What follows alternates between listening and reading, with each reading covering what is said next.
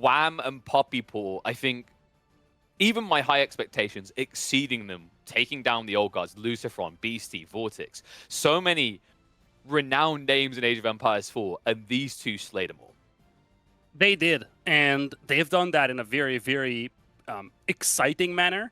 And I think the thing to highlight here, KP, is that these guys have been around for a long, long time. They've always been contesting those top spots, but besides a few occasions, they usually were the ones falling short of the championship title. But here, they've finally cracked through that wall. They've finally just, kicked that door in. And as you kind of highlighted, they managed to eliminate that old guard. And really, we've seen potentially the best Wham and best PuppyPaw out here. Only one of these two will make it to Spain. But I feel like, whichever of them does, there's going to be a lot of excitement in that house. One of the cool things to look out for here, KP, is that these guys are brothers. These guys are twins. And it must be so exciting for them to play a decider to see who goes to Spain between these two.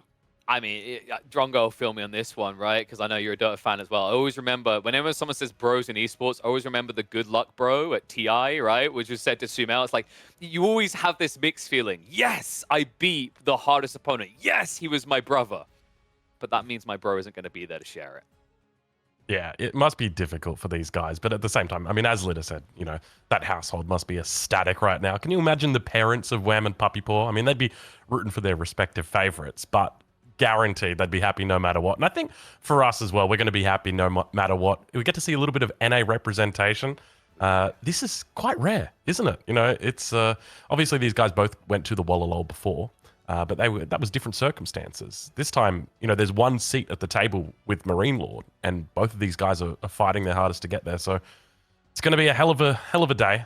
Good luck to them both. Wham obviously goes in with a massive advantage, though. Yep, and I mean, for good reason, right? He did not drop from that upper bracket. Wham, of course, we got best of sevens here. You might notice it says double elimination for the grand final. That holds true here as well, folks. We have to have it the way that you have to lose twice to be out truly with Red Bull Wololo, which is why, in the event that PuppyPaw wins this first best of 7, it will reset and force another best of 7. That's right, you have the potential for 14 games between the top Canadians. And honestly, with the way these two played yesterday, with the way they've been playing, I would not be surprised if we get to that bracket reset. But we can't deny the fact that looking at Wham, looking at the performances he's had here, compare it to PuppyPaw, everyone has been talking about PuppyPaw for months. Everyone has always had that spotlight on him. But there's no denying that right now, at the most important time possible in 2024, Wham has got the spotlight. The question mark is whether he's going to get there in 7 or get there in 14. Either way, we kick this one off on Kawasan. Mongols in the hands of Wham. PuppyPaw to the Japanese. Let's get this grand final started. All right, Litter. It's time. The grand final. We've already got some docks going down. You know what time it is, Litter. Spawning in the north of the map in the color red. Playing as the Japanese. It's PuppyPaw. And down south, Wham 01 with that undefeated record in the winner's bracket here, Drongo. He is going to be in command of the Mongols with the color yellow. This is indeed a gigantic set for the twins here. One of these two will go to Spain to face off against Marine Lord. And we talked about this a little in the pregame. This must be such an exciting set for both of these two players. They really are playing potentially the most significant set of their entire career. Yeah, that's exactly it. I think the best part about is I guarantee you, it doesn't matter which one wins. I know they're both going to be happy. I think that's the best part. Obviously, PuppyPaw wants PuppyPaw to win and Wham wants Wham to win. But at the end of the day, man, I reckon that they would just be so happy. Because, at the very beginning of this tournament, I guarantee you, they would have said, look, let's just try and make it to the grand finals together. How cool would that be? And here they are. So I'm ready for a show. You're ready for a show. Let's get into it. What about our predictions right here, Litter? Do you reckon PuppyPaw is going to be able to take this first game and start off with a bit of tempo here? I'm liking the matchup for him. I wish I knew, really. I feel like we have an interesting setup here, Ozzy. Japanese, your classic civilization on Kawasan, it's a real powerhouse, especially once you get to Castle Age, once you unlock that mounted samurai production with the Yorishiro. Whereas Wham has the Mongols, which is a little less used on this map. Fishing ship just derping out here for a second.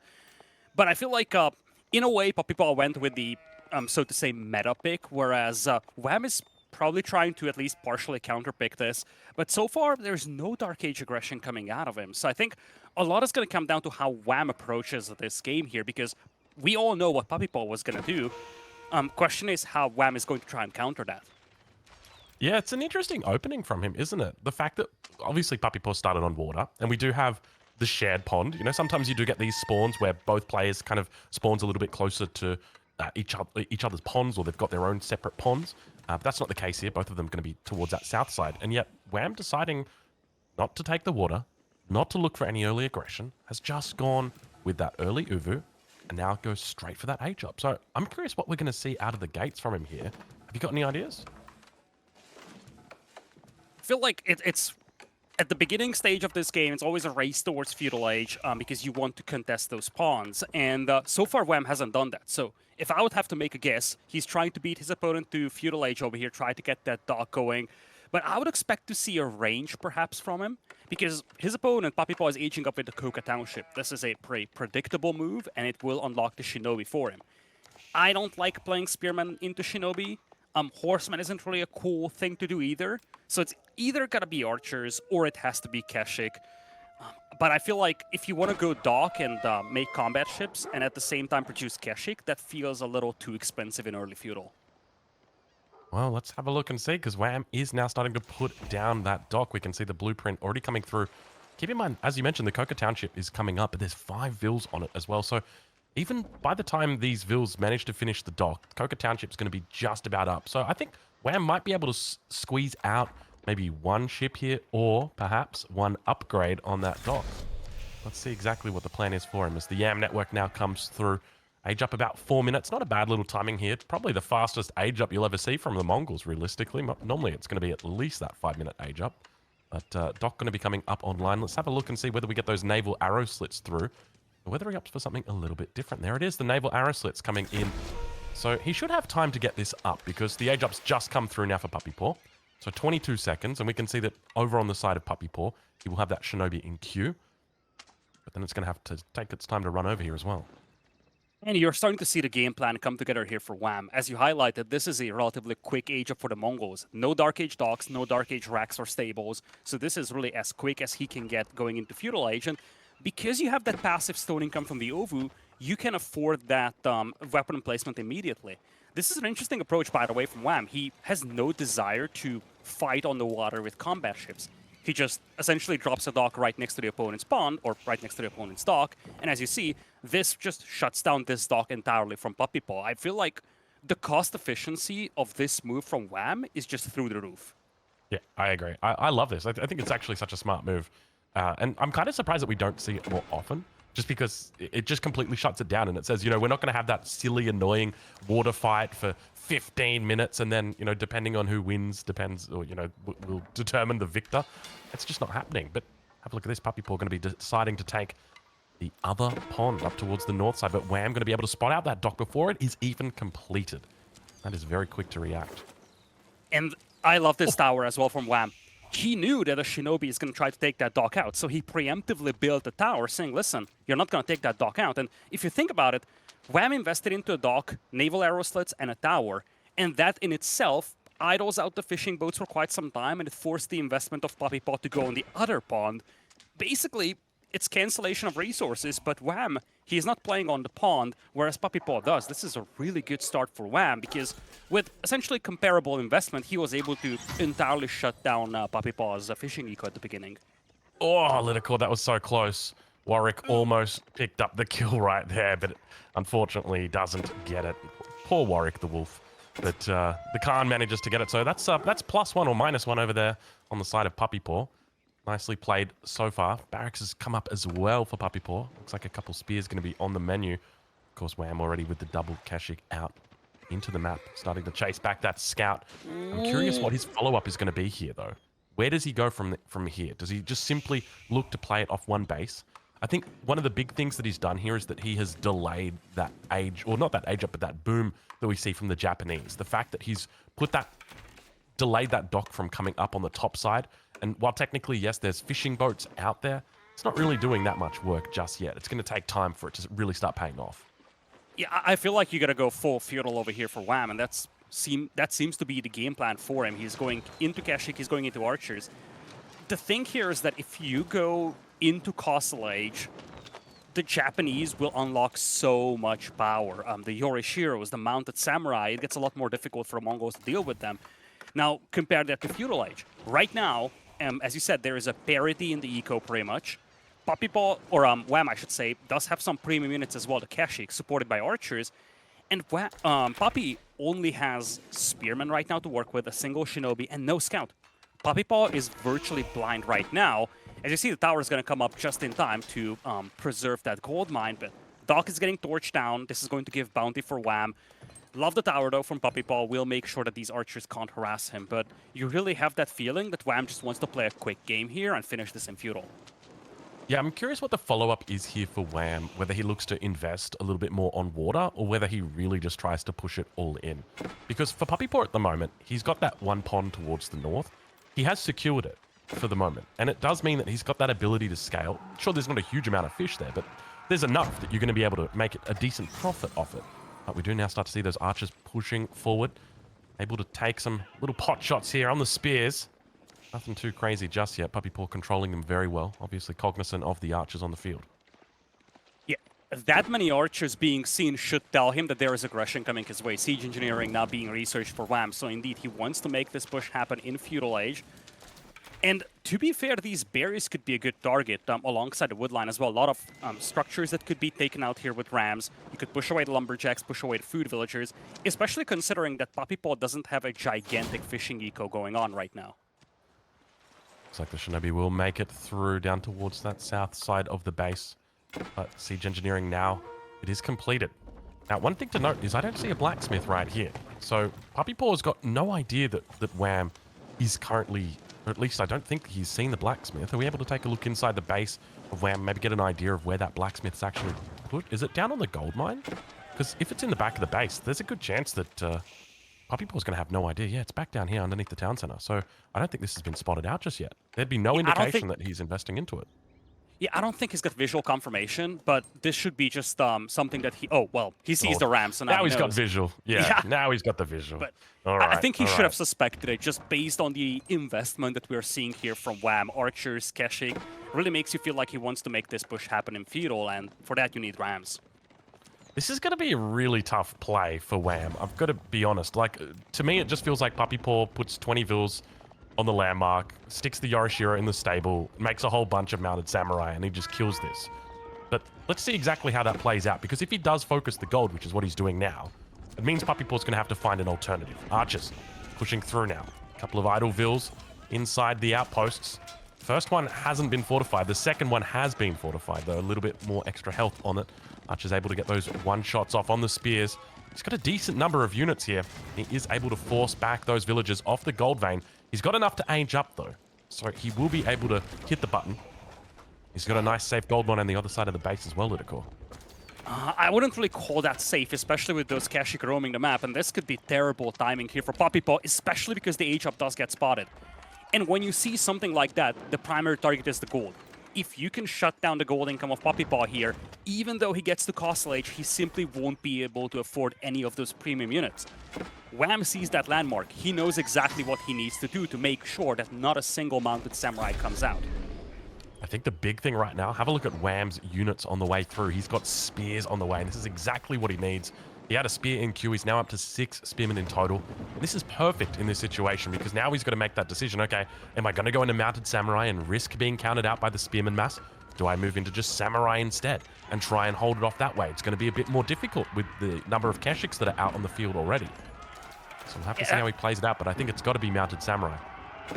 Oh, he's rushing a lot of villagers on the stone as well, and I kind of have to agree with you. Indeed, the Yorishiro has been placed in the stable, gets focused on immediately by Wham, though this could be so dicey for Puppy. Yeah, look at the Vills trying to repair it up, trying to keep it alive. They know how important it is. First mounted samurai about to pop out. Keep in mind there are spears on the backside. Kashyyy's going to run in underneath the town center.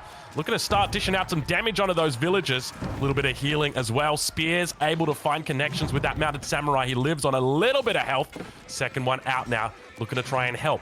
down to about half HP on the stable, working it down. If the stable goes down, I suspect that Wham will go down, and it looks like it will be the case here as the stable does fall. Where does Wham go from here? He goes into game number 2, I feel, Ozzy. Even if the stable lives, he lost so much eco to this. So many villagers were sacrificed to keep that stable alive. He lost 11 eco at the same time. Wham is just knocking down houses. He's been doing so much damage to his infrastructure here, and it just looks like he just wants to bail on this at this point. He's got no more reinforcements coming in, but the eco here of PuppyPaw is a complete train wreck. Yeah, this is starting to look a little bit rough for him. Down quite a few vills. The one silver lining that he does have are those fishing boats towards the north that are funneling in that fish or that food just so slowly. But Vill's going to get caught out of position now. Nowhere for him to go, and the Archer's just going to have a field day out here as that villager count continues to fall now for PuppyPaw. Yeah, it's just looking so grim for PuppyPaw here. He's gonna destroy the ram, but at what cost? He has lost 23 workers in this game. So many are banked up as well. Basically, the only villagers he has left are actually just stashed inside the DC. A couple of them running around as well, but there's just nowhere to go, nowhere to hide. And even if he cleans this little incursion into his base up, it's just gonna be too late. He has lost way too much eco. I still feel like there's a way back in this game. Yorishiro is going to come out now. He wants to put it in the barracks, but he can't put it in the barracks because if he does, it's going to die immediately. You can see that ram. He put it in the farmhouse, right? Yeah, so he's going to...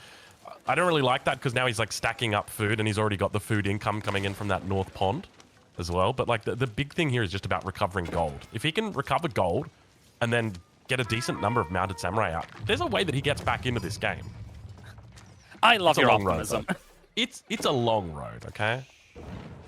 It's a mile, that's for sure. Especially because the towers are gone on the gold mine. So this next little attack here from Wham is going to come in, and Wham is thinking about Castle H himself. At the same time, let's not forget, Wham actually secured a spawn for himself, the one that he aggressed at the beginning, and he's got a really respectable fishing eco as well. It's basically double the eco right now for him. Yeah, it's a pretty big difference right now between these two. When it comes to the Vil count, we can see 63 versus 35 at the top of the screen, but aggression on that gold vein once again, not letting him have any of it. Even the Keshik down towards the south side. Can we take a look at PuppyPaw's wood line? It looks like that wood line is connected to a secondary smaller wood line, and it's blocking him off that gold. We take a look. Yeah, right here. There's a single tree that's blocking him from getting to that gold safely. I mean, you could look at it two ways, though, right? Like, it's also a single tree that's preventing the Keshiks from getting in. Steppered out now on the way here for Wham. He's going to get to Castle H2. His army is still just so much better than what his opponent has out here. PuppyPaw does have mounted samurai coming out, though, and if there is any hope for him getting back into this game, it has to be with those mounted samurai just starting to pick off villagers left and right for Wham. But he needs to inflict a lot of eco damage, and he needs to do that quickly. Yeah, I got to agree. I think that's realistically the only way that he could do it. And Wham would have to make a lot of mistakes to allow that to happen. But I guess keep in mind, he is playing the Mongols, and they don't have access to walls. So it is pretty much free real estate over on that other side of the map, as long as you can find the Vils and make the connection.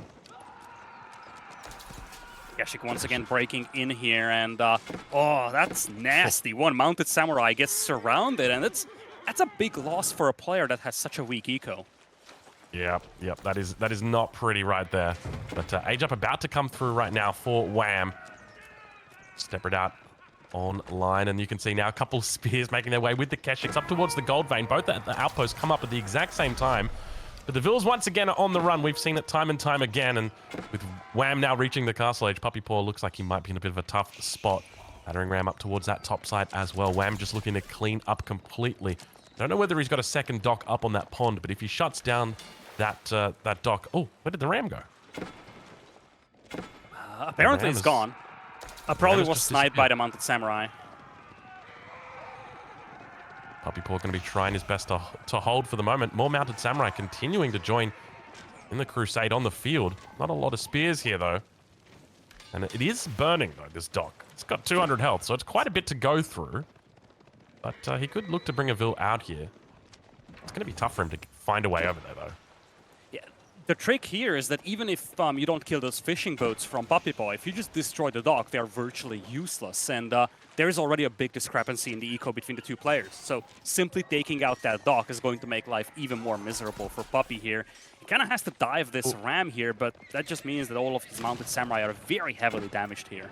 Yeah, he was just focusing the ram that was being built right there. I feel like that was a little bit of a mistake from Puppy. He could have been focusing down the spears instead.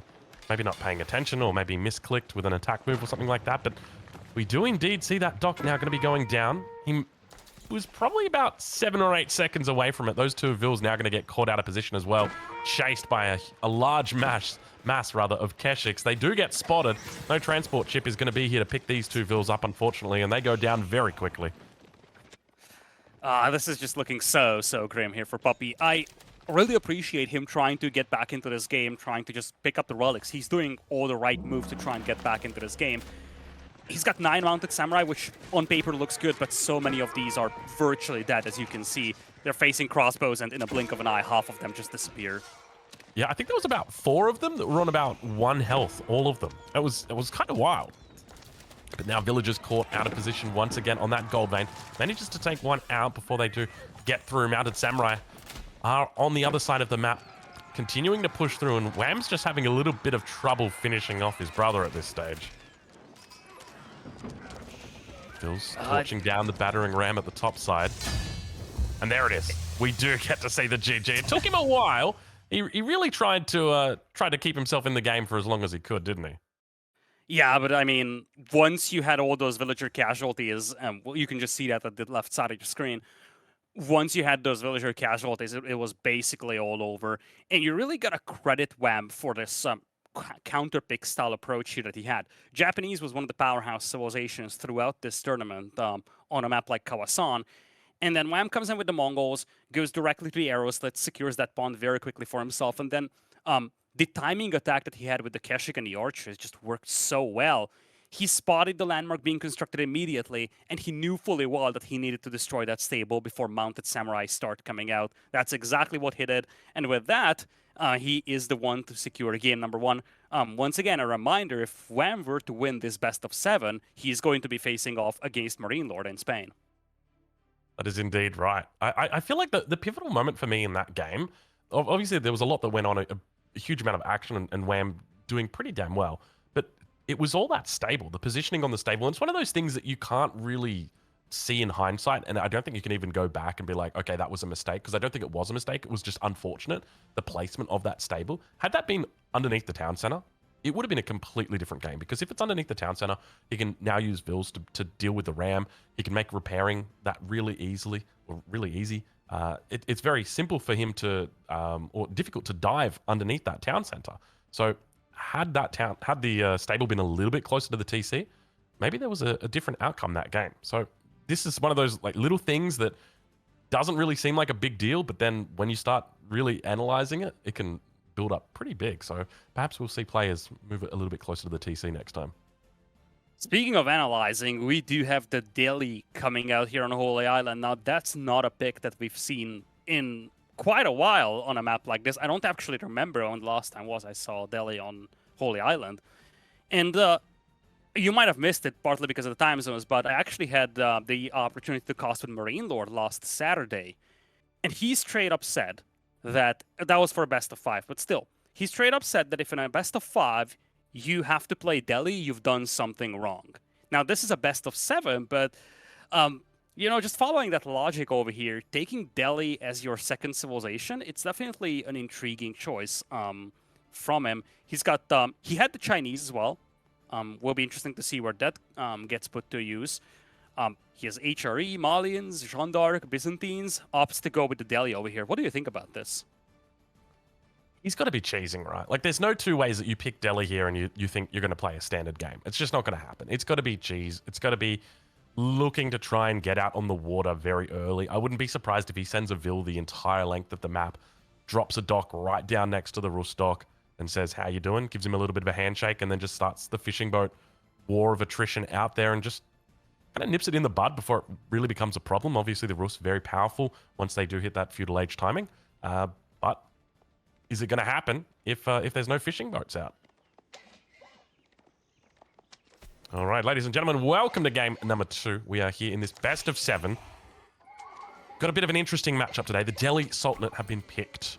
We'll introduce our players for you today. In the color yellow, playing as the Delhi Sultanate, is one of the Canadian brothers. It is Wham01. And on the other side, PuppyPaw, once again with the more predictable civilization pick. It's PuppyPaw with the color red as the Rus. And Ozzy, when you look at this map, Holy Island in particular, you have to always take a look at how those wood lines spawn, because you have 2 types of generations for this map. Sometimes you have a wood line spawn on the front, sometimes you do not. And that actually fundamentally changes the way that you play this map. As you can see, the lumber camp that Wham went with, it is going to be on that front wood line, which is usually what you do when that wood line actually spawns. If that's not the case, you always have to go to the back wood line, and that usually is a little bit more prone to raids in early mid-game. Yeah, I think naturally it's going to be a little bit more of a defensive game, having that front wood line spawn like this. And I'm curious to see exactly how Wham looks to do this dance, because the first dock has come down, and he's just put it down in the standard position. Nothing too crazy here yet. Where does the cheese start? Is there going to be any cheese? And if there's no cheese, well, this is going to be a quick game, I imagine. Or not a quick game, but perhaps a decisive game, because he is out on the fishing boats already. Have a look at this. I'm very curious about how Wham is going to approach this. Now, one thing to highlight is that Delhi is no pushover in a variety of ways. Getting all those technologies for free, especially once you get to mid-late feudal age, it becomes extremely powerful. You're also facing off against the Rus, and I think maybe in a way Delhi is a counterpick to the Rus here. With the Rus, you usually push up a fishing boat or a transport ship and convert it to a combat vessel near the enemy dock. It's a little bit more difficult to do that when the opponent's fishing boats can shoot at you. That's a great point. Perhaps he just looks to use them on the defensive and really hold his ground out on the water. Perhaps that's the way that he goes. But we do see PuppyPaw picking up quite a bit of bounty already, up to 130. You can see that over on the left-hand side of the screen. So far, so good for him. He's going to spot out that dock as well, sees the villager, and the Kremlin comes down. Pretty early Kremlin here for him. 2 minutes Love the 42, spot. so yeah, It's a good little beautiful spot. Kremlin spot. Protecting the gold mine, buffing the wood line, that's exactly the kind of spot that you're looking for. Yeah, this is really, really nice. I'm curious what the follow-up here for him is going to be, but I suspect it's probably just going to be going into quite a bit of aggression on water. For Wham, though, I feel like we're somewhat in the dark here. You know, I'm almost taken back to Genesis, the first time we got to see Vortex and Lucifron play, and they picked Delhi Sultanate, and we're just scratching our heads like, what the hell are these guys doing here? And I'm a little bit fearful that we might be seeing that coming out of Wham right now. So it's almost like we're in uncharted territories. In a way, yes. And this could be a little intimidating for PuppyPaw.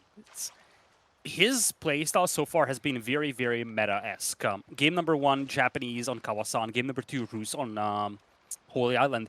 2 out of 2 so far with predictable but powerful civilization picks.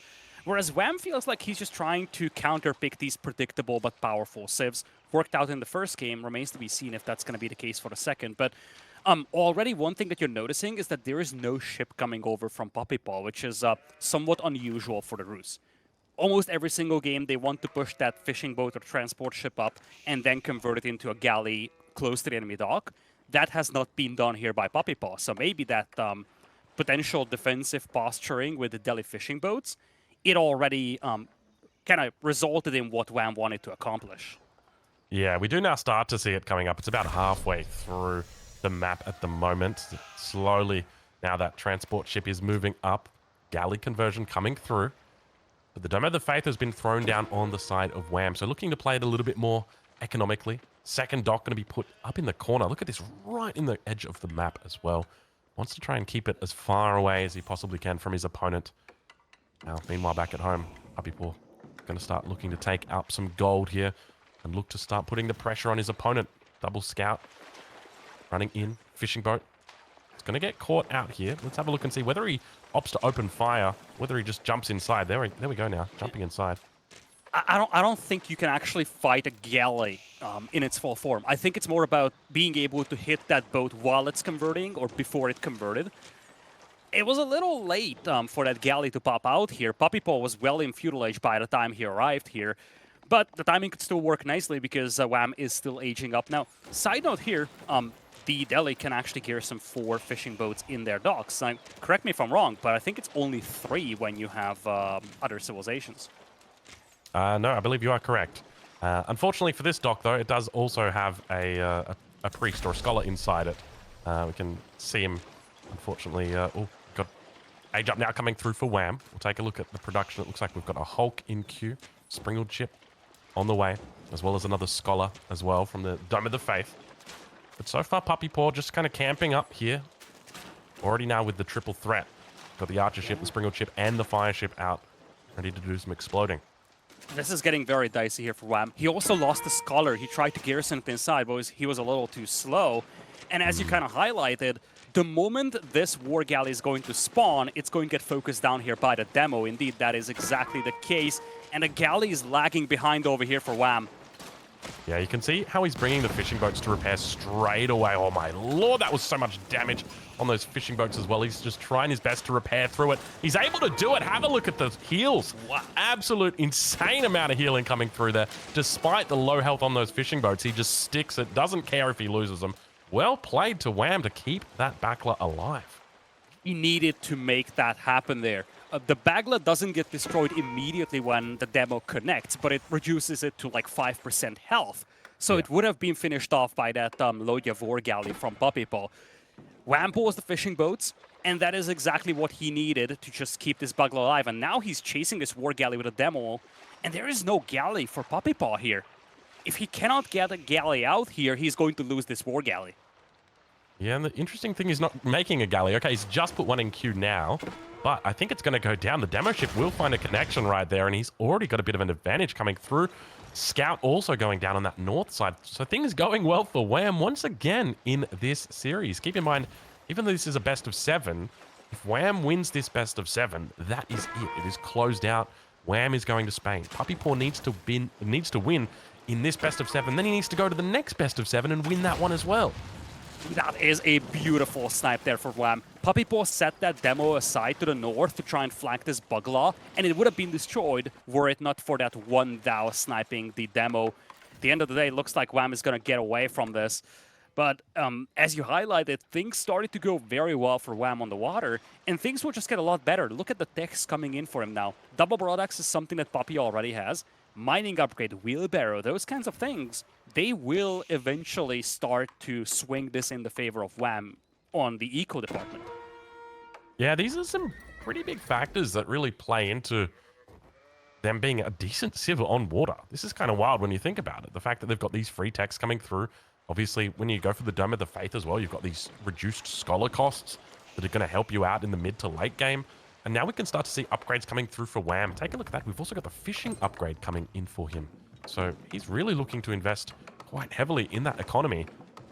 I'm curious to see exactly what the plan is for PuppyPaw, because at this stage, he's not making any more warships at all. We've just got the 111 out for him. Meanwhile, on the side of Wham, he's looking pretty content with just chilling as well. So both players starting to transition a little bit more into land. Wham now with the spears starting to come out. PuppyPaw, a knight in queue. Yeah. One thing to note is that both players lost their scout. You could actually see a bunch of sheep carcasses on the shoreline. So it seems like there was a bit of a scuffle between the two, and at the end of the day, no player has a scout. So the line of sight is extremely limited for both of these players. But let's not forget, they know each other very, very well. And for Wham, he probably suspects that if PuppyPaw isn't aggressing him on water, it has to be land aggression. Knights are a safe guess, so he's starting to mix in Spearman himself. Yeah, really smart move here. We also see a little bit of a scout coming out on the water as well now for Wham. So he's going to be looking to test the waters, so to speak. Huge shout out as well to Demo. Thank you very much for the raid. I do see a whole bunch of raiders in the chat, so huge shout out to him. But look at that beautiful timing right there as the spearman spots that knight and slowly starts stabbing away. The knight will end up taking it out, but it's a very... It's a decent trade. I mean, ideally you don't want to lose the spear. But it was a decent trade. We'll take that for all the health that we got off the knight. Yeah, it was a Dark Age Spearman only. Upgrade just finished here for Wham, so still, he should be happy about this. That knight is pretty banked up, and looks like the militia have been called up by PuppyPaw. He's also mixing in some archers, but by the time he arrives, there should be a tower up here for Wham. Knight is trying to delay this as much as possible, but Spearman around, there is no way that this Knight can fight this. Oh, did you see that? Beautiful. Wonderful control coming out right there from PuppyPaw, able to get off that point-blank charge. It's always great to see players when they do that, but Archer's now coming through. He's only got the one Vil on the outpost. Needs to be careful here because there's the militia now coming through, the little Kremlin gremlins. Spear's going to be making their way back, going to be trying to block the gremlins as best they can. Managed to do it. Vil's going to commit. Managed to get the outpost up. No, none of them going to be going down. Not too bad right there. Manages to keep everybody alive. Now with the outpost coming up, he should be fine. Yeah, things got off very dicey there for Wham. He should have built that tower with more Vils. This Knight is still roaming the map, though, finally finding some villager kills here. Scholar is also getting poked down over here for Wham. Luckily, the militia expires, at least luckily for Wham, because he would have lost that Scholar too. Yes, unfortunately, the Knight also expired to the town center fire. It did go down, but we'll take a look on water now as Wham is going to be pushing out towards that western corner. A lot of backlers out here. Sprinkled ships firing off towards each other. PuppyPaw going to start investing a little bit more in water as well. We can see quite a few warships in queue now for him. Numbers looking decent for Wham, though. I think, could there possibly be a plan to think about Castle Age here? The numbers are looking decent for him. Potentially. Wham also made, I don't want to call it a crucial mistake, but it could have been catastrophic. He went forward with 5 Buglaws and no galley escort. If there were 3 or 4 demos from PuppyPaw, he loses his entire fleet. So now that he's got 1 galley, it's a little bit better. But yeah, one thing I wanted to touch on here about the meta on this map is that we are seeing this more and more frequently now from players. They're a lot more cautious on the water. They know that if they lose water, the game is pretty much lost. So now they became very, very conservative. So just to follow up on your point, maybe indeed players will look for Castle Age and simply just stay defensive on the water. Yeah, we'll have to wait and see how that plays out. But have a look at the upgrades that are coming through right now for Wham. So picking up the ranged armor, also getting Sanctity as well. We could potentially see a little bit of a scholar drop over on that island. But well, for that you need to win the water. Yeah, that's a good point right there. These numbers are starting to look a little bit scary. PuppyPaw really starting to get a good stronghold on the water here. Pushing forward now. Wham going to be on the defensive. It's got a good number of docks along that shoreline. But at the same time, a bit of a raid happening just on the south side of that wood line. Vils with the outpost should be able to defend if things don't go too wrong or too right. But demo ship on that top side. Looking to try and make a connection. Gets taken out. Demo ships on both sides now taken out. Fishing boat's going to be brought forward as well. What's the idea with the fishing boats? Is he just looking to try and bait away attacks? Maybe he does, or this might have been a misclick of some sort. Still, at the end of the day, for the time being, Wham is pushing away his opponent. He's got the resources for Castle Age. PuppyPaw, he has that too as well as we continue these very, very chaotic naval scuffle here. Both players with a heavily banked up fleet.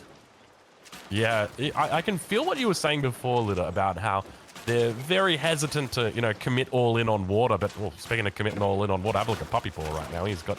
I feel like he just brings out a huge, massive of boats just when you're not looking. It's kind of crazy how these manage to come out so quickly. But Wham with the H up now coming through. Compound of the Defender on the way.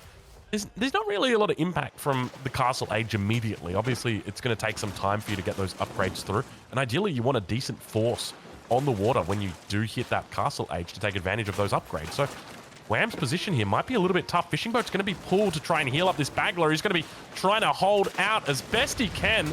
Manages to do it as well. He's at half HP. The demo ship goes down as well. Single Bagler to save the day for Wham. Still standing strong.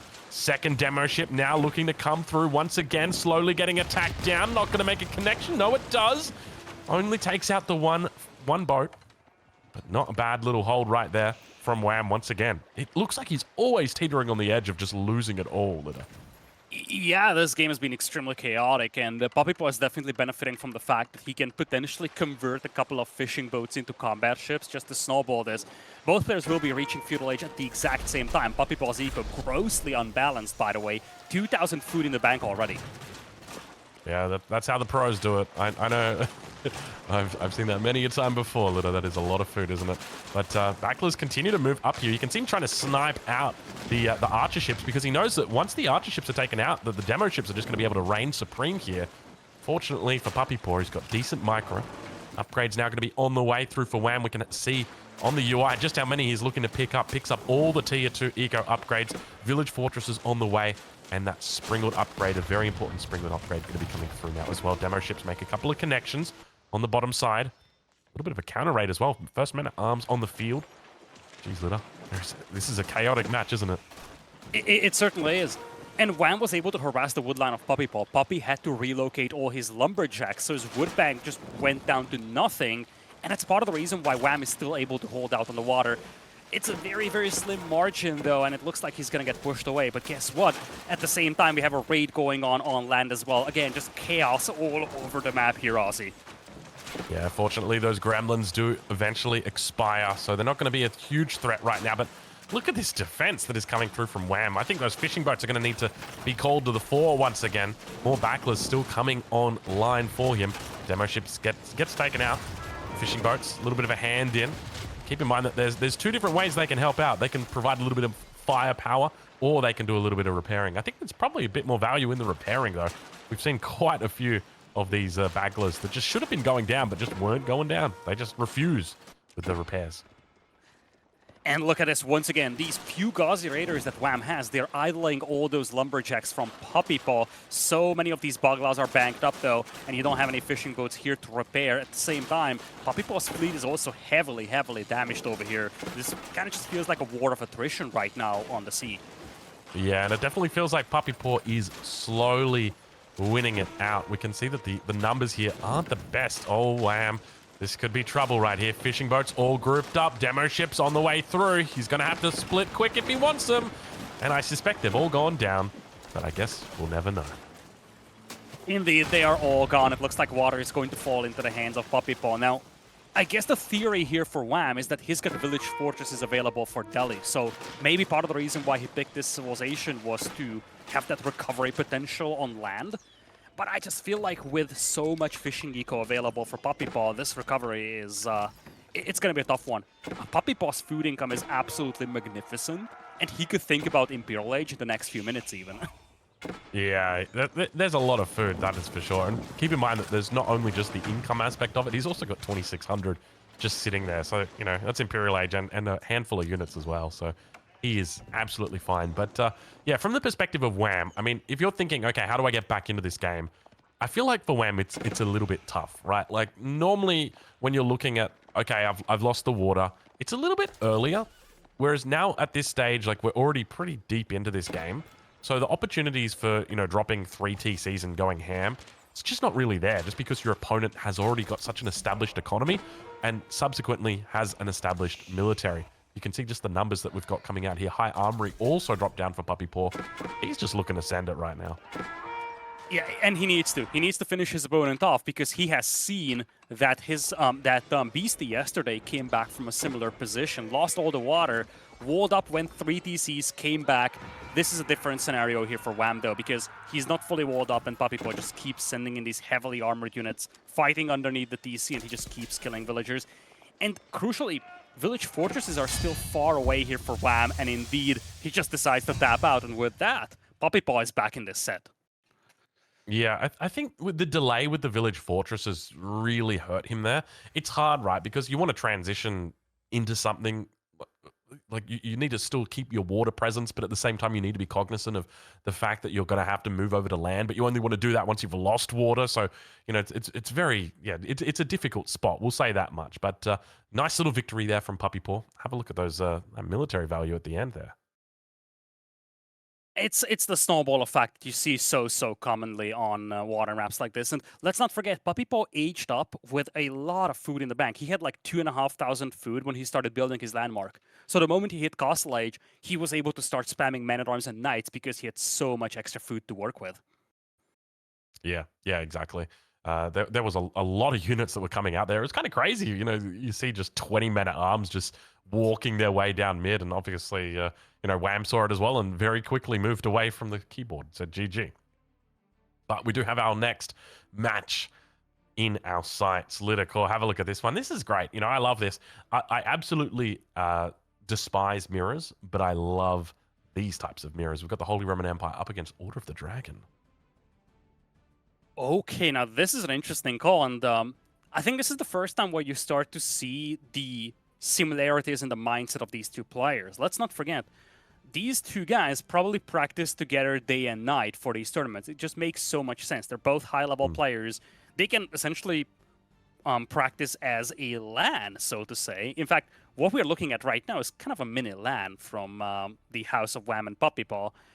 But nevertheless, so far we've seen fundamentally different civilizations being picked on the first two maps. This is the first one where the mindset is going to be very similar, and I expect some further similarities, potentially a Byzantine mirror later on. And part of the reason why is because when you practice so much with the same player and when you probably share strategies and whatnot as you prepare for events, you might develop a very, very similar mindset in terms of civilization and map picks. Yeah, it's interesting because we noticed the same thing with the Spanish brothers, where you've got these two. I don't even know if like microcosms would be the right word, but you've got these tiny little environments where metas start to develop within the two, like the two players, and that's what we're seeing right here. So to me, this is like the ultimate test because Wham knows all PuppyPaw's secrets. PuppyPaw knows all Wham's secrets. They know their playstyles inside and out. You know, we've already seen PuppyPaw came into this tournament, you'd have to say, a favorite over Wham, but Wham upsets him in the earlier stages, and now he's in the hot seat. So it really is, you know, it's all up to PuppyPaw right here to try and make some magic, and obviously with the Order of the Dragon, it's going to be difficult for him. But ladies and gentlemen, it's time. Game number 3. We're about to head on in. You can see the head-to-heads right here. It's just neck and neck here. The serious count doesn't do this true justice because the game count is 9 and 8. And I think what that tells you is that basically, for most of their sets, they are extremely competitive against each other. It usually goes down to the very last game. Could very well be the case for this series too. Yeah. And to anybody wondering why these guys look so similar, they are related. They're cousins. No, they're not. They're brothers. they're twins, identical twins. Yes, indeed, they are identical twins. And I think Wham is the older one by a margin of 4 or so minutes. Jeez, that's a short time. She was popping them out. All right, ladies and gentlemen, it is time. Game number 3. A little bit more water for you. What's this? This is the third water map that we've got. So don't worry, we're saving the good stuff for you for later. We'll keep Dry Arabia in the back pocket just in case. But anyway, ladies and gentlemen, welcome to game number 3, spawning in the north of the map, or at least the north spot on the map, in the color yellow, playing as the Holy Roman Empire, and definitely favorite for this map. It is going to be Wham 01. And down south, it is PuppyPaw with the color red, in command of the Order of the Dragons. So 2 very, very similar civilizations over here, Aussie, eco powerhouses. But one fundamental difference is that when you move out for the spawn, especially when you play as the OOTD, you have to be a lot more cautious about not losing that villager. For the time being, it's only Wham moving out for the pond, but apparently I just didn't notice that little red dot on the minimap because PuppyPaw is moving out as well. Pretty much an identical start until this point, where Wham decides to go for a Rax. And, well, as I'm saying that, we talked about this in the pregame, Aussie. These two players, they practice together non-stop. They're brothers. And at the end of the day, many of the things they do is going to be very similar to what the opponent does here in this set, and that's exactly what we're seeing over here. Yeah, this is exactly it. You know, if he was up against, you know, Marine Lord here, Marine Lord would be happily going for a dock on the bottom side. If he was up against, you know, the Mister would be happily going for a dock on the north side. You know, it's the fact that these guys know each other inside out, and immediately they start playing chess when they think the other one is playing checkers. But it turns out they're both playing chess. Fortunately, we got them to sit down at the same table here. But Spear's now out for Wham. Now, this is where it gets interesting, because you're looking at ordinary spearmen, so to say, for Wham, whereas on the other side, you're going to have these gilded spearmen to work with. And also, the other thing to notice is that PuppyPaw positioned his entire proxy base over here in this little corner. This woodline helps a lot to wall this off. Whereas Wham actually opted to go towards the middle of this little pond in the east. And you can actually see that it's going to be near impossible for Wham to wall off his position compared to what we have here for PuppyPaw. Yeah, already a little bit of an engagement here. Keep in mind, these are no ordinary spearmen coming out for the Order of the Dragon. These are gilded spearmen. So these guys hit hard. Ideally, you'd like a second one there to help out, but we do now start to see the Wolf joining in on the action as well. PuppyPaw going to have to fall back away from this third Spearman now going to be joining out, and he is well and truly outnumbered. You know what they say, Lidicore. If it's one guy, you can take him. Two, maybe three. That's probably a good time to think about running now. Indeed, and now you have 2 Gilded Spearmen to work with here. A lot of these Spearmen for Wham are just heavily, heavily damaged here, and it looks like he's not even pulling them back at this point. He's just trying to focus down that Gilded Spearmen. Now, let's not forget, Gilded Spearmen are substantially more expensive than these ordinary Spearmen are. So, at the end of the day, for every 2 Spearmen you lose for Wham, you just need to kill 1 Gilded Spearman. Yeah, that's right. Already some decent micro coming through from both of these players. Wham doing a decent job of pulling back the injured Spearman and forcing the Gilded Spears of PuppyPaw to try and chase. I'm curious to see exactly what the development is on water, though, because keep in mind, obviously, we've got action right here, but the real game that is being played is behind the scenes. It's how close you are to age up. It's how close you are to expanding on the water, and we can see that Wham has managed to drop the dock down. Nothing really coming of it just yet. No fishing boats at this stage. No dock yet for PuppyPaw. In fact, putting down a mill out here so that his villager can gather. Interestingly, it looks like he might have actually blocked dock placement. I don't know if he's going to be able to squeeze a dock in on that bottom side. Yeah, I'm not even sure if he actually wants to start with that, because, again, going for a Gilded Spearman, it's a big investment out here.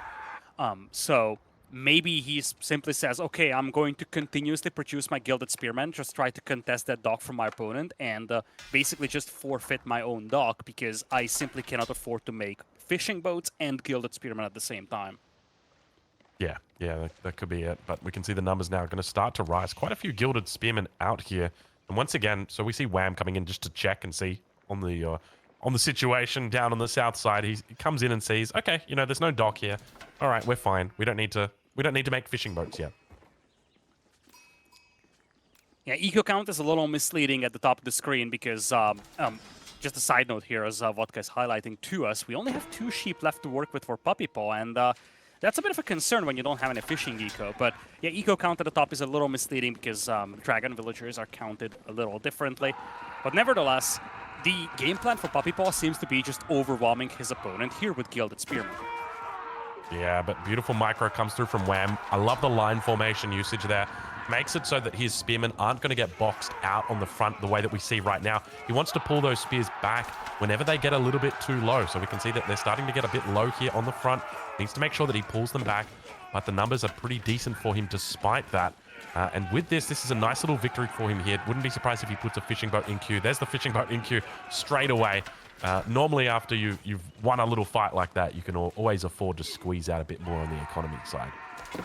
The advantage of Lamb in this fight was that he had the barracks right next to this whole engagement going on, so he had a much easier time reinforcing this, and PuppyPaw, it took quite some time to bring in any reinforcements. He actually decided to delete his walls here, because let's not forget, otherwise the Spearman had to walk all the way around, and at the same time, I think he had food issues.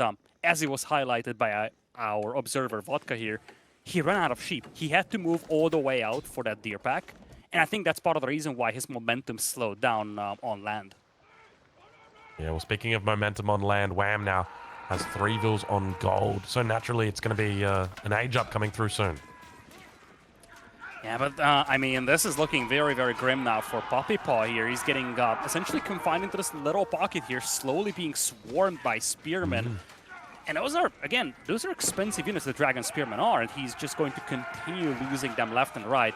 Destroyed value is still on his side at the end of the day, but let's not forget Wham also has fishing eco here, whereas that's not the case for PuppyPaw. He's got no fishing boats, no docks whatsoever. I have no idea why Wham took that fight. That was a terrible fight for Wham.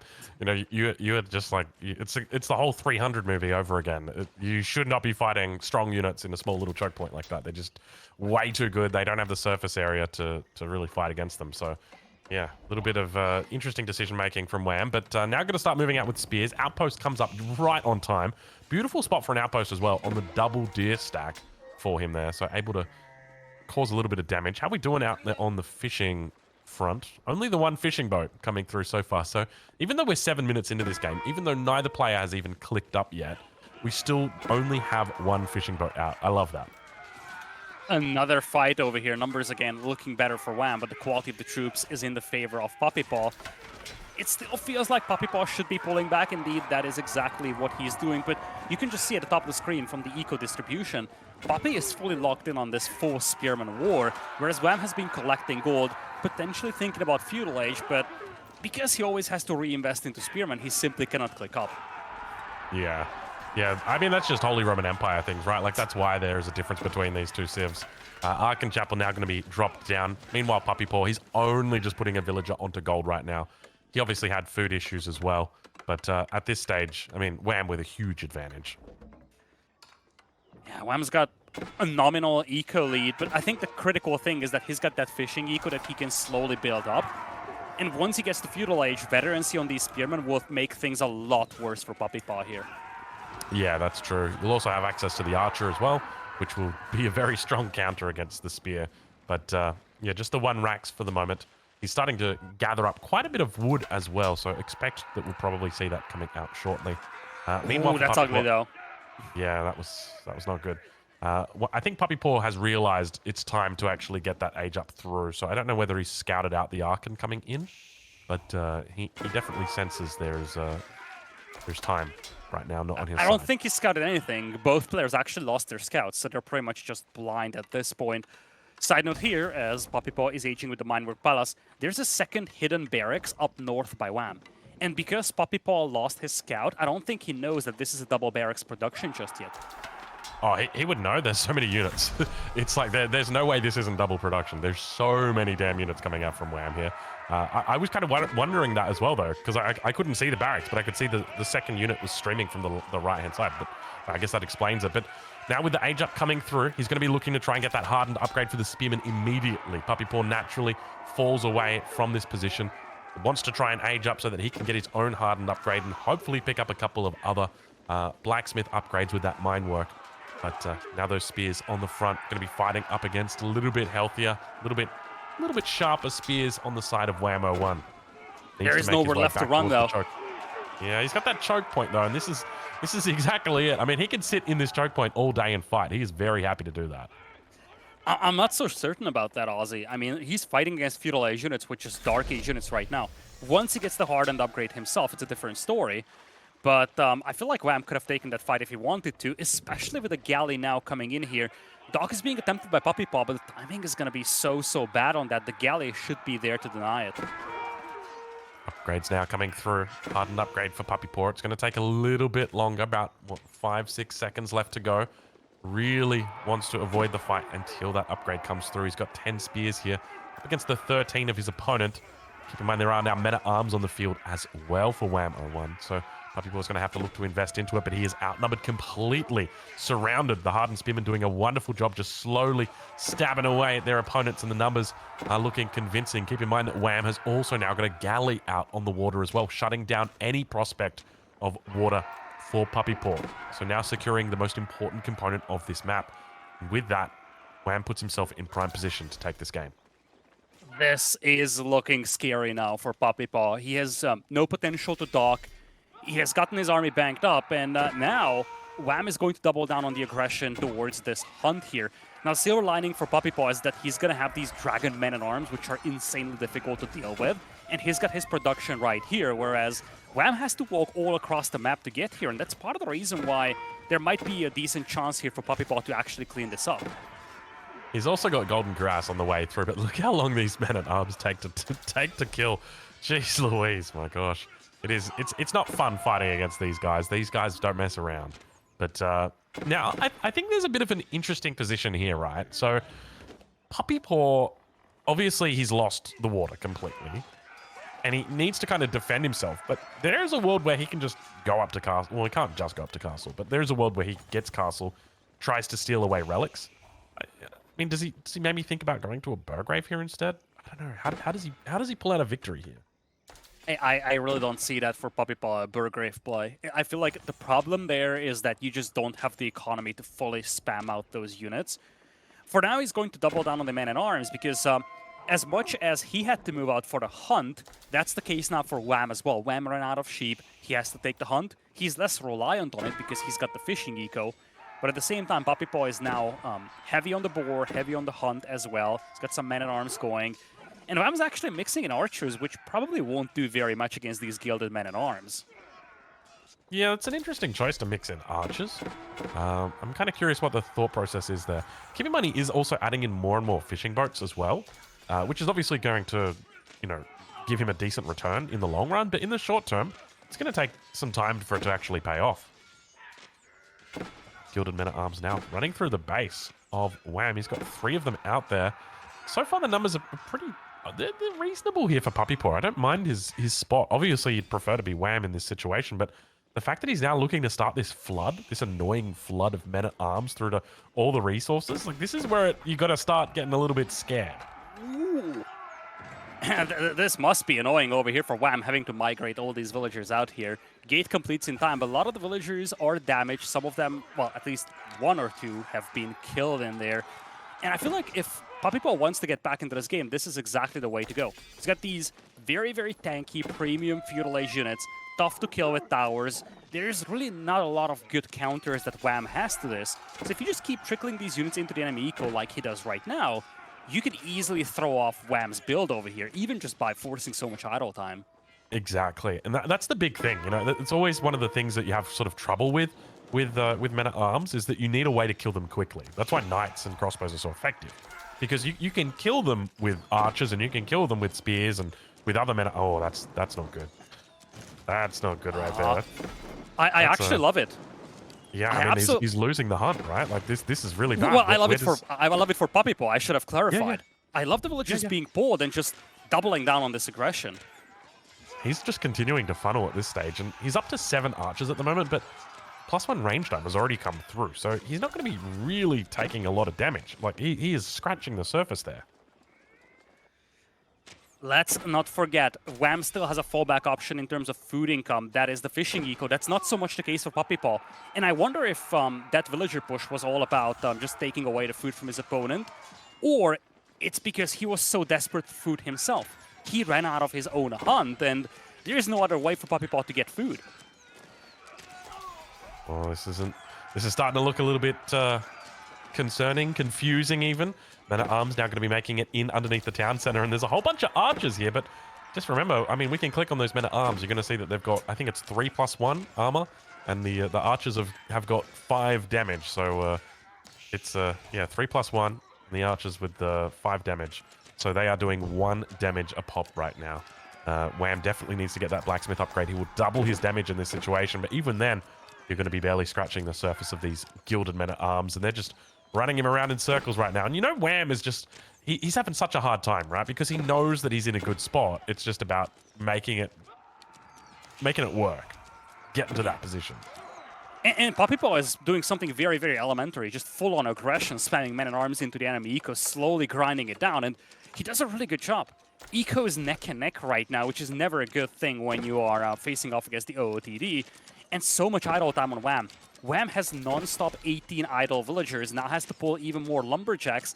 And normally, Feudal Age Men-at-Arms spam doesn't work because towers and town centers grind down Men-at-Arms too quickly. It's different against the HRE. These guys are so tanky, and PuppyPaw is more than happy just staying underneath the town center, non-stop idling 15 villagers. Yeah, there's a part of me that thinks that Wham is okay with this, just because he hasn't closed this gap.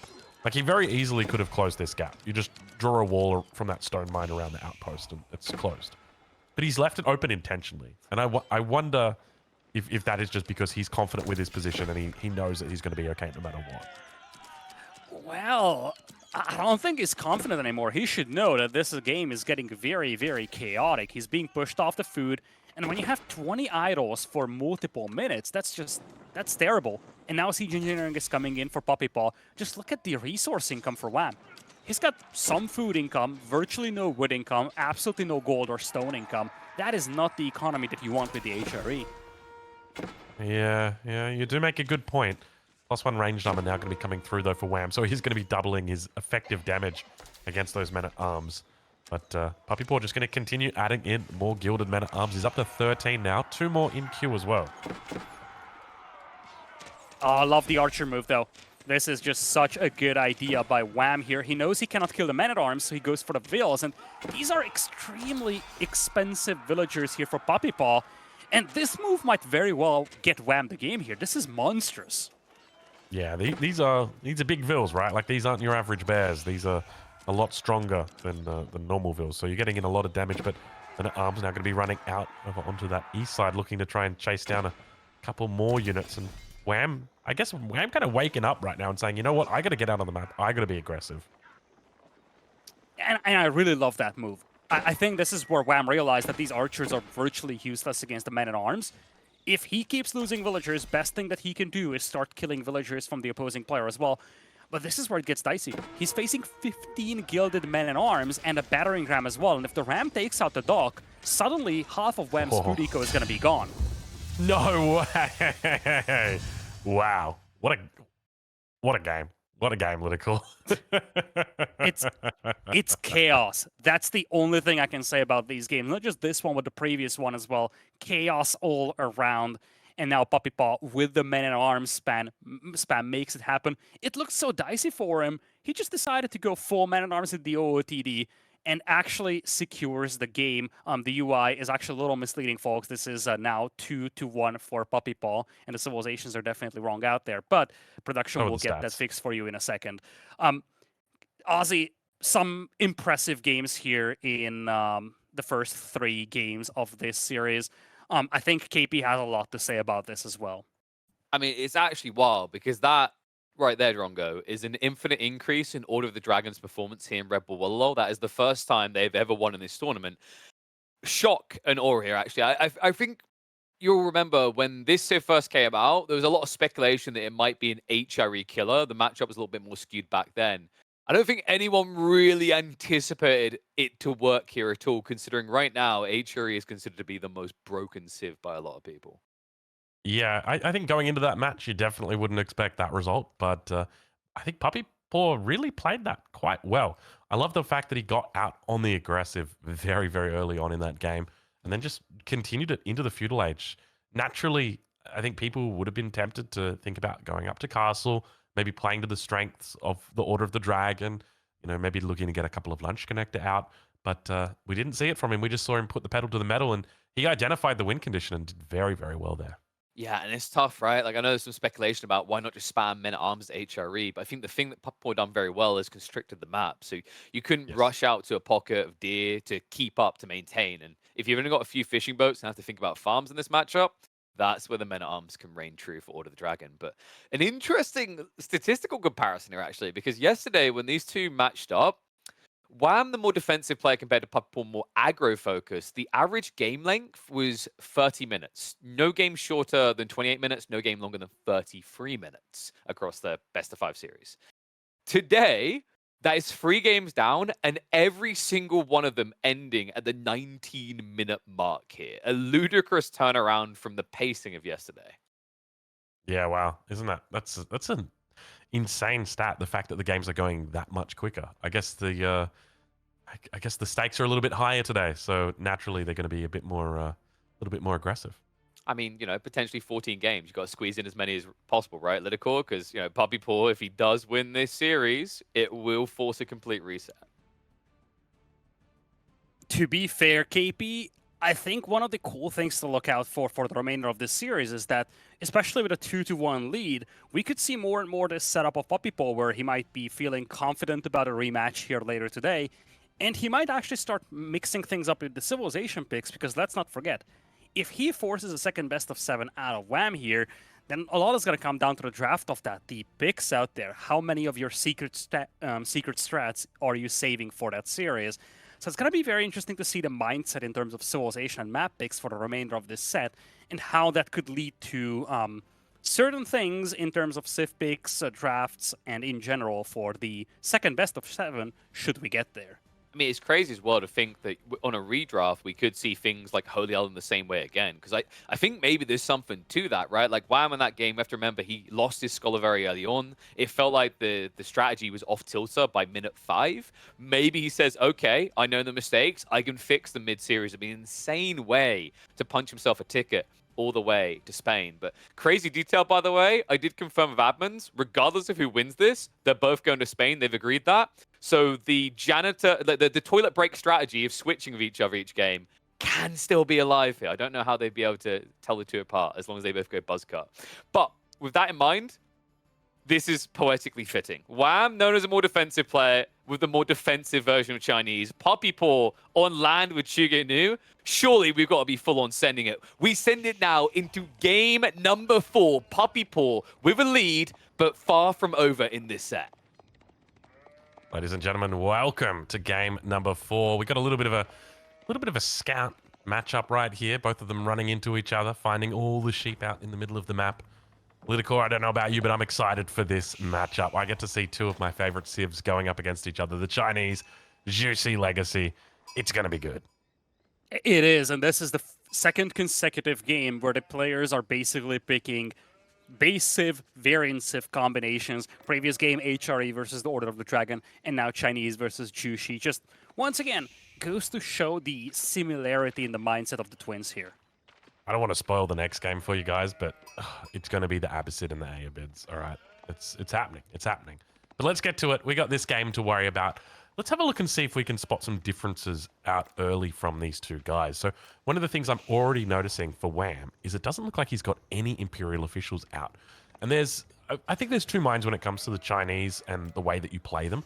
The first one is that you go for an Imperial official as soon as the game starts. The second one is that you wait for that Imperial Academy.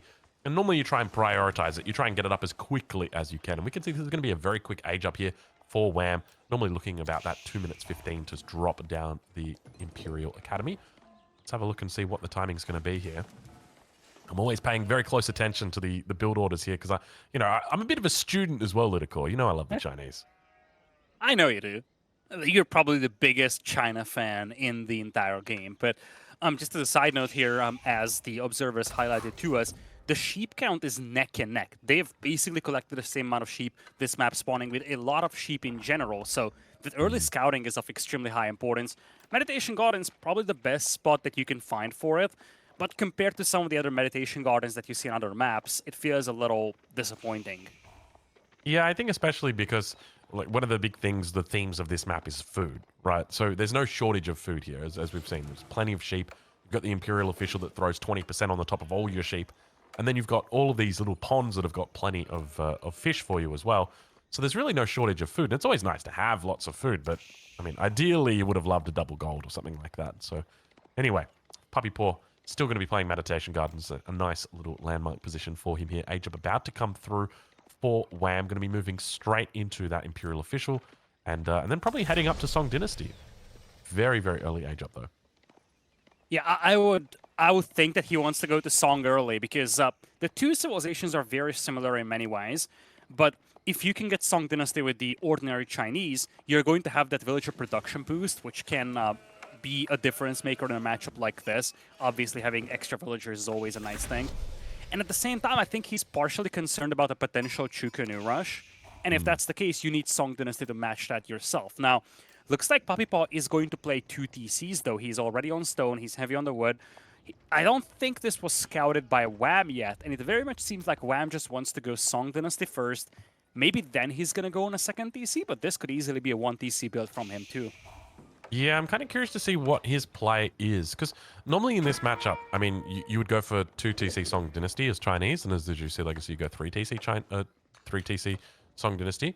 And you'd both go for a castle age timing. But the thing is, now that we've got sort of the clown car rush that can work, it makes it very difficult to justify doing this unless you're scouting your opponent. So I'm very surprised to see Wham just doing this blind.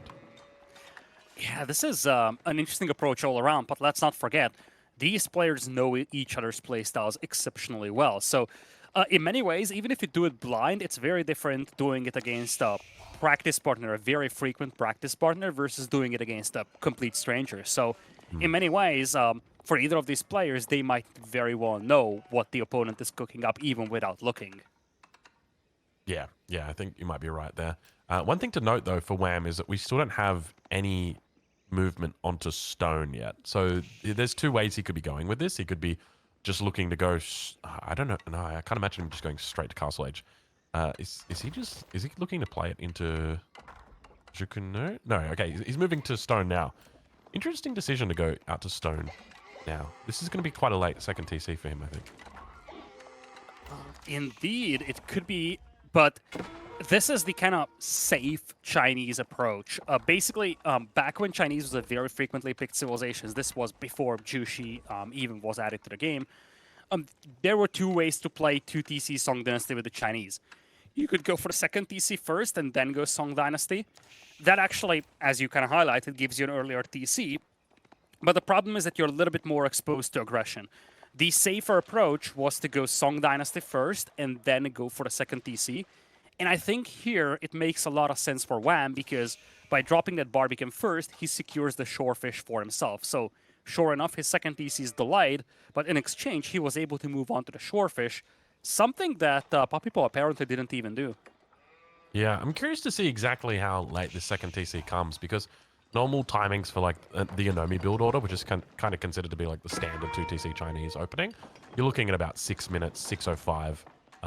So already there's a bit of a delay coming through here, but I think for his style, it's a little bit different. There we go now with the Stone drop-off coming through, second TC. Probably just going to be putting it next to the first one right here. Keep it nice and safe and quiet. So not looking to get too crazy with it. Obviously gets scouted out by PuppyPaw. Now, does PuppyPaw look to go into a second or into a third TC here? Or is he just going straight up to Castle? Because it looks like it could just be Castle. Keep in mind, he is still in the Tang Dynasty. So he hasn't gone into Song Dynasty just yet. Yeah, I would love to see a Castle from him here. Because, as you highlighted, he didn't spend resources on the Song Dynasty. So he's got a bunch of excess food and gold. And that could easily get him to Castle Age. Plus, he also had his second TC up a little sooner. So he probably knows that he still has a bit of an eco lead or they are on par with each other. And if he goes to Castle Age, he's going to have access to the Castle Age Palace Guards, not just the Feudal Age Palace Guards that he could make with Jushi. And more importantly, there is virtually no map presence right now by Wham. So even just a couple of Palace Guards could secure you the map, and that means that he could get the majority of the relics. I think going into Castle Age is the right way to do this. And he's actually going to play this with the Shaolin Monastery. So he's going to have those monks out very quickly. Monks that are also very capable fighters. I've actually never seen this, now that I think about it. I've never seen a 2 TC Juicy Legacy going straight into Castle Age. I don't think I've ever seen that before. Obviously, you know, 2 TC, Song Dynasty, and then into Castle Age, 1 TC into Castle Age, but never 2 TC. This is interesting. This is a whole new world to me. Because overall, Wham is going to outboom PuppyPaw, but PuppyPaw is going to try and mitigate that as much as he can by picking up relics, taking sacred sites, all that good stuff that we want in the late game. But interesting to note, though, is Wham is now going to be looking to hit Castle Age himself. But he started to wall up relics. Take a look at the central relic in the middle of the map. It looks like it's already got some walls on it.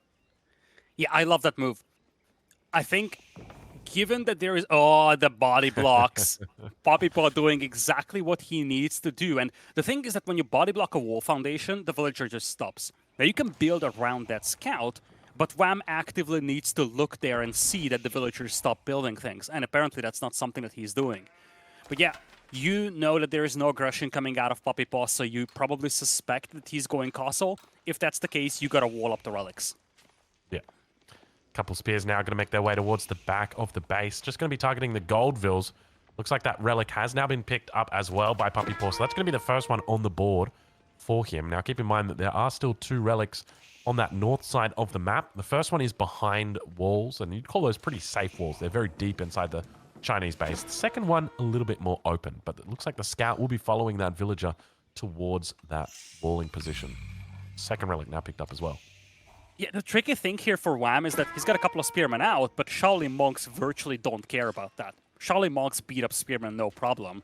In fact, he's got a couple of palace guards as well to clean this up. But in general, these spears from Wham are barely accomplishing anything when it comes to limiting map control. It looks like he was able to kill a villager, though, so that there is something at least. But now it's got to be Castle Age as well for Wham, going up with the astronomical clock tower. I feel like if he wants to challenge these relics, he has to do that with Lancers, though. Yeah, well, it's a bit late now. 2 of the relics are safely in the bag. Third one is on the back of the on the back of the Shaolin monk, and I think there's also a 4th one that has just been dropped off as well. So he's 4 against 1 relic, which is pretty decent. I think, especially looking to the long game, right? Like, this is good because it now means that pagodas aren't going to be an option for your opponent, but they're going to be an option for you. And pagodas are something that you can obtain quite early, especially as the Juicy Legacy, and something that is very common. You know, typically as the Chinese, they come in a little bit later. Normally you want to go Imperial first, then you can think about going into 1 Dynasty. Whereas for the Juicy Legacy, 1 Dynasty is very welcome at this stage of the game. So I wouldn't be surprised if we just see him skip Song completely. Both of these players lose their scouts so frequently in these games. That scout just got poked down by the Spearman. And really, that actually limits your vision quite a bit. I'm actually wondering how these games will go, especially if we get a second best of 7 today. Because one thing that the players have been a little careless with were their scouts, so they're oftentimes very deprived of vision as a consequence. Yeah, it's an interesting point. But we do now start to see a new scout has joined the field. Of course, there's Lancers on the way for Wham now, looking to get out onto the map. Keep in mind, I think there is still technically 1 relic out there by PuppyPaw. I don't know whether he's got that one in the bag just yet, but he's obviously brought it a little bit closer on his side of the map. And let's not forget, you have your Meditation Gardens on food. You have Shorefish and Hunt to work with, and 4 relics. So you have a really good combination of a powerful food eco with a lot of passive gold income. This is exactly what PuppyPaw needs to just non-stop spam Palace Guards. That's exactly what he's doing. Seeing Lancers, he's going to mix in some Spearmen as well. But his buildup of an army is a lot quicker than it is for Wham right now. Yeah, we can see the numbers really starting to look a little bit crazy. And have a look at the unit count that he's got in queue. As a villager does go down under the town center. No walls coming through just yet for PuppyPaw on this main area of his base. The Lancers just coming through, getting some free reign here. But yeah, really decent job so far. I think the big key here right now is PuppyPaw's numbers in the production queue. Have a look at this: 3 Palace Guards, 6 Spears. So he is really looking to go quite ham now in this mid-castle timing. This is where it gets a little dicey for Wham. He's slowly mixing in crossbows, but crossbows are only good once you either have a good front line in front of them, or once you have a decent number of them. A handful of crossbows won't stop a Palace Guard flood like this. And at the same time, just a side note here, as, again, Palace Guards are jumping those crossbows, and you can just see that they have to flee. Nesta Bees will help out to deal with this, though. I love the walls of PuppyPaw. He has secured so much more map control. The silver lining for Wham is that Wham has been slowly pulling away in terms of villager count. He's actually up by 15 eco. Some of that, of course, is being offset by the relic advantage that PuppyPaw has. And Puppy also has both sacred sites right now. Yeah, to be honest, I do like Wham's position here. I think this is probably a better position than PuppyPaw's. Just also the fact that he's playing into crossbow Lancer. It's a really nice combo here.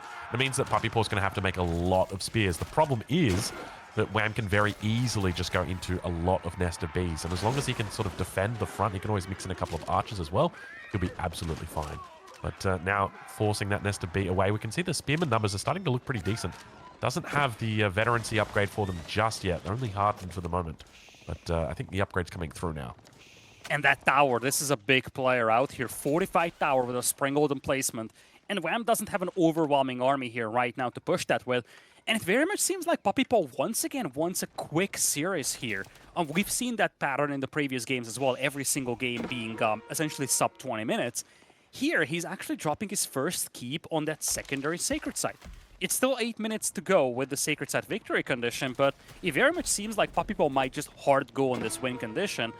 Though, it might be difficult to hold this sacred site against that many Lancers. Uh-oh. Hold your horses right now, because the Lancers have made their way to the north. There's plenty of spears here, though, but have a look at the vills. Keep in mind, these are Chinese vills. There's no way you're stopping that from getting up. Even if there were no military units here right now, that keep is still coming up. And that's going to be tough right now for Wham, because he's going to need to contest this. He's going to need to invest into Trebs if he really wants to take this down. And I suspect he probably will, because that sacred site timer is ticking. Yeah, this is going to be very, very interesting. The next few minutes will be crucial here for Wham. He actually had to start investing into trebuchets, which is not necessarily ideal mid-castle age. Those are expensive units, and you would much prefer to have Lancers, crossbows out there. At the same time, walls are complete for PuppyPaw, so these Lancers can't really raid the opponent. It's going to be more about taking these straight-up fights, and I'm starting to feel like PuppyPaw is playing this map as if this was King of the Hill and not Frisian Marshes. It definitely looks like he's playing it that way. The one distinct difference, though, is there's not a lot of siege that's really coming out for him yet. It's mainly infantry. Yeah, you can see that the response from Wham still hasn't really shifted yet. He's not making archers. He's not making any nest of bees. So there's no real counter here to that big threat of spears. So as long as PuppyPaw just keeps making spears and kind of encourages his opponent to come out from behind the walls, it should be pretty decent for him. But have a look at this. We've got a bit of congestion towards the top side. Spears making their way through. There's a lot of walls up towards that area, isn't there? Yeah, I feel like PuppyPaw is trying to just distract his opponent right here, trying to push the fishing eco. Little does he know that there is basically no fishing eco to work with here for Wham. This is a nice little cleanup of spearmen, a small group getting caught. But this is getting rather dicey here for Wham. The problem is that trebuchets aren't particularly good against keeps. You need multiple trebuchets to make it work, and at the same time, you're going to have to deal with this aggression going into your base. Yes. Yeah, this is always the hard part for me as well about trebs. It's like, you know, one treb, I'm just laughing at you because you've got, you know, I've got 3 vills repairing. Two trebs, I'm still laughing. 3 trebs, okay, now it's a serious threat. I'll make some springholds. It always just feels like maybe battering rams are the better choice. Yeah, the trick is that Wham doesn't have an inspiring army here. 13 crossbows, 5 knights, and 7 palace guards. His opponent only has spearmen, but he's got that firepower support from the keep. And let's not sleep on this timer. It's so uncommon that players go for a hard sacred site victory on open maps like this. But this very much seems like it's the game plan over here for PuppyPaw. And there's only 5 minutes left on that counter. I love how PuppyPaw is just distracting his army, pulling it all to the north. Meanwhile, he is sniping out many of these lancers with a spearman force chasing them. And he's just doing such a good job pulling Wham's attention away from those crucial sacred sites. Yeah, I think the big thing here, though, is that Wham really isn't switching up in what he's building. So we're still seeing him make crossbows. We're still seeing him make palace guards, even though he's spotted so many spears coming out from his opponent here. So it's a bit of a curious decision. Obviously, the palace guards should do a little bit better, but the fact that we don't really see that archer mass beginning to build yet, it's a bit curious. Yeah, this is now very scary for Wham. Because so far, PuppyPaw was defending that keep without a springhold. Now he's got springholds as well, so suddenly the trebuchet has to pull back. And you can actually see how Wham is struggling to get a grip on PuppyPaw here. He can't raid the eco, he cannot push this directly, he has to chase these troops inside his base. And in the blink of an eye, we're down to 4 minutes here. Boiling oil now on the way for PuppyPaw. And PuppyPaw is virtually all-inning this. He's got some nest of bees, he's got some springholds queued up as well. And again, he's just trying to distract his opponent as much as possible, just buy time. He's very much treating it like King of the Hill, as you said. Yeah, slowly and steadily grinding down his opponent, attacking at multiple fronts. Not only is this attack down on the south side, he's also made a breakthrough on the north just before this wall can get up. So once again, he's behind enemy lines, doing a wonderful job. And just keep in mind, every time he gets through on that top side, he delays his opponent from making that progressive push on the front. Exactly. That's the game plan here. Wham needs to essentially pick between 2 options. He ignores that aggression, and that means that he could lose villagers. Could be detrimental if the game goes very long. Or he is going to clean that up, but if he does that, the Sacred Site countdown will keep ticking, and things could get very scary very quickly. I love this 1-2 punch here from PuppyPaw. It's almost a pick your poison scenario for Wham. Now, silver lining is that Wham is up to 20 or so palace guards, whereas PuppyPaw is still very much focused on spearmen. And now, with that many palace guards, Wham could think about pushing PuppyPaw's eco. Countdown is down to 3 minutes, though. We're dangerously close to that domain where Wham is just going to have to dive this no matter what. Yeah, this is exactly right. I like the palace guard push out from him now, also defending at home with the crossbows.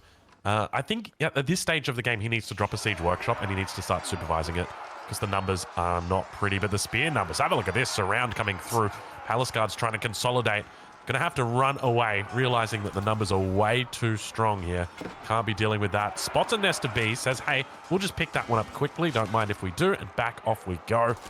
Back to the safety of the walls. PuppyPaw can afford a second keep here. His villagers are getting caught. This is a little dicey, but he's going to fall back. once again, the Trebuchet hasn't even started shelling this first keep, and PuppyPaw can afford a second one. Nest of Bees will just be repaired here non-stop. This choke point is just not good for the Palace Guards. Yeah, the first Nest of Bees does go down, but the second one is still strong. Have a look at those Vills. He's just got them sitting perfectly, blocking those Palace Guards from getting through. They make their way onto the backside, but even then the repairs now are going to be coming through on that Nest of Bee. Springald does go down, but he stands strong. 2 minutes to go on that sacred victory. Meanwhile, the second Trebuchet has finally come to the front.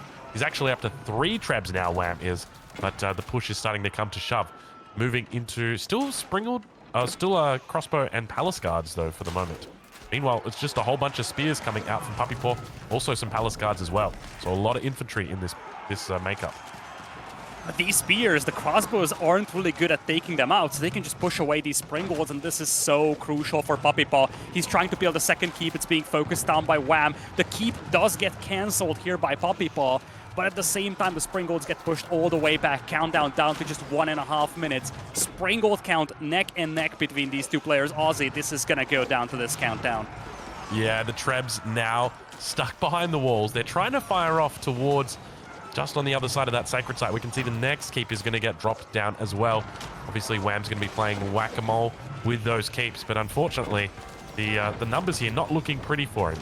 Military numbers, he's got 5 Palace Guards, so even if he gets close, it's just not going to happen. I can't see a world where he's able to take this off him.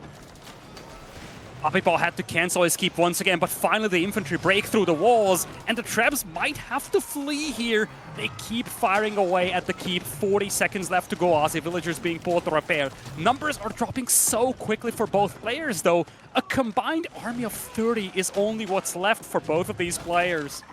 Yeah, he's actually sticking it with the Trebs, pushing as much pressure as he can onto that keep. You can see, look at the Vills being pulled. He's got 600 stone in the bank, but look how fast it's draining. 18 seconds to go. He's still got plenty of stone income. He's going to have to push right now with these units. He needs to pull everybody at this moment.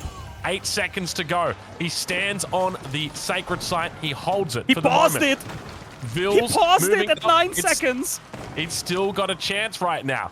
The question's going to be about whether this keep comes down. This keep is putting out so much damage throughout these fights. Oh my, and he's standing on the sacred side. He started the decap, and with that, the timer is paused at 9 seconds. Casualties are massive for Wham. PuppyPaw, if he can just push away those units for a brief moment, he could win this game. It's 9 seconds left to go. Villagers being pulled. It's an all-in from PuppyPaw.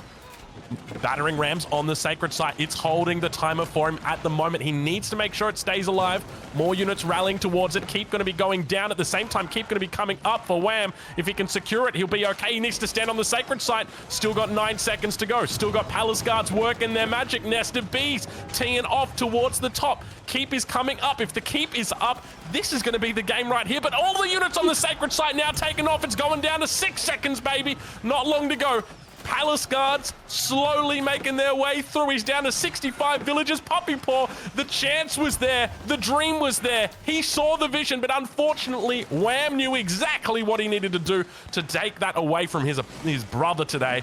Stand on the sacred site. Don't you dare move off that sacred site, Wham. Hold the sacred site, son. Okay, all right. Okay. So many of these villagers are banked up. Like, one volley from Nest of Bees, Wham would have lost 30 bills. I really feel like PuppyPaw made a crucial mistake not pulling everything he had to just stay on the sacred site. That initial decap of like 1% paused the timer at 9 seconds, and that's why Wham was able to just continuously stay on there and pause the timer, keep it paused, and ultimately decap it. PuppyPaw was so close. Maybe he didn't want to fully roll the dice and go all in on that. He didn't pull every villager he had, but he probably should have had. I think if he did, he probably wins the game. Yeah, if he did the Donati, he would have won the game for sure. Donati is famous for doing those villager pulls, and that is indeed it, with Wham01 taking the victory there. He had no right to take that victory, but we'll let him. What a game. What an absolute madness really here. Another sub 20-minute game, but what a spectacular one, and it looked so good for PuppyPaw. You really couldn't fault him for that game plan. Maybe if he goes Springwoods a little sooner to try and contest those traps, but it's really tough to say where this went south for him.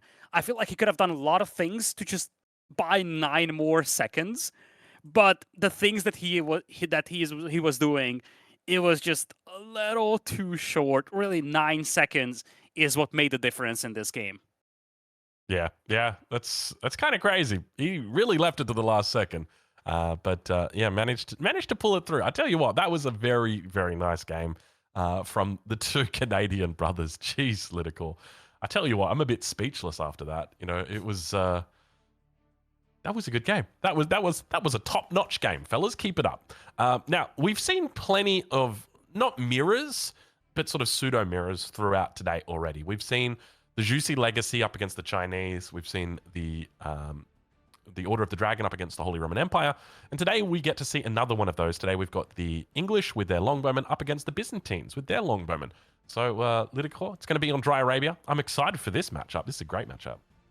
Yeah, for quite some time, we've seen these pseudo mirrors, as you highlighted. This is the first time, I think, in 3 games that we are seeing a very distinct combination of civilizations. Interesting to see that we didn't get to see a Byzantine mirror here, because just looking back at the previous 2 games, you could see how similar the players' mindsets were. But this is a classic matchup in many ways. It's the OG longbow civilization versus the newcomer longbow civilization, both civs having access to this one unit. And it's also a very classic map to take a look at. But I just want to go back at the previous game just for a brief moment, because you really cannot understate the significance of that. PuppyPaw was 9 seconds away from moving on to match point, and he would have been awfully close to forcing out the second best of 7 here. Yeah. It's kind of wild. I thought you were going to follow up with something more there, but I was waiting for it. It didn't happen. But yeah, I mean that's a great point. That could have been 3-1. And you think about it from a mental perspective, right? Being 3-1 up in a series, you're on match point. You've then got 3-2, 3-3, and you've got 3 chances basically at match point at that point. But now all of a sudden you've lost that. Now you're back to 2-2. And that was a game that should have almost certainly been PuppyPaw. Like there were so many avenues for him to win that game. He could have pulled more vills. He could have pulled the relics. He had 4 relics that he could have looked to Wololo with. He could have done some cheeky shenanigans with stone walls, which are always really, really annoying, but very, very potent. So there was a lot of avenues for him to pull out a potential victory there. But it's just one of those things where it's high octane. You know, there's so much energy going around. Just naturally, it's going to be something that you just forget. Yeah, I feel like just looking back at this game, maybe PuppyPaw felt like, okay, I don't want to like fully YOLO this. Maybe he wanted to have a potential recovery arc if things go south. But then he realized that he was only like a couple of seconds away from a victory, so actually decided to go all in. Nevertheless, those are the kinds of games that often decide series. And when you look back to this series at the very end, especially if Wham wins, you're going to look at that game as potentially being the one that decided it all. Yeah. That's definitely a tempo driver right there. You know, Wham is going to be feeling amazing after that, whereas PuppyPaw is really going to be feeling like he let that one go. You know, that was the one that got away. So I'm confident going into this game, Wham's going to be absolutely ready on the Byzantines. I'm kind of curious as to what mercenary unit he goes into here, because naturally you think, okay, it's longbow. But then do you really want to be going longbow against the English when you could just go jav? But then, you know, it gets to that mid-game point and now you've got 30 javelin and you're like, what am I going to do with 30 javelin? You know, I one-shot a longbow with 4 javelin. Why do I need 30 of them? But we're about to dive into it and find out. Ladies and gentlemen, welcome to game number 5. This is the grand finals. This is the first best of 7 between these two players. Keep in mind that Wham currently has the, how would you even call it, Lidicore? He has the upper hand. He comes into this with the prospect of victory after only 1 set. If he wins the first best of 7, he goes to Spain. Whereas for PuppyPaw, if he wins this best of 7, we're going to have another best of 7 after this one. And that's because Wham, he's from the winner's bracket, whereas PuppyPaw's come up through the loser's bracket. Yeah, that's exactly it. That's the benefit that Wham is getting for being totally undefeated in this tournament so far. But it's going to be PuppyPaw playing as the English with the color red on the other side, Wham with the Byzantines playing as yellow. So for the first time in quite a few games, Aussie, we have a very distinct difference between the civilizations. Previous 2 games were basically base civ versus variant civ. Yeah, I'm loving it. These base civs versus variant civs. I guess the other thing we could also potentially see, I don't know if we can check this from the observer perspective, but can we see what the trading posts have got at there for the mercenaries. Because sometimes you do get like these little wild things that you don't always expect. Like Royal Knights sometimes come through. What have we got on the other side? Oh, that's for Wham, isn't it? Yeah. Okay. Kind of drew the short straw there, didn't he? What have we got on this side? Yeah, both. They both got shorts. Let's go. they're both terrible rolls. You know, right now, you know, he's not really. Yeah, we're not excited. All right, we got a double farm opening coming through here for PuppyPaw. Yeah, I have not seen such a build for quite some time. I do remember in the early days, it was Mista who kind of pioneered this Dark Age into farm investment, and it can be a powerhouse build. The mindset is that farm investment is generally something that you're trying to avoid for a long time with most civs, because any wood that you spend on farms is wood not spent on production buildings, army, whatsoever. But the best time to make farms might be early game when you're not being aggressed that much. So PuppyPaw, especially with the discount English farms, he can set up a fairly reliable food eco in early game. So when he gets to mid-late feudal age, he has a very reliable and powerful food eco. Yeah, that's a big component of English, and part of the reason why they're just so damn good. You know, they're great for new players to pick up because you don't have to leave your base too much. They're obviously great for top level players as well, just because, well, you don't have to leave your base too much. It's the same reason. We do see the Abbey of Kings coming up. Of course, it's been the flavor of the last couple patches. It's been an incredible landmark. We've seen a real transformation in the English meta, which has been very welcome, you know, because we've had the Council Hall, which has existed for all time, all eternity. And now finally the Abbey of Kings is like, now, like, look at me. I am the landmark now. So it's great to see the Abbey of Kings out here. Even with its recent nerfs, it's still doing well. It's still doing well. It's a potent landmark, and having that king roam the map and just harass the opponent is always a very valuable addition. It's going to be a second TC build from PuppyPaw, so he's going to just essentially anchor down, have that king roam the map for some harassment, but 2 TC early farms, you really feel like he isn't going to contest the map a lot in early feudal. Yeah, that's normally the sort of idea that you have. When someone opens up with 2 farms like this, naturally that's less wood that they're going to be able to spend on killing you. So you would expect that there's probably going to be a little bit more focus on the economy. I'm kind of curious to see what the plan is for him, whether... So can we check in with PuppyPaw's scout? I want to see where that is. Because for the side for Wham, it's probably going to be a bit of aggression, at least to open with.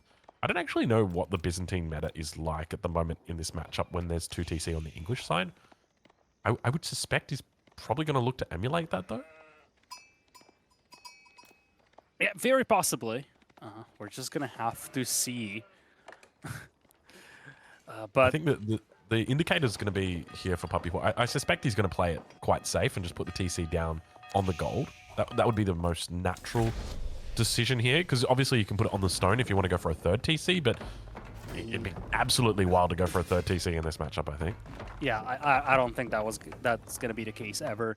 He's opening with a mercenary house, Wham does. And, well, 2nd TC is going to be on the way in just a second for PuppyPaw. So, normally, as we have the Javelin Thrower pick here for the mercenaries for Wham. He's just going to go into Javs. Interesting. Yeah, when you normally play 2nd TC with most civilizations, you go for the food because that's the resource that you deplete the quickest from underneath your safe starting TC. But with the English, it's different. You have that farming, and you need that gold. In fact, we've seen, I think in one of the yesterday sets, that if you go food with your 2nd TC with many civilizations, but especially English, your gold is going to be prone to aggression, and you might just be stuck in feudal age because you simply cannot access the gold that you need to advance the castle. Correct. Have a look at this. This is a bit interesting. Mill immediately adjacent to the town center. Normally we don't see this, but I actually really like this. So one of the most common things that happens with the English is you want to try and put your farms as close to the town center as you can, because the further away they are, the more prone they are to harassment. It's a common theme, right? Like you were just talking about the fact that gold harassment, it's painful. Speaking of pain, have a look at this. King getting caught out, trying his best to pick off the Vil. Misclicks, doesn't get the extra damage onto that one Vil. Instead, I think he's just going to fall back, realizing, you know what, we got the misclick out here today.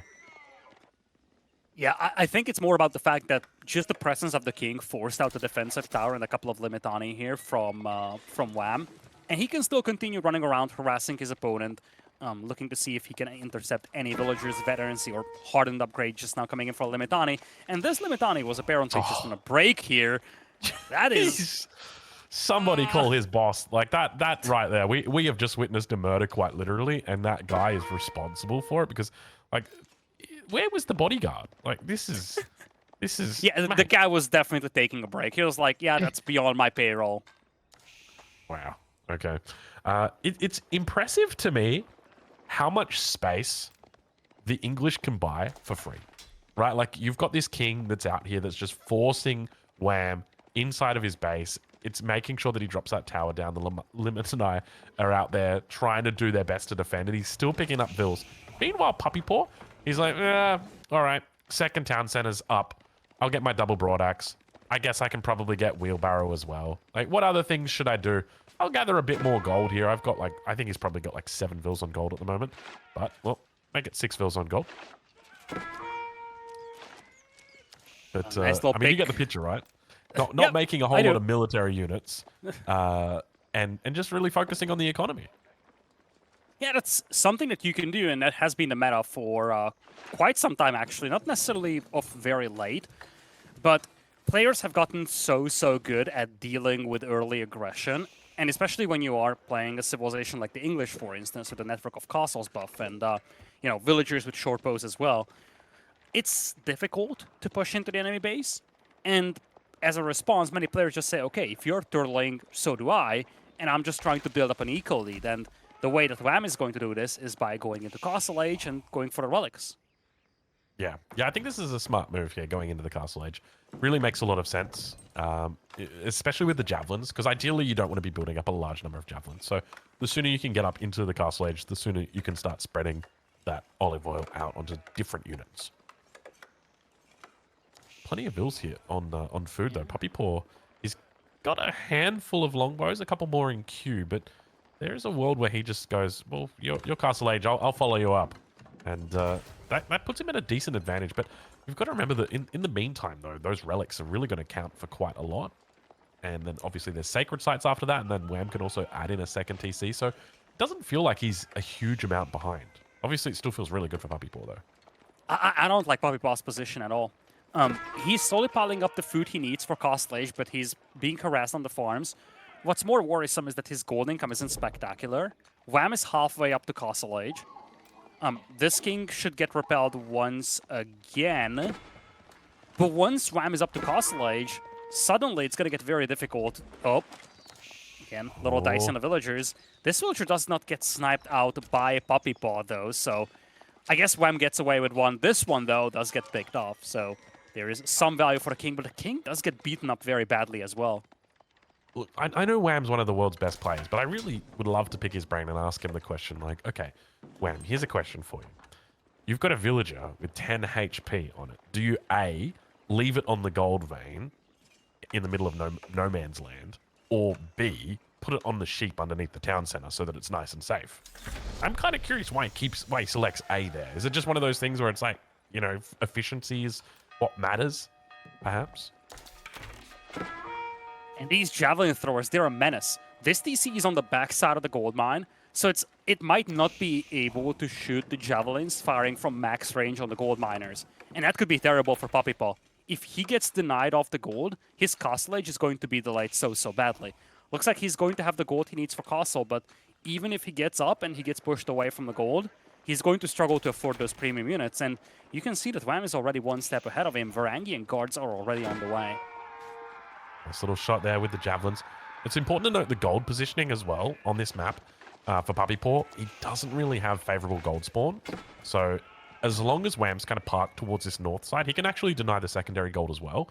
And the tertiary gold towards the south of the base is pretty easy to shut down as well, with even just a couple of cavalry units. So I wouldn't be surprised if we do see PuppyPaw look to try and expand out onto those golds relatively early, and just try and make sure that there's some form of keep out there, maybe a couple of outposts, something like that. But javelins now beginning to move in. Keep in mind they've got that veterancy upgrade, so it means they've got a little bit more armor against these longbows. Longbows Don't have their +1 ranged attack just yet. Age up, still not through for PuppyPaw just at this stage. Yeah, he's gonna get to Castle Age in a second, though. Should be a white tower age up for him. Indeed, that is the landmark he's going for. It's all the way on the back side, though. This is not really an ideal white tower positioning, but it's not like he has much of a choice. At the same time, though, Wham is already collecting relics, and I think the crucial detail here is that he has yet to show the Varangians, and that's where things could get a little dicey for PuppyPaw. His army, the longbows, and basically one king, this gets hard countered by javelins and Varangians. Yeah, but I suspect he's probably not going to be doing just that for long. I suspect he's probably going to be straight into knights here now that the white tower is up. But he's popped 16 units inside that white tower. Why is he diving right now? This is not the right decision at all. Have a look at that white tower. It does so much damn damage.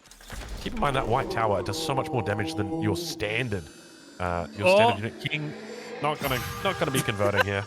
Doesn't matter. The one time where the Wololo would actually convert, and you're doing that against a unit that you cannot convert. It sucks. It sucks. Probably could have just gone for a little bit of a further walk, but anyway, it doesn't matter. This is nasty, though. Nice little Vil find here. Manages to even up that Vil count and, well, not quite even it up, but definitely even up the Vil kill count a little bit more. I'm surprised he's not pursuing them. Maybe he thinks there was a gate and they just run around. Little does he know that he could get so many kills on the outside as freebies. I think there's an overchop, though. I think there's an overchop. Well. He might not even have to go around the outside. You know, this guy typically considered a trailer park girl by many, but today is not the case. He's just able to stay on the inside. Look at this. Yeah. PuppyPaw is lucky that those troops didn't focus down the villagers. He could have lost like 5 more or so. Yeah. That was very, very important. But Wham now going to be camping up the relic in the middle of the map. Varangian Guard now putting on some pressure. And you can see that he's really looking to put the pedal to the metal here. 13 Varangian Guards, as well as the javelins out on the map as well. He's really looking to put the hurt on. PuppyPaw going to start transitioning into crossbows. Haven't seen any knights coming out from it. It really feels like his economy is a bit discombobulated at this stage. You know, he's struggled with idle on the gold, idle on the food, now idle on the wood, now once again idle on the food again. It's just like, you know, he hasn't really had a good opportunity to just sit and build up. And now you're starting to feel it. Yeah, that's the reason why Wham just tried to beat him to Castle Age, to get this momentum with the veteran javelin throwers, the Varangians. And Wham is doing a really, really good job just causing chaos inside the enemy eco. Very reminiscent of what we've seen on the Golden Heights game. Just spamming tanky units into the enemy eco and constantly forcing idle time, picking off villagers left and right. It's not even the kills. It's 7 eco kills only for Wham. But for the last 30 seconds or so, we had 20 or so idols for PuppyPaw. That's a big blow to your eco. Yeah, it is. Second town center now going to be coming up as well for Wham. Keep in mind, he's on 3 relics now. He's also got 2 relics that are relatively easy for him to obtain. And I don't think PuppyPaw is making any moves whatsoever to even think about getting them. So now all of a sudden he's going to secure 400 gold per minute for the rest of the game. Very, very nice. Javelins teeing off on the crossbows. Ranged unit numbers starting to build up here. PuppyPaw also moving into a mangonel. Obviously, there's plenty of javelins out here for him to target down. But where's the number of units now for Wham? It kind of feels like it's fallen off a bit of a cliff here. Yeah, this is the disadvantage of spamming units into the enemy eco. You slowly get ground down, and let's not forget, he was down by 20 or so eco. And sure enough, he's collecting the relics, but that supply of units slowly dwindled as his eco just wasn't able to facilitate this non-stop spam. He also opted to go for the second TC.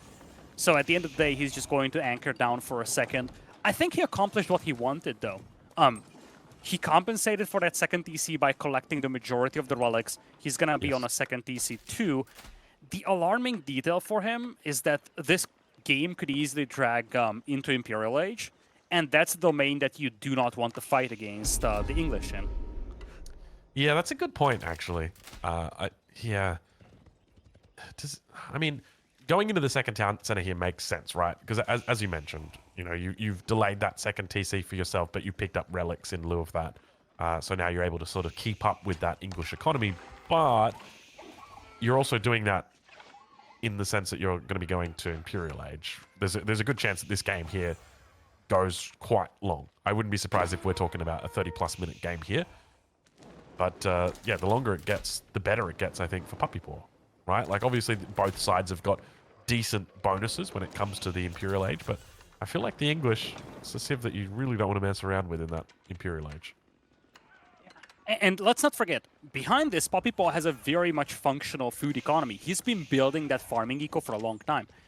I think Wham has yet to transition to a olive grove-based food eco. He's been harvesting berries, he's been taking the hunt, and this is the benefit that you get from starting to build up those farms early.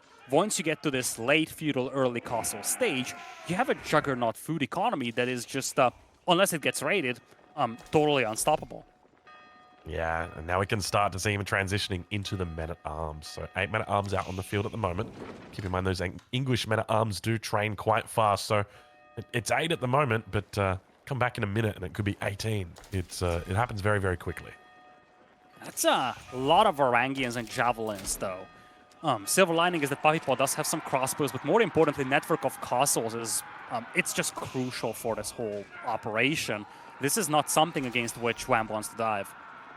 Yeah, definitely not, especially with all that English production on the backside. But now, looks like he will tee off towards a couple of those crossbows. Varangian guards still on the front, though. Going to be copping a bit of damage on the way out here. Man-at-arms, fortunately, not the fastest units. So, doesn't really take a whole lot. There's the second attack coming through. I would have loved to have seen from Wham a little bit more pressure on this gold vein, because it is definitely a key battleground here in the mid-game.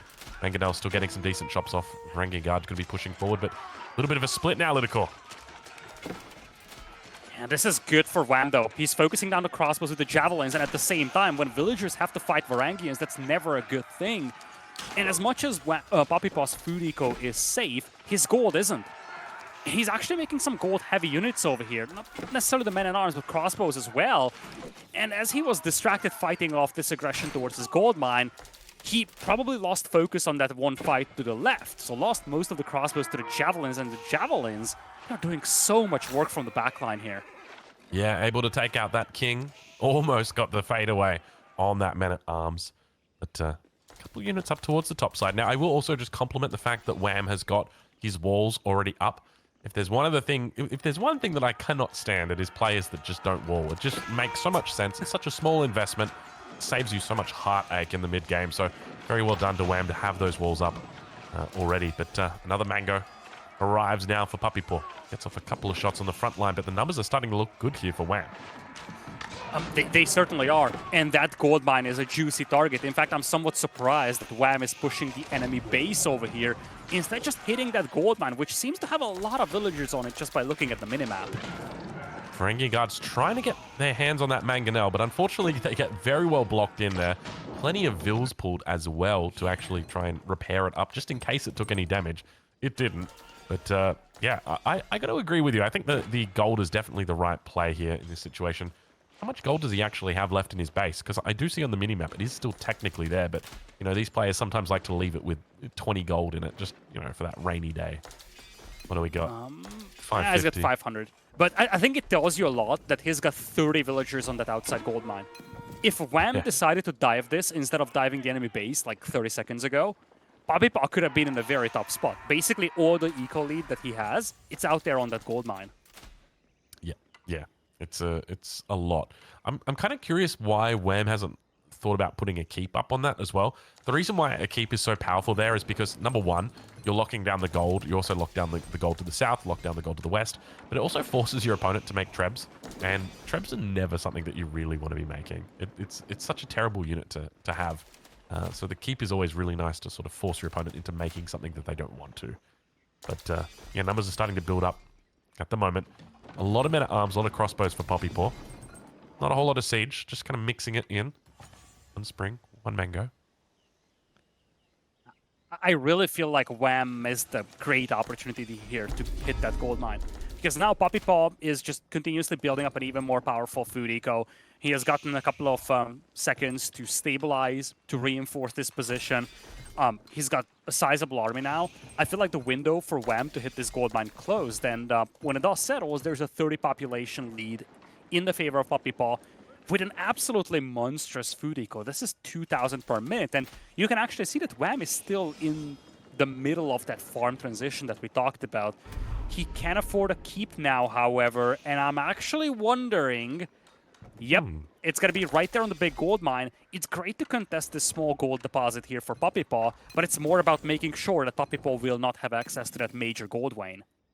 Yeah, he's still got sort of this avenue. The thing I don't really like about this positioning, and it comes a little bit late, is just that he can very easily now sort of bunny hop down to that next gold vein, and then even down towards the south side, there's an even larger gold vein that he can potentially go. I don't think he's discovered it, though, on the side of PuppyPaw, but it's down there. But he does manage to spot this coming up. How many vills have we got? Doesn't look like a lot of vills here. Yeah, this is only 8 vills and a very forward... Yeah. Interesting decision right there from Wham. Those are not Chinese villages. They are Byzantine vills. They take a long time. Mango shot. Have a look at that one. Jeez. That was definitely a 3-pointer. And Imperial Age is on the way for PuppyPaw. The window is slowly closing over here for Wham. He's going to have to fall back a little to rebuild that cost. At the same time, these small group of units finds a couple of vills here for Wham. And, I mean, it speaks volumes that Wham is still on hunt with some of his villagers. He doesn't have that longevity for his food eco that PuppyPaw possesses. PuppyPaw himself sitting at 3,000 food per minute before hitting Imperial. That is unbelievable. Yeah, and just remember, as soon as he hits Imp, you know he's going to be clicking his enclosures technology immediately. Let's have a look and see. He probably wants to be market trading a little bit of that food. When you're making that much food per minute, there we go. A little bit of market trade. There's the enclosures coming in straight away. So it does the right thing. And now Wham needs to find a way to Imperial. Population is neck and neck, but this is where that big discrepancy in the food eco really comes into play. One thing that Wham does have that PuppyPaw doesn't really have are Springles, though. He needs to take out this trebuchet if he doesn't want to lose the keep, though. Yeah, he needs to hit that treb. But Springle numbers are looking decent here. He should be able to take out this Mango without too much of an issue. Problem is, that's a lot of units coming out for Wham right now. Men-at-arm numbers are looking decent on the side of PuppyPaw, though. Keep in mind, he has no elite upgrades coming through at this stage of the game. It is only veterancy, only age 3 units here. So even though he does technically have the age up, there's no real difference in these unit stats. Javelin throwers on the back line, also getting in some good shots, good quality shots on the back of his opponent's line. Rengian guards nowhere to be seen as the men-at-arms with their armor cladding managed to take out and hold that front. So far, it's looking pretty good for PuppyPaw on the defense. Yeah, network of castles also helps a lot over here. And at the end of the day, Wham, he might be okay with this trade, but at the same time, he doesn't have gold income himself. He had to trade this army before the Imperial Age upgrades came in for PuppyPaw. He just now clicked the Men-at-Arms Elite upgrade. It also meant that he is able to finish this keep, and it looks like he's making Hero Siphon now, as a couple of Men-at-Arms break into his base as well. You really feel like Wham will not go into Imperial here. He wants to make this happen in Castle. It's going to be essentially a Hail Mary play here at this point. Yeah, it's a Hail Mary play, but unfortunately all of his all of his catchers don't have hands. This is going to be a tough one for him to pull off. I don't see how he gets out of this, just because from the English perspective, like, you can't kill him, right? On the defensive, it's just not going to be possible. Men-at-Arms is so much better than Varangian guards. The only real way you could do it is, like, outrunning them. But even then, just like the fact that he's now got the elite Men-at-Arms upgrade coming through, he's got the extra attack speed, there's just no way that he's able to really break through that. Now we also start to see those raids coming in as well on the backside. This is a sad state of affairs right now for Wham. He's going to push up, though, and try it underneath the keep. That's going to be his only real way to hold. He's hoping that that Mangonel placement that's about to come through is going to be able to turn the tides. You can see there it finally arrives. Provides a little bit of assistance. A lot of ranged units on this backside. Horsemen now going to get thrown in as well. Men-at-Arms together with the Horsemen, a beautiful English combo. We love seeing it out. But, yeah, the numbers here slowly turning in favor of PuppyPaw. Yeah, just no armor-piercing units out there for Wham. Those Men-at-Arms, they slowly get taken out by the Javelins, but it's a very slow process, and that's why Wham just has to keep falling back more and more. It has to fight for this gold mine, the only legitimate gold mine that he's got access to. Now PuppyPaw is overwhelming him. Puppy's also starting to make a pivot into Horsemen. We saw a couple of Horsemen arrive on the field, didn't really have a lot of upgrades just yet. But once the Horsemen arrive, these Javelin throwers will struggle really badly. Yeah, and we can see now the Varangian Guard's going to be coming up the rear, but just remember, these are just Castle Age Varangian guards, so they have a tough time already in this matchup. But now the fact that you're fighting up an age as well makes it really difficult. PuppyPaw, the score, pulling ahead. He's up 2,000 score now, and he can just focus all of his energy on the front here. You can see that he's actually managed to bite off a little bit more than he can chew, though. The men-at-arm numbers have started to fall. He's only down to 13 men-at-arms, and we don't see any on the field. But now, more rushing in. Wham desperately needs this keep alive. He needs to keep this alive if he wants to have any chance in this game. He does have fills inside. We did see him doing a little bit of repairing right there. Of course, that Mangonel placement going to be helping him out as much as it possibly can. Is the Treb still here? I don't know. Yep. Where's the Treb at? Well, there comes the rock glows. from the Treb, and that should finish the keep off pretty much. Yeah, I think he's only got the 2 vills just left on it. Harusafont's going to go down, and there it goes. And with that keep, it's going to be difficult for Wham to hold this position. We can see more elite upgrades now going to come through. It's Elite Horseman, by the looks of it, on the way for PuppyPaw. And he's just funneling all of that food into unit production. And that is it, ladies and gentlemen. PuppyPaw taking the game and taking the series up to match point. He is so close to forcing out a second best of 7 here. And let's not forget, he missed victory in the previous game by a margin of 9 seconds. Very convincing win over here for him with the English. Just anchored down, played super defensive, built up that juggernaut eco, and then ultimately snowballed the game. But this puts us to match point. And I'm sure we're not the only 2 people that have thoughts about this one. Let's hear what KP has to say about the series so far. An insane series to develop so far. I mean, I did warn people about this, the potential for 14 games total, which means if you haven't subscribed to the channel, follow what these other gifters have been doing right now, because plenty of action to come, plenty of ads still to dodge, but we got to dissect this a little bit. This is kind of wild. The way this opened up, Drongo, we had 19-minute game, 19-minute game, 19-minute game. Now we get into the next free portion, and we've got Frisian Marshes at 25 minutes. That was a 27-minute game, and I think the interesting thing that's kind of flipped from the beginning of this day, we came into this expecting PuppyPaw to be the aggressor and Wham to be the defender. And I don't know if you noticed this, but all of a sudden we've got this back and forth dynamic where they're trying to play each other's style. Yeah, it must be one of those things that happens when you're in these high intensity environments, right? I mean, to be fair, the games that they played previously was probably pretty high intense as well. But yeah, it's definitely like the shoe is on the other foot now. And we've slowly seen the length of the games increase over the course of the day. And Rocky River is coming up now. Byzantines in the hand of PuppyPaw. Very, very scary up against Wham's Malians. And, well, I think we could be in for a 32-minute. Well, that would bring us in line with what they were doing yesterday. I think yesterday it was between 28 and 32 minutes. But it's interesting to think about here, Lidicor, right? This first set that leads into a reset could realistically happen here. Byzantines has been highly coveted by a lot of players, including these 2. I think frequently they've been looking for it as a first pick if it's allowed. The question mark is, how does Wham upset here? How does he get the dub as the Malians? Oh, this is a tricky one, right? Because we've been told across the tournament that Byzantine is just a powerhouse civilization. I think one thing to look out for is a similar approach here from Wham that has been taken by PuppyPaw. Maybe the best course of action is just to anchor down and be very, very eco-focused. We've seen that work out with the English. Maybe that's the recipe for success with the Malians. A lot of cattle, a lot of passive resource income. I feel like if he wants to beat the Byzantines, he needs to mimic what his brother has done in the previous game. It's an interesting one so far in the second part of the series. It feels like whoever attacks first ends up coming last. Let's see how it's going to play out now. PuppyPaw on match point. If he wins here, we get a full bracket reset. Another best of 7. Wham, trying to make it easy for himself, needs back-to-back wins to get straight to Wololo. All right, well, ladies and gentlemen, there you have it. That is the rundown. So that's the setup. I think we'll flip around those scores very, very shortly for you so that PuppyPaw is the guy with 3 and Wham is the guy with 2, because that's an important number. So we're on match point right here. PuppyPaw has a lot on the line. If he wins this, he's able to bring it and reset it back to the beginning. What do you reckon his chances are, Lida? You like this matchup for him?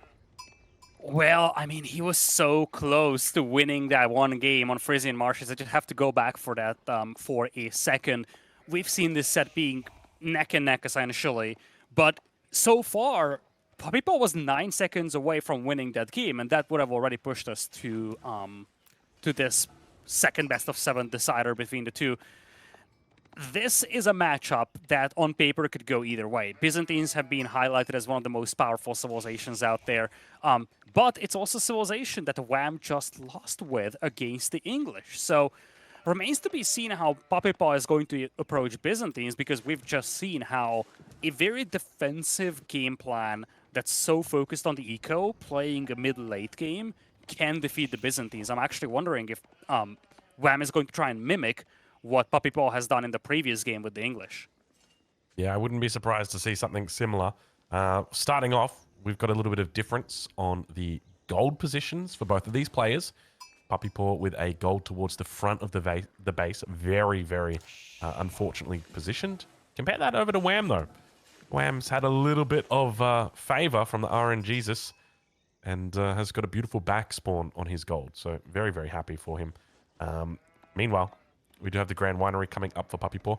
When it comes to his secondary and third gold, this is a bit of an awkward spot. Wham could definitely put on some pressure towards that south side and starve him out.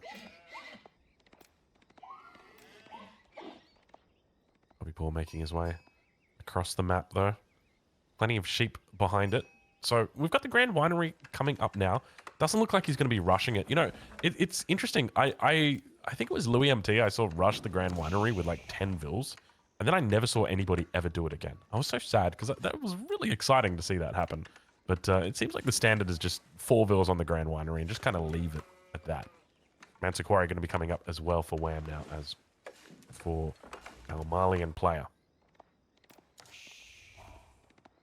Well. So far, very, very standardish opening. The thing that I'm looking at here for Wham is the primary pit mine is going to be nice and tucked away at the back, but anything that's secondary, it's going to be tough to defend. Silver lining is that he's got those 2 wood lines split, one to the left, one to the right. So there is a very straightforward way of potentially walling the flanks, which could create that safe pocket at the back, allowing you to set up a cattle-based decoy. You can actually see that there's just enough space between that DC and the edge of the map to set up those cattle ranches that you need, and they will be very, very safe. Yeah, I like that a lot. That's a really nice, snug little corner that he's got down there, isn't it? This is a really good spawn, in fact, for both of these guys. But, yeah, you definitely have to say Wham has had a bit of a gold spawn at the moment. PuppyPaw now, with the age up coming through, we'll check in to his base and see exactly what he's got on the cards. But I suspect it's probably just going to be a mercenary house. Excuse me. Yeah, I expect that from him. The bigger question is what kind of mercenaries we're going to see here. I would think javelins don't make a lot of sense here because you're just trying to match Malian javelins. Longbows are somewhat questionable, so I think this might be a time where you trigger Keshik. It would be a somewhat awkward choice, but I just feel like the other 2 options aren't necessarily amazing against the Malians. Yeah, I kind of feel the same way, actually. It's like, but even then with Keshiks, it's like, Keshiks, and they just get destroyed by Donzo or, you know, Sofa a little bit later. So, you know, maybe do you think a little bit more about your second tier as an option? You definitely can't. I mean, you want, oh, actually, yeah, this is a good call right here. Could go into Royal Knights, or we could go into the Jukunu, or the Mercenary War. Mercenary Elephants. I like the way you're thinking there, Vodka. Let's get some Mercenary War Elephants out.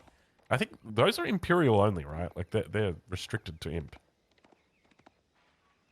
Yeah, something like that. At one point, I know, some point in the future, someone's gonna make them. But it's probably not going to be today. I suspect that will be the case. Second pit mine now going to be taken as well here for Wham. So a little bit of focus on the economy. Mercenary house is up. Have we got our mercenaries through yet? I don't think, I haven't seen it. I've been paying attention, but maybe I missed it. We'll double check. Oh no, it is. It's longbows that he's going to go for. This is an interesting decision, right?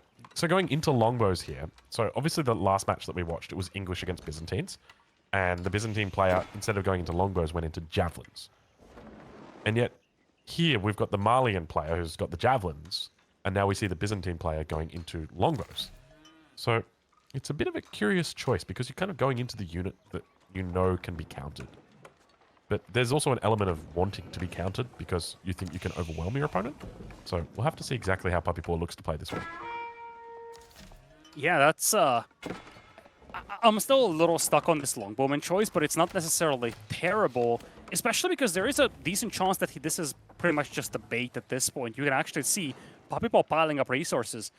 This could easily be a bait and switch in a sense that, okay, he's gonna show longbows and Limitani, but he's not going to commit heavily to them. In fact, the scout of Wham was in front of the enemy base, response is immediate, and it's 2 ranges. But if he rushes Castle, he could quickly make a switch into Varangians, and Varangians will shred the javelins, so maybe that's the game plan here for Puppy. Yeah, and I guess that's probably a decent little window as well, because Wham's going to be trying his best to get the cows out, right? Like, you want to get the cow number high, you want to try your best to make as many as you can. So while you're busy doing that, PuppyPaw will just be going Castle Age, and then he'll just be going Varangians. The question is going to be about whether he's actually got the ability to issue that finishing blow. We'll have to wait and see, though, as the 6th cow has now come out for Wham. Scout to the south side of PuppyPaw's base. Does spot out those units. He's trying to get an idea on exactly how many units are coming out here so that he knows how many he needs to build, because you only ever want to build enough units to just deal with the threat that you've got when you're on the defensive like this. You want to be putting all of your resources into those extra cows. So if I'm making javelins, I'm not making cows. And I don't want to make too many javelins. I just want to make enough. So that's where the thinking comes in.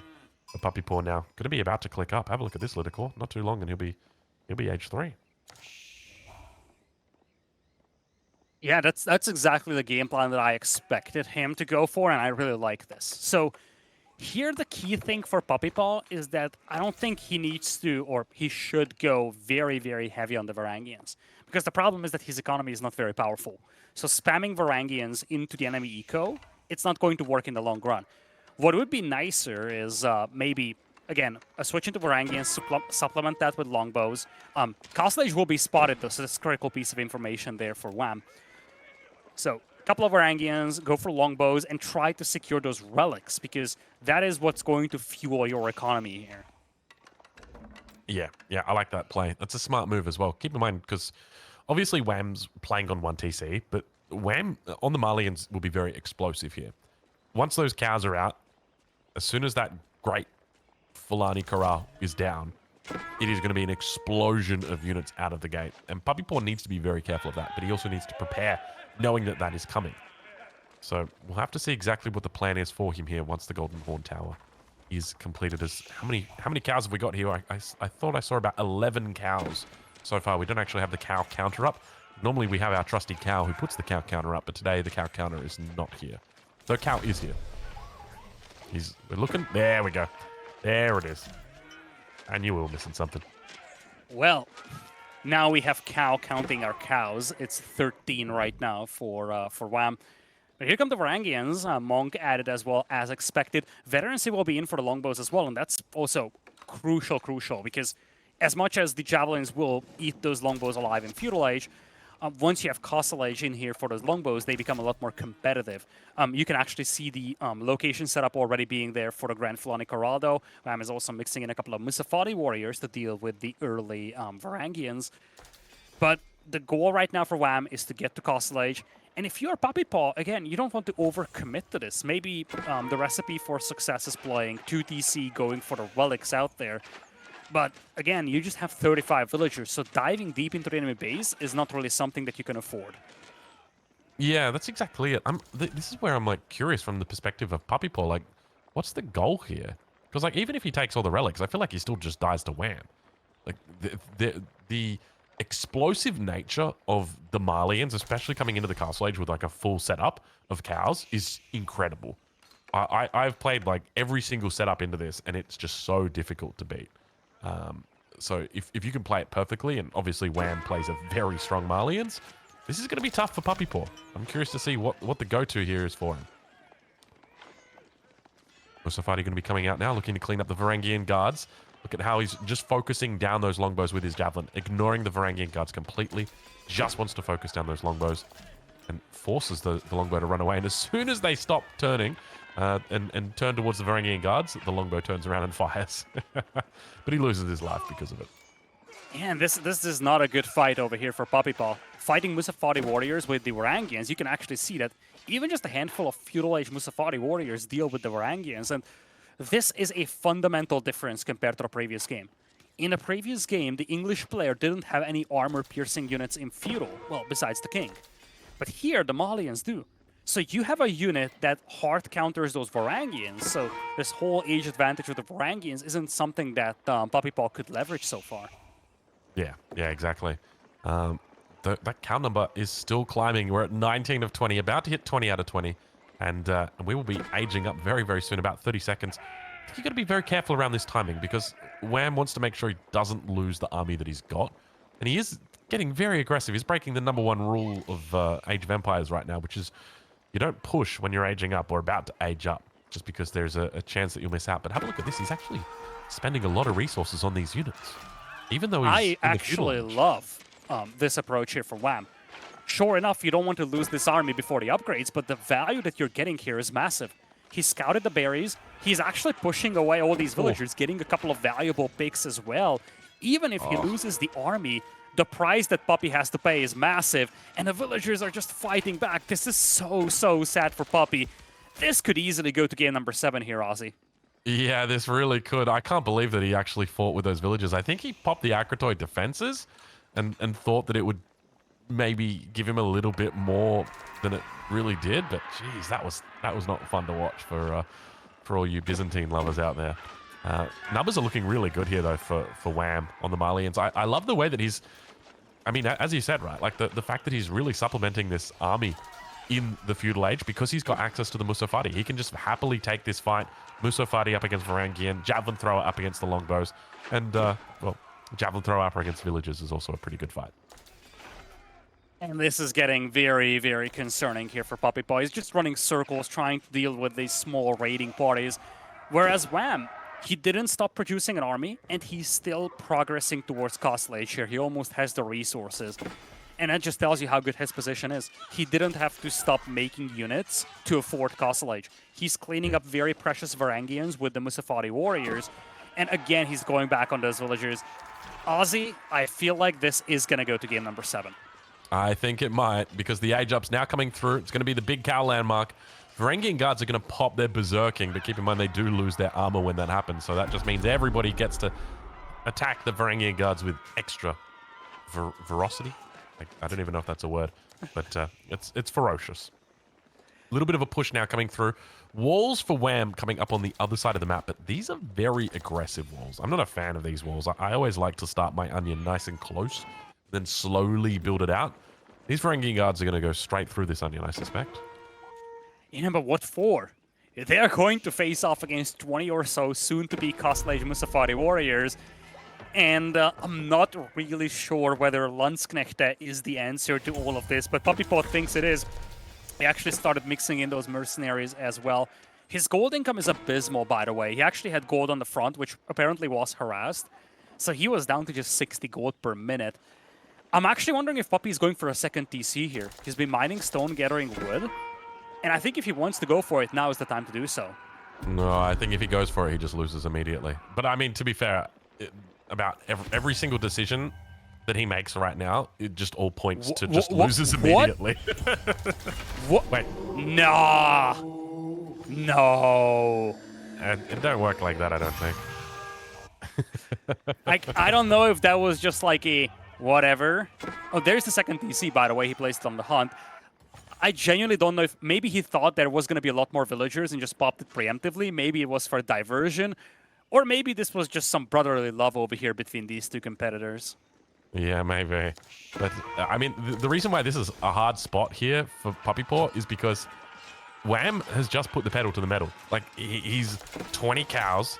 He just hit Castle Age. He's just put down the 3rd pit mine. He is in 5th gear. And this is like, we're maxing out right now. And the problem that PuppyPaw has got is that he's just spent all these resources on an investment. He's investing in the game going longer than, well, we're at 16 minutes now. He's investing in the game going longer than 18 minutes. And I don't think that's going to happen with the way Wham is playing. Yeah, this game is near identical to the previous one. PuppyPaw 2TC Byzantines beat his opponent to Castle Age, but wasn't able to do much with it. He has the majority of the relics, but it doesn't amount too much when your opponent just has a substantially more sustainable and long-term economy. That is exactly the case. Previous game it was PuppyPaw with the English farming. Now it's Wham with the Malian cows, but the principle is the same. The Malian player or the English player in these two games just has a well-defendable, powerful economy, and the Byzantines, if they don't make something happen very soon, they will just fall victim to that substantially more powerful economy. Yeah, I want to watch. I want to be proven wrong here. I want to see PuppyPaw, and if he's somehow able to overwhelm the offense that's undoubtedly going to be coming out from Wham. Already, that nice little engagement that he had earlier was definitely favorable on his side. He managed to pick up quite a few Musafati kills there. He's lost out a bit of tempo at the moment, Wham has, but keep in mind that the tempo, it's one of those things that can be built up very quickly for the Malians. It certainly can be. And the thing is that, again, Wham has a food eco set up with all the cattle. He's got 3 pit mines for passive gold income, so he's going to be more than happy just sitting behind walls here and just playing this slow.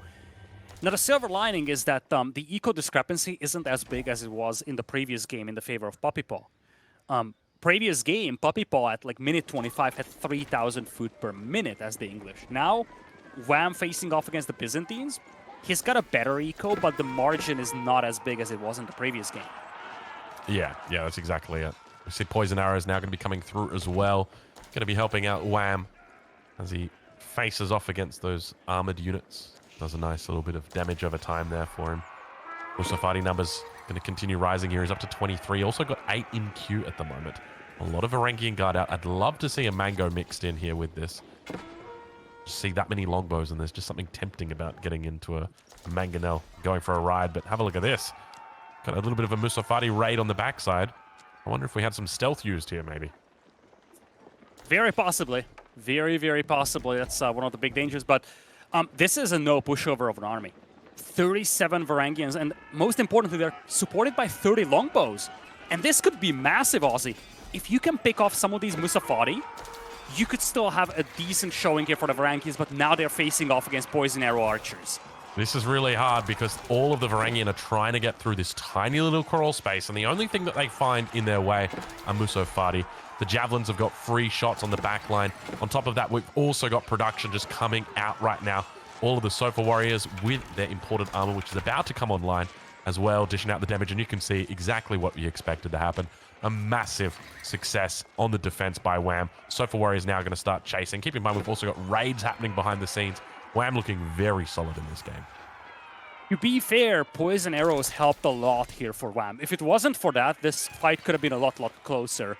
But poison arrow archer is just one of the most powerful units in this entire game. It's basically your true armor-piercing unit when you're playing as the Malians, and there was not really much that PuppyPaw could do against that defense. And I just feel like he's stuck in a position here. Like, okay, he's not dead yet. He is pretty much on par with his opponent in the eco, although the gold income is looking a little disappointing. Maybe he's just shuffling villagers. Nevertheless, the problem here is that he's just kind of stuck here. He cannot really push, but I don't think he wants to play a long game here either. Yeah, I agree. I think he's stuck. I mean, he did go for the second TC, which to me indicates he's hoping to play for a longer game, and if he can get it, I think he'll be happy. The trouble is, I don't think it's going to happen. We can see the Sofa now going to be breaking their way through. Keep in mind, +2 ranged armor is online. They've also got the imported armor, so these guys are very, very tanky. Varangian Guards making their way forward, and once again, he's going to be looking to kite out here. He's got the Javelins together with the Archers on the back line, just throwing out that damage. Where are the Musafati, though? He's got 25 on the map. I've just got no idea where they are. They're maybe lagging a little bit behind. One in the control group or something, Littlecore, perhaps. But the damage is still pretty decent, and now going to be able to trade out with those longbows instead. Once again, Musafati asleep at the keyboard. Where are they? Yeah, for the time being, PuppyPaw is going to repel this aggression, but indeed, this is not the entire army that Wham has had. In fact, a lot of the Musafati warriors are lagging behind. I don't see many of the archers either. So I feel like PuppyPaw could be running into a trap here. Maybe this is intentional by Wham. Maybe he's just baiting his opponent to be in the middle of the field and then jump him with the Musafati warriors. Oh, there's the Musafati warriors. They're in the enemy base. They're doing their thing. It looks like we've located the Musafati. But that was a lot of units in the middle. It's kind of crazy watching how many units are out here. But still, PuppyPaw's holding on. This is the scary thing, right? Like, I feel like for Wham, I mean, you're not really running out of time just because with the way that the Marlian works, it's always really dangerous. But numbers here still looking pretty decent for PuppyPaw on the defensive. Varangian Guard's going to be moving up. There's not a lot of Musafati here. I'd love to see a couple more sofas starting to get added in as well, Ludicrous. I think that would really help them out. Archer's going to continue to tee off towards that backside. Javelin throwers, he's going to split them off. And now all of a sudden, PuppyPaw's looking a little bit better. What is going on in this game? Yeah, Wham's army numbers kind of disappeared for a brief moment over here. And the longbows will have an okay trade against the archers over here. This is not a good fight for Wham. Poison arrow archers are really good against armored units, but you don't really want to fight against archers here. I really wonder if it would have been better for Wham just to focus all his army on cleaning up PuppyPaw instead of detaching some Musafati for the raids. At the same time, I guess there were some gold shortages here for Wham as well, maybe some wood shortages too. But his production definitely slowed down over here, and PuppyPaw picked up some level of momentum. He's got a lot of longbows still to work with. And I think what's concerning here for Wham is that he doesn't have a support of javelin throwers in the middle now. Those javelins would be immensely valuable picking off those longbows from the back line. Yeah, I think for Wham, like, the biggest thing is just no front line, right? Like, if I'm in Wham's spot right now, I'm sitting down at the computer, I'm just dropping 5 stables, and we're spamming sofas. And we're just going to make only sofa right now. And we're just going to win the game with sofa warriors, right? Like, you push sofa towards the north TC, you push sofa towards the south TC, you push in the middle with sofa. That's ideally what you want to be doing. So hopefully we see a couple more. He's got 13 sofa in queue. Okay, so we got the message. Good stuff, good stuff. Yeah, he needs the melee attack though, because he's actually lacking the ranged attack upgrade as well. Hurts a lot when you have 40 plus archers. And melee attack would be very, very welcome as well for those sofas. But now, PuppyPaw is pushing through the middle here, and Wham only has archers to work with. Those archers with the poison arrows, they will do fairly well against the Varangians, but that's a lot of Varangians, and this is a prime time where you could trigger your Berserk for the Varangians. It's better to just have that extra damage and still die quickly versus dying quickly and not having that bonus damage. He's got a mango, and now he's going to look to try and hold. The mango will definitely turn this fight. He knows that he can't actually take it out without a Springald here. There's too many archers stopping it, but now we see the Sofa Warriors running down the hill, looking to try and catch off any stragglers as they retreat. Yeah, Sofa's broke into the base of PuppyPaw as well. His reaction is very quick, though. He's got 13 Limitani out there already, but he's losing so many troops in the middle amidst this retreat. I don't know if he wants to turn and fight here. Maybe he should, because by the time he gets home, most of his army is going to get cleaned up.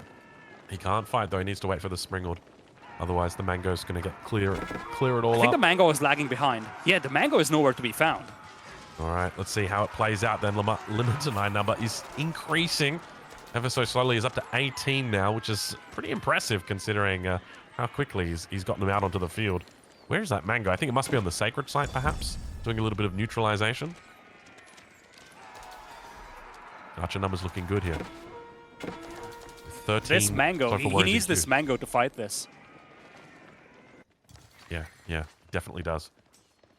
It's coming through now. 153 pop versus 170. Still really, really even here. But the economy, how are economies looking? Can we do a little bit of a comparison here? It looks like Wham is slightly ahead by maybe 700 resources a minute. Oh, actually, not including the olive oil. Including the olive oil is barely ahead. And the olive oil is a big factor here.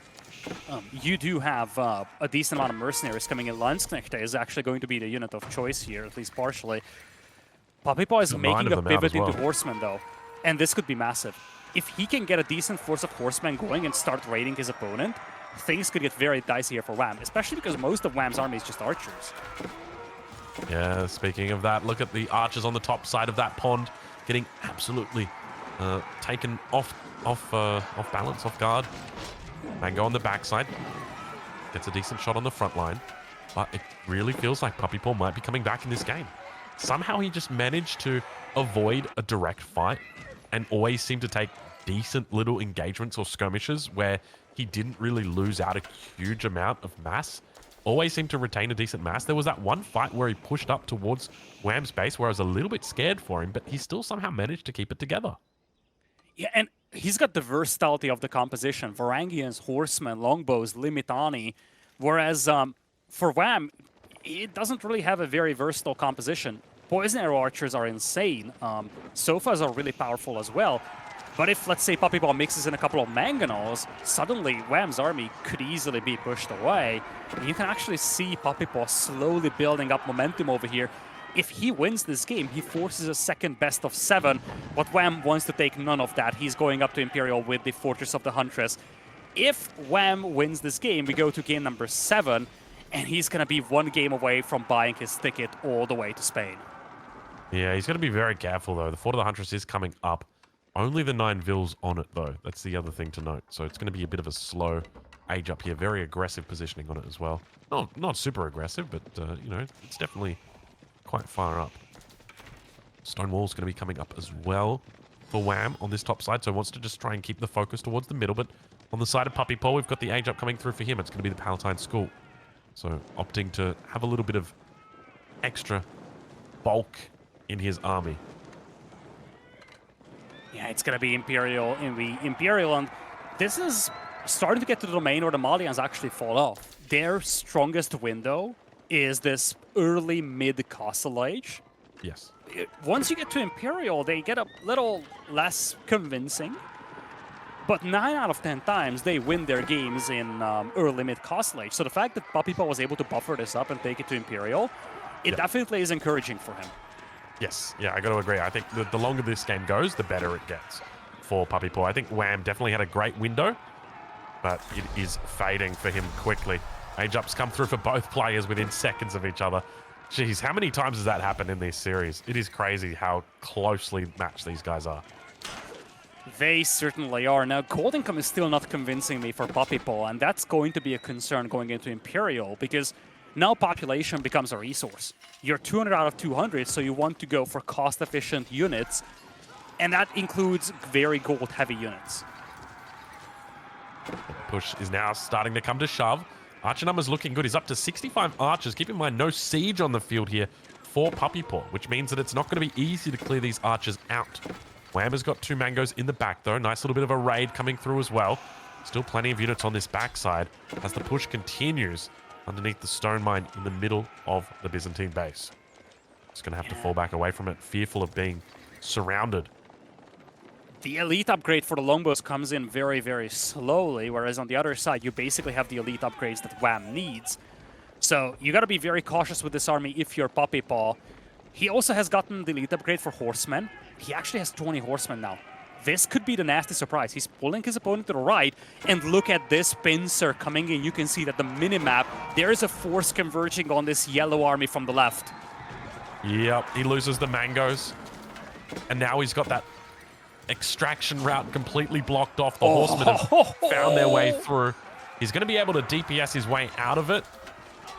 Horseman raid, or rather Sofa raid inside the base of PuppyPaw. It's going to cut that villager lead down. He's actually overtaken him at this point, but the one thing to note, though, is these archers are going down very quickly. He's lost 22 archers so far. He's going to try and pick off a couple units before that palisade wall comes down, and it comes down very quickly, Lidicor. PuppyPaw is losing a lot of eco to this, but he's got an insane military momentum in the middle. If he can clean those sofas up in his base, things could get very dicey for Wham here, because look at Wham's food eco. He's got so many villagers on the berries on the front, and really the only thing that prevents PuppyPaw from running into the enemy base are these stone walls. Because this is a big thing here. Walls are... Oh no. That's still so painful here for PuppyPaw, though. He's losing so many villagers to these sofas. Yeah, they're getting a lot of value. He's taken out 40 vills already this game. We can see the villager count's not terrible for him. He's on 86. And Wham's on 97. But remember, Wham's got a lot going for him. He's got the pit mines. He's now up to his 4th pit mine. He's also got a whole bunch of cows that are just doing a whole bunch of work for him. So at this stage of the game, let's have a little bit of a comparison between these two. Yeah, let's have a look at the economies. Did you say Wham is trading? Yes, he's got 20 traders. Oh my god, Wham is trading. Oh, this could be massive. And yeah, just way too much eco losses out there for PuppyPaw. I really have to say that those walls are paying for their price here for WAM. They secure their economy, and that's the security that PuppyPaw is lacking. This is starting to look a little bit scary here for PuppyPaw, because now all of a sudden we've got the hand cannoneers starting to come out for WAM. Backed up with the archers. Nice little surround attempt as well from PuppyPaw, but not a lot of horsemen here. So I can't really do a whole bunch with it. Just going to bring in some Lench Connector from the back. Have a look at that income difference between the two, though. This is kind of crazy. So you're talking about 6,000 income per minute coming through for WAM. Meanwhile, on the side of PuppyPaw, it's just over 2,500. Yeah, I feel like that raid with the sofas took a massive toll on PuppyPaw. His momentum looked really good in the middle, but he lost so many villagers that there was just no follow-up to this. Whereas for WAM, in a game that went beyond 30 minutes and had a lot of fighting going on, he only lost 10 eco altogether. He's got a powerful trade going on, he's got the passive resource income as well, and it looks like he's going to take us to game number 7 now. He is dropping that keep in front of the enemy base. He wants that game number 7. He wants to finish this series in this first best of 7 and get himself that ticket to Spain. Yeah, you can see the numbers just continue pushing in now. A lot of high value units here as well. We see on the side of PuppyPaw, Streltsy going to be coming out, but once again, that gold vein under pressure by WAM. He is so relentless with it, just constantly hitting it. Mango coming up. Look at that beautiful, juicy spot. Do it, Mango. Give it to him. You know they want it. They want it real bad. Mango shot. Oh, don't you hate that? He's edging. He's edging. Not anymore. Don't edge him. Oh, hit only 4 of them. Unfortunately, doesn't get the shot off. How about the second time? He's trying his best. Oh, he just let him have it. Just let him have it, please. I think that's it. I think that's it. I think, at least I hope nobody was just listening to this without actually seeing what was going on the screen. That's all I'm going to say. Well, 32 minutes into the game, ladies and gentlemen, it gets called. I don't like to brag, but we were right on the dot with that one. That was an incredible game coming out from WAM. Oh my, and you know, just looking back at this whole series, I said this in the Frisian Marshes game. If WAM wins this series, PuppyPaw is going to look back at that game and said it was 9 seconds of a difference that separated him from victory. What an absolute madness of a game. Once again, chaos all over. And in this series, Ozzy, Byzantines are 0-2. Same principle for this game and the previous one with the Byzantines. The player facing off against the Biz just turtles up, focuses fully on eco, and takes it to the late game where he just grinds down the Byzantine player. Yeah, have a look at that military value lead. Slowly over time, just getting bigger and bigger and bigger. I mean, if you look at that, it feels like it was never really in doubt. But there were a couple points in that game where I felt like PuppyPaw had made his way back into it. I was very worried for WAM, but he managed to keep it together. I'd love to pick his brain a little bit after that specific game right there. I'd love to know what his thoughts were and how he felt the game went. Well, we're not going to have KP here. That's all right. Look what we've got instead. We've had him all day, Lidicor. Oh, it's another one of those. It's another one of those. Oh, baby. It's Ayubids versus Abbasid. We've had the Chinese against the Juicy. We've had the Order of the Dragon against the Holy Roman Empire. Now we get the Ayubids up against the Abbasid. What are we missing? We're missing the French and Jeanne d'Arc. Jeez, it's been a while since I've seen either of those civs. I mean, technically, we do have Jeanne d'Arc, but, well, we don't have an 8th map, do we? I don't know what to think about this matchup, though, Ozzy, because I'm not the biggest fan of Abbasids facing off against the Ayubids here. It's, again, BC versus the Varian Civilization. On a side note, it's one apiece right now in these matchups. It was the Chinese win for WAM against the Chushi, and then OOTD versus the HRE. But I just feel like the concern I'm having here for the Abbasids is that Ayubids have so much flexibility to work with, whereas Abbasids are a little bit more tunnel-visioned in a way, and that could be exploited very heavily, especially on a map that has a lot of exposed resources like Gorge does. Yeah. Yeah, I think coming into this, it feels like, you know, I'm reminded of like the master strategist who intended to lose all the games along the way, just as long as they win the very last game, the one that matters. That's all they care about. And, you know, I know that at this level, these guys are thinking about their drafts. until the very end. They've got their maps. They know their civs. They're just mathing it out. Okay, I'll play this civ here, this civ here. And for PuppyPaw coming into this game, must feel really good knowing that he's on the A bids here. To be fair, this is a monstrous game for both of these players. If Wham wins, he goes to Spain to face off against Marine Lord in the biggest set of his career. If PuppyPaw wins, we are going to have a second best of 7 today to decide who goes to Spain to face off against Marine Lord. A monstrous game coming up for the careers of either of these players as we head to Gorge for a game number 7 decider. Welcome, ladies and gentlemen, to game number 7 in your best of 7. This is Series 1 of this grand final. Technically, if Wham wins here, it is the only series of this grand final. If PuppyPaw wins here, this is the first of 2 series. Then we go to another best of 7. And that's because Wham is in the winner's bracket of this double elimination event, whereas PuppyPaw is in the loser's bracket. So we need to make sure it's fair. Everybody has to lose at least once. Well, unless you are undefeated. But anyway, Liticor, it's time for us to get in and introduce our players. Currently sitting at 3 points in the color yellow, playing as the Abbasid dynasty. It's Wham 01. And on the other side, PuppyPaw coming from the lower bracket in command of the Ayobids with the color red. Really, Ozzy, this has been a spectacular series, and this is the 3rd game in this best of 7 where we have this classic matchup of the base civ versus its variant. They have been one apiece so far. OOTD was used to defeat the HRE. That was a set that that was a game that PuppyPaw won. And on the other side, we had a Chinese win from Wham in a very, very tightly contested Frisian Marshes game against PuppyPaw's Jushi. Yeah. So I think the big question here is going to be, who comes out on top? Is it going to be the Ayobids with PuppyPaw? Is it going to be the Abbasid with Wham? That's what we're looking forward to. That's what we're about to find out, because it is well and truly underway.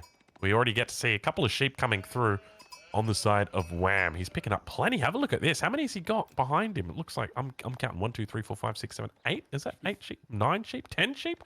But on the other side, PuppyPaw also finding plenty of sheep. And I want to give a big shout out to Biddlin. I don't know if he's here in the chat at the moment, but you know, I think it was because of the huge amount of feedback that myself and a couple of other players gave about the way that sheep spawn.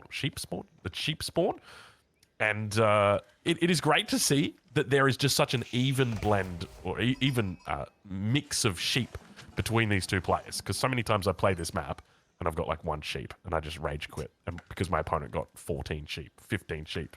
You can see they both get Maybe it's not the now. fault of the map. It's the fault of the map. It was always the fault of the map. It's definitely not the player. Come on. It was a mirror matchup. I can't blame the enemy civ. I have to blame the map. Come on, Liticor. Well, it's going to be a growth pick here for PuppyPaw's Ayubit, so he's going to have that extra villager boost to work with. It's a nice little thing to have when you think about it, whereas Wham actually opts to go with the Culture Wing, so no early Spearman Archer combo over here to do some harassment with. Yeah, on the side of PuppyPaw, we do see the Eco Wing coming through. This is interesting, because it means that now all of a sudden we can't use this to go up to the Castle H. We can't use it for its power spike there, so we'll have to think about perhaps a little bit of a different strategy. So, oh, what do we got right here? Have a look at this. We've got some player cards, some player skill cards. You can see, can we vote on which one is got the coolest drip? Liticor, which one do you think is the drippiest out of these two? I'm digging the shirt for Puppy. I have to go with that. I'm sorry. See, I'm a Wham kind of guy, man. I just see that nice. Is that I want to say silver. I mean, normally you'd call a shirt like that gray, but I feel like that is silver. He's got a nice silver shirt on right there. That is, you know, I feel like you could wear that shirt every day and no one would get it. You could daily drive that shirt. It helps if you wash it every once in a while, though. I don't know about that, Liticor. Anyway, it's time to get into less controversial points of this game, because the age-ups are about to come through. 2 pretty early age-ups. Fresh food stuff on the way for Wham already. Of course, it's going to be a second TC for him, with 7 vills already on stone, so no real surprises there. On the side for PuppyPaw, what do we have happening for him? We've got a cow that needs to remove the... Thank you, cow.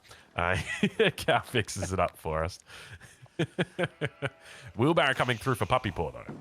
So, interestingly, no stone being collected for PuppyPaw. So no second town center. But still a focus on economy. Yeah, he's gonna rush castle here. He's already 200 per minute on gold, and this gets scouted by Wham. That many gold miners at minute 5, it's basically screaming fast castle here. So at this point, Wham knows fully well that PuppyPaw will rush castle age. And that could be a little dicey, because Wham opts to go for a second TC here. Now the concern is that this could delay your castle age. And if Wham beats you to castle, you're just gonna, actually... Where's the second TC? Okay, it's going to be built by the gold miners instead of the food vills. I would not be shocked if Wham was just straight up naked rushing Castle Age as well. Because if you get beaten to Castle Age badly, you're going to face Camel Lancers harassing you, and you're also going to concede all the relics to the opposing player. Yeah, but you do also... Yeah, I mean, yes. Yes.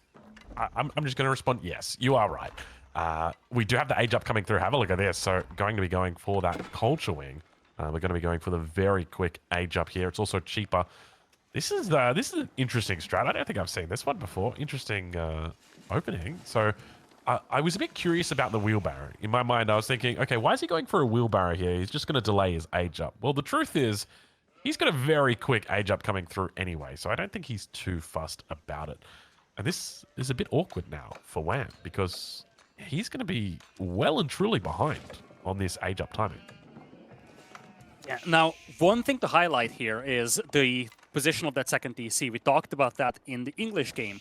Normally, you place your second TC on food because you deplete that the quickest from underneath your TC. But here, it was a must to place it on the gold mine, because if Camel Lancers start showing up and you don't have any defenses on the gold, you will never reach Castle Age for Wham. And you can actually see that he's at 120 or so gold per minute. He kept most of his villagers on gold from the ones that built TC. So he's going to try to rush Castle Age just to be on par with his opponent. Whereas on the other side, PuppyPaw, as you kind of touched on it, he picked up Wheelbarrow. You have the feeling that he did that because otherwise his eco is going to be so feeble going into Castle Age. Yeah, that's a good call, actually. We see double Broadaxe also going to be coming in as well for PuppyPaw here. I suspect this is just because he's got a lot of gold, a lot of food in the transition period, so it's pretty easy to afford this one. But age up now coming through. It is a very quick age up as well, 7 minutes and 19 seconds with a wheelbarrow. Very, very nice. On the side of Wham, though, take a look at this. Archery ranges coming out for him. So how many units does he look to make before he actually clicks up? And I was gonna say none, but he actually queues up a Camel Archer. Now, couple of things about the Camel Archer. First of all, it doesn't debuff the enemy Camel Lancers because it only debuffs enemy cavalry units, horse cavalry units. But it also has a decent base attack, so it's reasonably formidable against heavily armored units, even like Camel Lancers. It's not optimal, but that's basically the only semi-armor piercing unit that you can make as the Abbasids. Yeah, I think it's a reasonable approach for him. Obviously, he can go into spears, but then the risk is that your opponent just goes into gulams, and then you're kind of stuck up shit creek and you don't have a paddle and you're wondering what you're going to do. But we do now start to see camel on camel action. God, that's a lot of damage though, isn't it? Jeez, one hit and boom. Guess it must have been a pretty big charge. But manages to get the vills out though. That's a fortunate. Yeah, there's a second layer to the Camel Archers, by the way, besides being able to push away the Camel Lancers.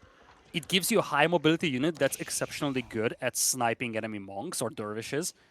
And Wham knows fully well that Puppy needs these relics. He essentially gambled on quickly securing the relics over here for that eco boost. And the Camel Archers, it looks like that was the secret recipe over here for him. He's pretty quick taking out these Camel Lancers, and if he can intercept these initial dervishes, he can essentially nullify all the advantages that PuppyPaw has gotten from that early Castle Age.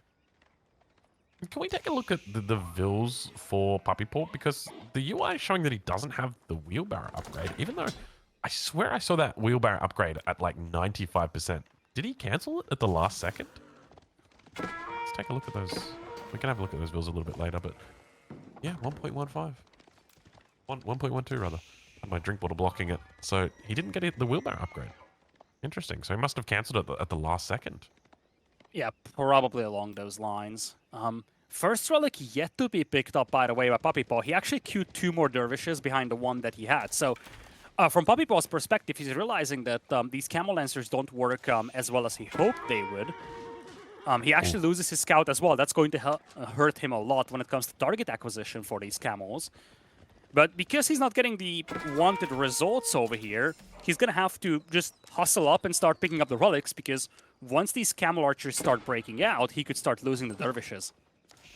Yeah, the numbers are starting to look pretty good for Wham on the defensive. He's also really responsive. Like we just saw right there, the fact that he was able to garrison without taking any hits as well from the camel coming in, very impressive. So Wham is on the ball. I feel like he is definitely in the zone right now. Military wing going to be coming through for him, so a couple camels on his side. But we do start to see relics as well as sacred sites getting triggered now. So expect to see those dervish slowly turning relics in their favor. Yeah, that's a must-have here for PuppyPaw, I feel. He's going to have the second relic in. He's also been active taking the relics from the other player's side of the map. This was actually a bit of a misstep over here. He walked onto the sacred side with the dervish just for a brief moment as he was heading back, and it actually gives a heads up to Wham. Looks like he isn't going to pursue though, but he probably could have gotten a kill there on the dervish. Yeah, speaking of kills though, have a look at that. First Ville does go down a little bit oversaturated, that gold mine. It's able to pick up quite a few of those villages. Spear's going to be coming through. I'm curious to see what Wham's decision making is in this transition period. I always feel like one of the biggest issues that you can make as a defensive Abbasid player is not making units in the transition period. Right now, I feel like Wham needs to be making units. He needs to be making spears, camels, whatever it is, just something to give a little bit more oomph in this army, because he's going to be outnumbered very quickly. Yeah, I 100% agree. Maybe some walls would have helped as well, but he essentially had a gamble here. He moved out with the camel archers looking for targets, the dervishes. But that means that he just had spearmen back at home, and this was exploited very well by PuppyPaw. He just pulled camels from 2 sides, and the spearmen weren't able to track all of them.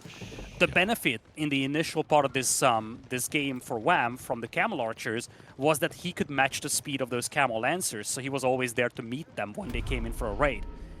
Now, the concerning thing is that PuppyPaw went up to 16 archers, and that's a hard counter to everything that Wham has on the field right now. And if Wham just goes into crossbows, that will remain that way. He's mixing in some lancers, some gulam as well. It's going to be a little bit of everything, but I just don't know if that's the best way to approach this. Yeah, lances are a bit curious, aren't they? Because your enemy's already got camel riders out. It's kind of like, I'm going to make some spears, but you know that your enemy's got archers. It's like, I don't know about that one. I guess he could always look to try and play a little bit alternatively with these. So he doesn't have to use them directly towards his opponent's units. He can try and do a little bit of raiding with them. Maybe that's what he's thinking. But camel comes in. A little bit of damage done. Oh, he manages to pick off that village right underneath the town center. A little bit of a mistake there from Wham just to let that happen. I'm sure he knew that was going to happen. You don't see that camel riding underneath that town center all that way just because it's feeling like it. It's got a reason. This game is becoming more and more reminiscent to the previous game as well as the English versus Byzantine game at this point. One player playing very defensive, turtling up, but on 2 TCs, the other one trying to aggress him. So far, both of those games went towards the defender, but this time around, Wham doesn't have a lot of safe food inside his base, and he doesn't have that robust food eco that the players had in the previous games. So here, PuppyPaw is doing the right thing, just pushing those berry patches with the archers and the camel lancers, and if he can continue doing this, Wham is going to struggle very badly for food. Yeah, archer numbers starting to build here as well. Keep in mind, these are the Ayubid archers, so there's not going to be any prospect of that was a very New Zealander of me, any prospect of composite bows coming through here, but able to pick off all of these camels here, basically picks them up for free. It's definitely going to feel a little bit painful there from the side of Wham. Oh, that could be the game. Oh, that's so painful, isn't it? Ville's going down. He tried to sneak them in on the edge of the map. He didn't even get a chance to bloody get the mill up. You hate to see it. You really do. And there is no stone accessible here for Wham. He can't even drop a tower that's fortified. He is in the middle of a farm transition here, but this time around, again, his food eco is so underwhelming. His primary unit is going to be the Lancer. Lancer that actually gets a lot of value on this gold mine. But at the same time, you're facing camels with your Lancers. I just don't know how well that's going to work for him. Yeah, as we suspected, it was going to be used largely for raiding, at least initially. Meanwhile, towards the back, okay, not a bad little pickup here. If he's able to take out these camels with the spears, that's definitely favorable for him. I'm holding. Camels able to force back those Lancers. Brings them back underneath the town center. Battering ram going to start working down that House of Wisdom, I suspect. And this is getting very, very dicey now for Wham. His army count is 1/3 of what PuppyPaw has, and that's 30 or so archers with good blacksmith upgrades going on. And at the same time, now Wham has to move out for a gold as well. His gold vein inside his base nearly depleted. In fact, I'm actually surprised that PuppyPaw is not pushing those resources on the right. He's now shifting towards there, and I just don't feel like Wham has what he needs to defend this position. If these villagers get caught out here, it has to be over. Yep, I got to agree with you. Wham's starting to struggle. All those farms that he looked to transition with now going to be idled up. Battering ram also here to put on the pressure if he needs to. Where are the units for Wham? Coming in from the north, or rather from the east. We've got plenty of Lancers now. Hitting that archer line, you can see that there's camels in the mix, but they're all very low on health. Get taken out quickly. +1 ranged armor is through for Wham, so he's going to be able to defend against these archers pretty effectively. Keep in mind, composite bows is almost through for Wham on the defensive as well. The numbers aren't looking terrible for him on this defense. I don't like how those two camels are beating up random units on the back line. They were needed here to fight those Lancers. I think if they were here, they would have cleaned up all these Lancers. Still, at the end of the day, crossbows make their way through the map here for PuppyPaw. He's got 5 relics as well, fueling this economy. And as long as those camels are here, the Lancers keep getting debuffed. These archers, they are supported by crossbows now, and camels keep coming in here. Lancer count is looking worse and worse here for Wham. And just look at his food eco. He's struggling to replenish all these expensive Lancers having been lost. Yeah, the AOBid's looking very strong in this game. Number 7 in the best of 7. You can see the Lancer doing a decent job of picking off the vills. But speaking of picking off vills, have a look at this as the archers now start to come into the wood line. Keep in mind that villager advantage still going to be in favor of Wham. He's up 10 vills with 24 idols, though. So he needs to find tasks for them to do ASAP because his economy is starting to feel the drain. 5 relics in favor for PuppyPaw as well. The economy at this stage, you'd probably call it pretty even, maybe favoring PuppyPaw a little bit. Definitely positionally, you'd have to say PuppyPaw is in a good spot.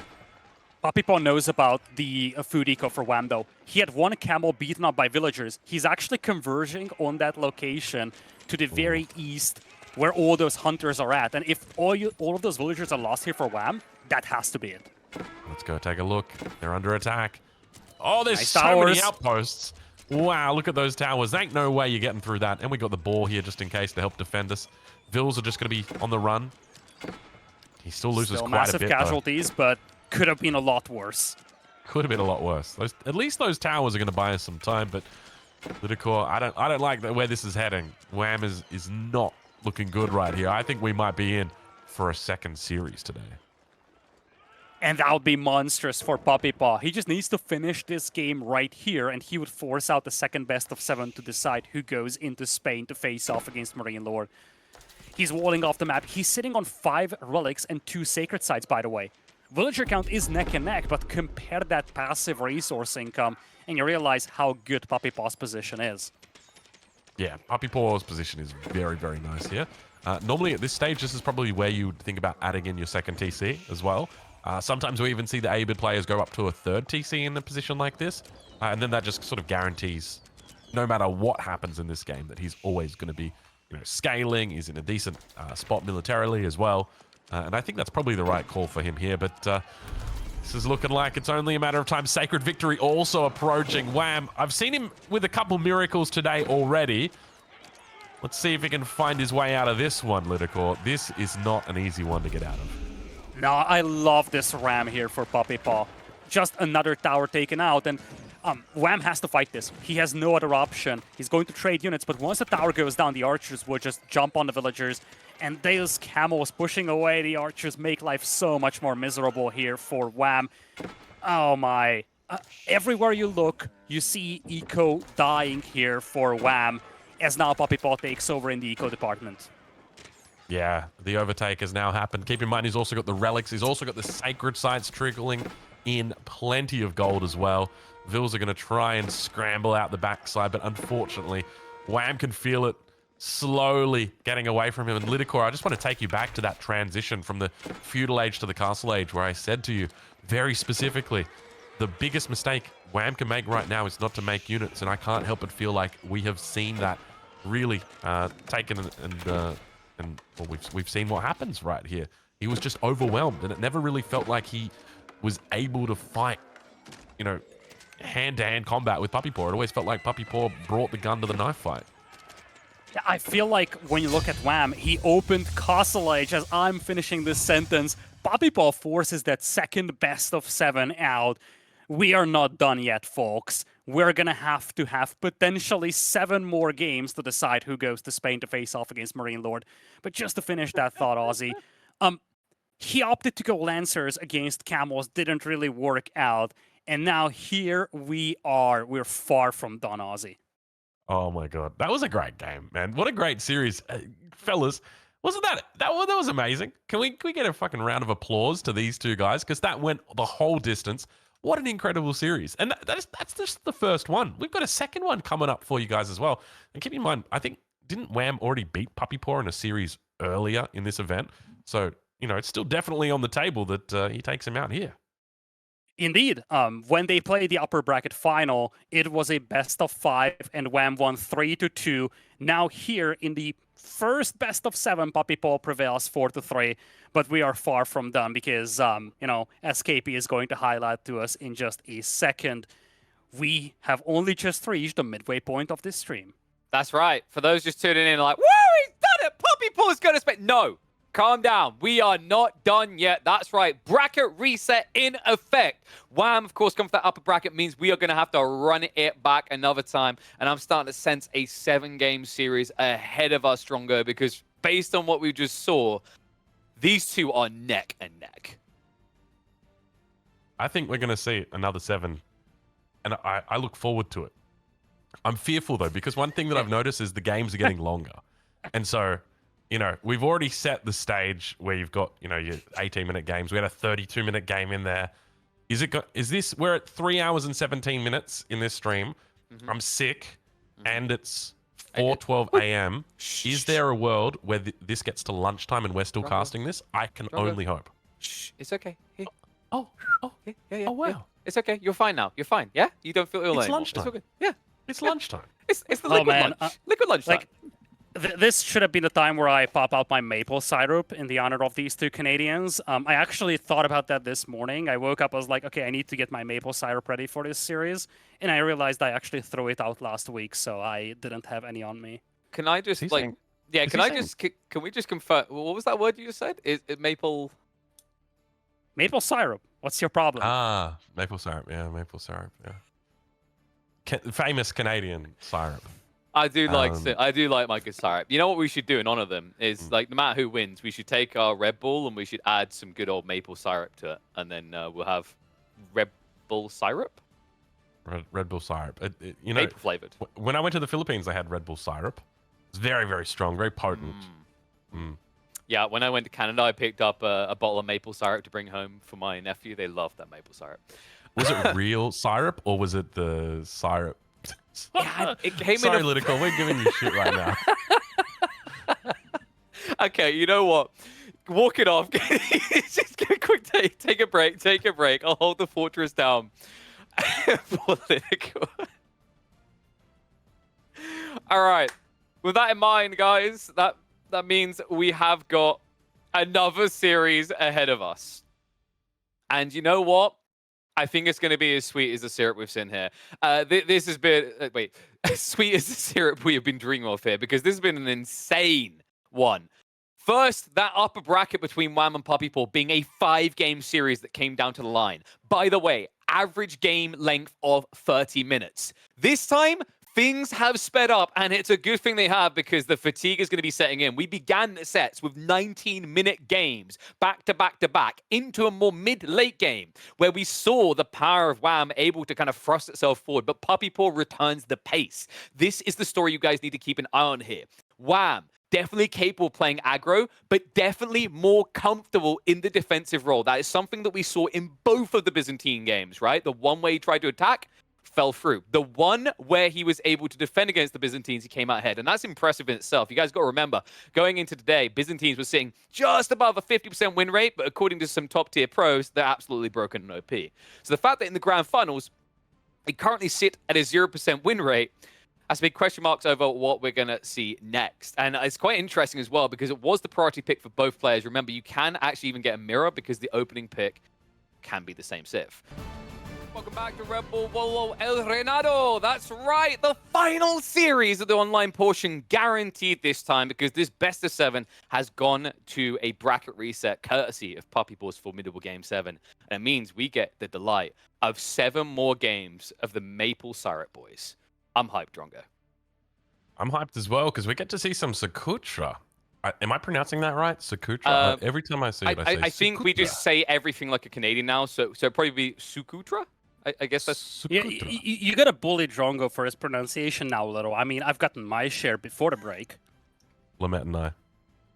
Oh, no. I see that one in the YouTube comments every video. It's not even a Byzantine video, and it's Lamette and I. I can't. I'm fighting with Crackety at this point. He's always like, Limitne. And I'm like, no, Limitane. Like what? although, to be fair, every time I hear Drongo pronouncing a Landsknecht, I realize... Oh, that one's easy. It's Lance... right? I think I got that one right. But no, it's interesting actually. What other weird ones are there that people always argue on? I think like Abbasids is one of them, right? Abbasid? Yeah. So Abbasid. Like I think someone used to say Abbasid. I can't remember who it was. Was it Fitz? It might have been Fitz. He was just called Abbasids. Why would you do that? I don't know, because it's grown TCs. Like, it's the little seeds that grow into town. I don't know. I don't know why anyone would choose to pronounce it that way. I'm sorry, Fitz. He's just catching strays here. But of course, we have got a draft underway. Reminder, folks, no bans whatsoever this time around.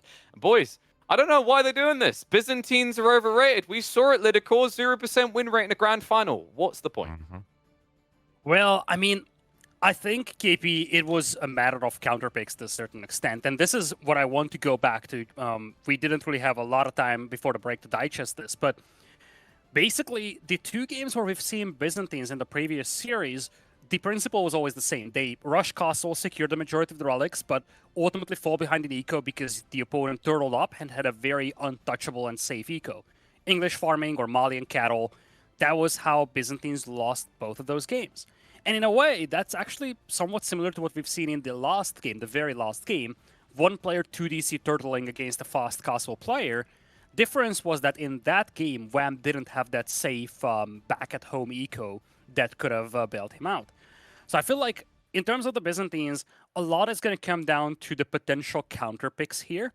But it gets tricky because, as we've discussed numerous times today, these guys know each other very well. So it's almost guaranteed that they will be able to counterpick each other's Byzantines, and you can already see that in the draft. Biz, first pick on both sides, Wham going with the English, Puppy going with the Malians, so we have this same setup where you have a really good counterpick to the Byzantines available for both of these players. Well, it's more than that. He's also got the Mongols and he got the HRE, right? So actually, crazily enough, both of them have 2 picks to kind of block her out against the Byzantines. One thing that I'm excited about here, though, Drongo, is Sacrota came through this time, which is really cool to see because I think with all this practice they've been doing with each other, we're probably looking at these fringe maps, ones where it's more experimental to give an edge one way or the other. Yes. What are we going to see on this map, though?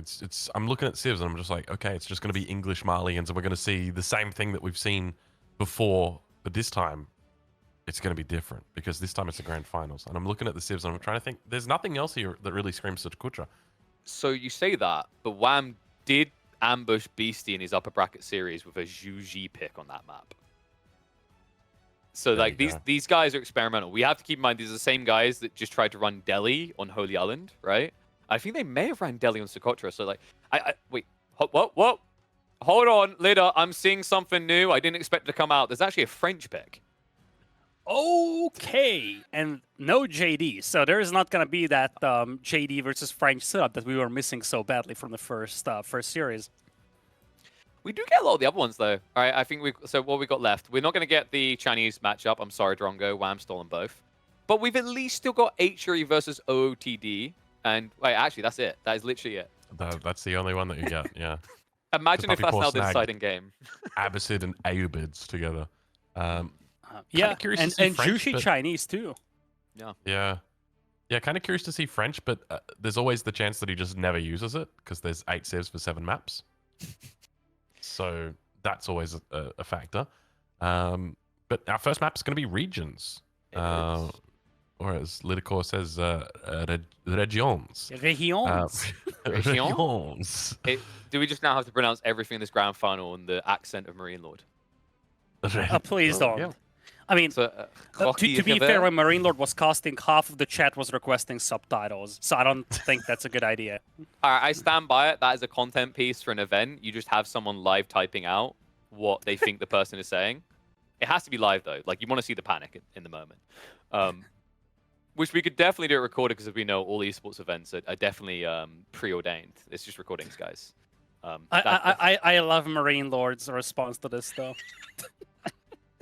I just looked at the chat on the right, and I'm like, yeah, that's kind of what I expected. Yo, should we get our guest analyst here, Marine Lord, the legendary caster, to give his anticipation, his guess? Who's making it to the showdown? I already know his answer is going to be, it doesn't matter, kill both of them, right? Like, it's what he says every time. But who do you favor here, mate? Who do you think's got the edge, PuppyPaw or Wham? Because I'm curious. Like, going into today, I don't know about you guys, but I felt Wham had the edge. They are both exactly coming. as you'd expect. Send them both. That is actually the best part, because they legit are both going. Like, I got confirmation from the admins. They've agreed, like, no matter who wins, they're both going to fly there. So I guess the idea is one of them plays the game while the other one, like, unplugs Marine Lord's PC. Sorted. No, way you can beat you're that approaching out. this the wrong way. I mean, they're identical twins, man. So what's going to happen is that after every single game, The bathroom PuppyPaw break, is going right? to say, hey, I need to go to the bathroom. Yeah. And then out of the bathroom comes Wham, and they keep doing this for every single game. But the whole goal is you basically pick the most toxic civs that take 2 hours per game, right? So then Marine Lord's just like, he's got 15 Red Bull cans on his desk. He's starting to feel the exhaustion. He can't stay awake. And he's like, man, how are these guys still so refreshed, Drongo? Like we're 15 hours into this set. He'll be fine. He'll be fine. There's enough Red Bull at the Wololo. He'll be Hope so. absolutely okay. Get a drip over there. I love those guys. All right, but draft complete. We've kind of like started to paint the picture here. We haven't talked yet about what we think this is going to open up with, because like regions as an opening map here is pretty funky, right, Litter? And wait, what did they just flash up on the screen? I saw that. There was nothing. No, there was nothing that you saw. Don't worry. No, production There was is nothing just that trolling you us. saw. No, we'll do like I want this content piece, but I feel like a grand finals is not the place for it, boys. But your regions as an opening map is quite intriguing here, right, Litter? Like, I feel like this is the type of map usually you want midway through a draft, and that's where you can get a little bit more creative with targeted bans and picks, right? Like, for example, Ottomans, I think, has been one of the most picked civs here. Terrible when you've got so many counter picks on the other side, though. I would approach this from a different perspective. It's a map that we have not yet seen today. And I think that's an interesting one to think about, because you're going to have a lot of repeats from the second or from the first best of 7. Kawasan, Golden Heights, Gorge, Tri-Arabia, Rocky River as well, I do believe. So basically all of the maps, except for Sacrota and this one, are repeats. So in a way, there's that unpredictability that you highlighted. It's the first map, so you have a lot of potential civ picks. But it's also one of the few maps where both the players could still have some hidden strategies for, because they haven't had to use up the strat that they cooked up so far. I don't feel like I expected that as opening civ picks, Drongo. That's... Are we about to get a TC bidding race here? This is going to be a good game. That's all I'm saying. You know, anytime I see the Chinese up against the Abbasid, I'm very happy, because as the Chinese, you've got a lot of options here how to play this game. It feels really good going into this game from the Chinese perspective. So I think game 1, Wham is going to be... Oh, okay. Okay. Okay. Okay, take back everything I just said. And now all of a sudden it's like, ooh, Ah. On a PuppyPaw's scale, going to be feeling really good about this game. on a scale of 1 to 10, as a prolific Chinese spammer, how tilted are you if this is your matchup, Drongo? 10 out of 10. This is a Really? terrible matchup. Yeah. That bad? They strike you at the perfect time. It's just really, really annoying dealing with it. I mean, it's a doable thing, but compared to the Abbasid, like, Abbasid is like a 1 out of 10. Ayubid, probably like a 9 out of 10, 10 out of 10. It's an annoying matchup because one thing to highlight on regions is that you only have one fallback gold mine compared to Dry Arabia, where you have two. And guess what? The Ayubids will love that. We've seen that in the final game of the last series. You go with the Camel Lancers and you just keep targeting that gold mine, making it impossible for your opponent to even get up to Castle Age. I guess the interesting thought here is, like, if the spawn is not desirable for the Ayabids, though, that could flip the other way, right? Like, realistically, I don't know if I want to say Chiganeer Rush here, but maybe you go, like, Horseman and you try to pressure their forward gold if they get a bad spawn? Yeah, it could work. I mean, typically, you'd probably want to try and stick to Jukunu, though. That's the thing. Yeah, but getting there the is so risk is expensive. that your enemy is going to get Castle Age, and then they can shut it down before you even really get a chance to do anything.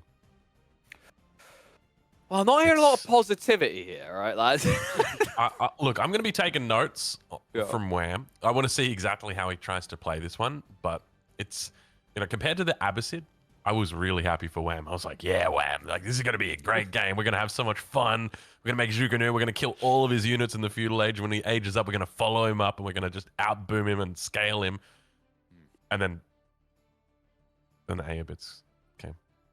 Yeah. So we'll have to work out what happens. Yeah, I'm starting to wonder who I favor more from a draft perspective here as well, Litter. Like, I don't think anyone got a clear edge, but when I look at the tail end of the draft, things like Order of the Dragon French, I feel like they can maybe hit a bit better than Japanese and Ottomans if this drags out, right? Like, it almost feels like Wham has to maybe get creative, especially if he falls behind on game 1, with the way he approaches the draft for game 2 and 3 and 4.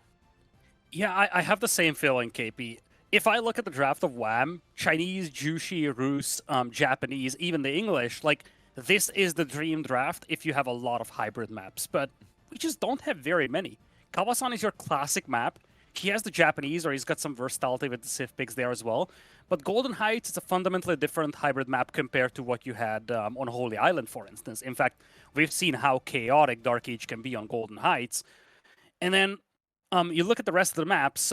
Sacrota does have water, but there is no fishing whatsoever. These are basically land-based maps, and really, there is some versatility with these civilizations. But when you look at pure land map strength, you might favor PuppyPaw's draft with the Malians, the Ayubids. Delhi could be a powerhouse as well on certain maps, and let's not sleep on the Mongols or even the OOTD. OOTD that actually won their respective game in the previous series. Well, I have to agree. It's looking a little bit rough, a little bit tough, but Wham already has shown multiple times in this tournament his creativity that deserves an extra pip, his way of evolving the game and the state of how we imagine each of these maps. But we imagine a storyline of a Canadian making it. We thought it was going to be in 7 games, but we are going to be treated. It could be 14 games to get one there. Marine Lord only has to play 5 in total. These guys are running a marathon. He's watching in the chat to see who his challenger is going to be. Let's find out as we enter the final series of the online tournament. PuppyPaw versus Wham, a BO7 Grand Final. We reset, we go again.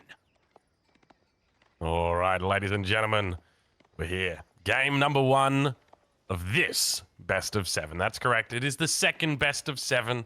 Liticor, I don't know about you, but I'm a little bit excited. We get to see the Chinese today. Wham 01 playing in the color yellow.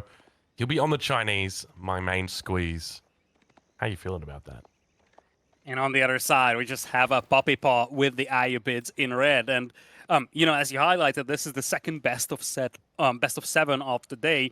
That is the advantage that Wham has gotten from coming from the winner's bracket. He was undefeated until today, where PuppyPaw took the first set off of him. But now, at the end of this best of 7, one of these 2 players will be picked as the player that goes to challenge Marine Lord in Spain. Though, given that these 2 guys are twins, there is a good chance that both of them will be there. One of them as a spectator, one of them as the player. reckon they can just take the same passport? Like, are they really going to get into trouble? I don't think so. I reckon they'd be fine. It'd just be, you know, a case of, I'm just going to go to the bathroom, immigration officer. Just give me a second here. And then he comes back and says, okay, I'm going. See ya. They wouldn't know. They'd have no idea. Well, we are opening the series on regions here, and this is a map that's notorious for resource denial. It's like Dry Arabia, but quite different in many ways, because you have these definitive hot pockets of resources. Most of the gold and stone is in the middle, a lot of berries on the right, a lot of deer on the left, but most importantly, you only have one backup gold mine to work with compared to the two that you have in Dry Arabia. And that opens up possibilities for civilizations like the Ayyubids to play something like a fast castle and try to just play gold denial with camel lancers. Yeah, I wouldn't be surprised if that's what we see. It's a strong strategy up against the Chinese. Typically with the Chinese, you want to try and open 2 TCs, Song Dynasty. It takes a bit of time to get that up and running. And then once you've got that up and running, that's when you can start thinking about maybe I want to go Castle Age. But the Ayyubids are very quick out of the gates, and they can stop you from dead in your tracks from what you want to do. So you've got to be very respectful to them. But Age Up now going to be coming through. We'll double check and see what the Age Up is here for PuppyPaw. We can already see for Wham, it's going to be the Imperial Academy. It's going to be the Economic Wing, going to be going for growth. So probably going to be looking to emulate the same success he had in the most recent series in the last game. So he went for the Economic Wing growth opening and then went into his super fast culture Age Up. Now, difference here is that Wham isn't going to play a second DC like he did in that last game.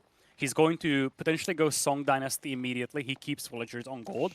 He might opt for a second DC later, but it's going to be Song first. If he goes for a second DC, I really feel like it has to be on the backside of this gold mine. That would potentially secure the left flank as well for himself. And to be fair, as we get deeper into Feudal Age, I wouldn't mind him just sending out the villager to the left, one to the right, and walling to the edge of the map. It's a bit of an investment, but when you face the Ayyubids and when you face these Camel Lancers, that's an investment that's going to pay off very quickly. Yeah, that's exactly it. We can see now that the Song Dynasty is pretty close to coming through here. Nice early timing here as well for Wham on this. Probably looking about 445, 450 with the way that it's going. But the Age Up now about to come through for PuppyPaw as well. So both of them now into the Feudal Age.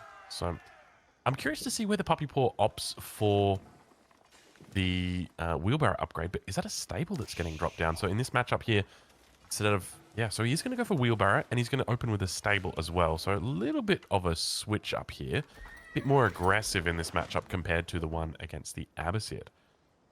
This doesn't look like a fast castle. He only kept 2 villagers on gold. Usually you can tell whether your opponent wants to go into Castle Age just by the amount of villagers they have on gold.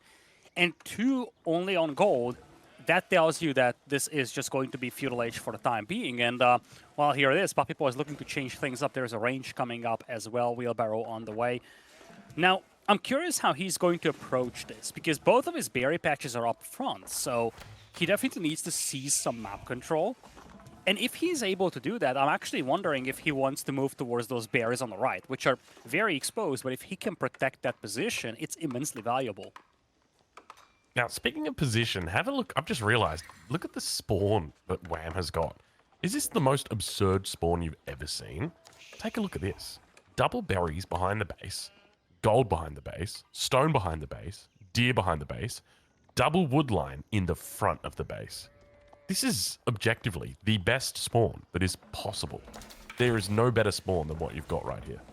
It's crazy how good this is. This is a very well defendable position indeed, and it becomes even more so defendable if you start walling it off. And I'm starting to wonder if either of these players, especially PuppyPaw, after not going for that fast castle aggression, whether he's going to think, okay, let's try to play that mid-late game. And especially, it was PuppyPaw who lost the Frisian Marshes game, right, with that all-in style approach on the sacred sites, right? Yes. I'm actually wondering if the mindset is going to be very similar here, trying to put all focus on the gold in the middle and just starving his opponent out of gold. Yeah, that could definitely be an approach.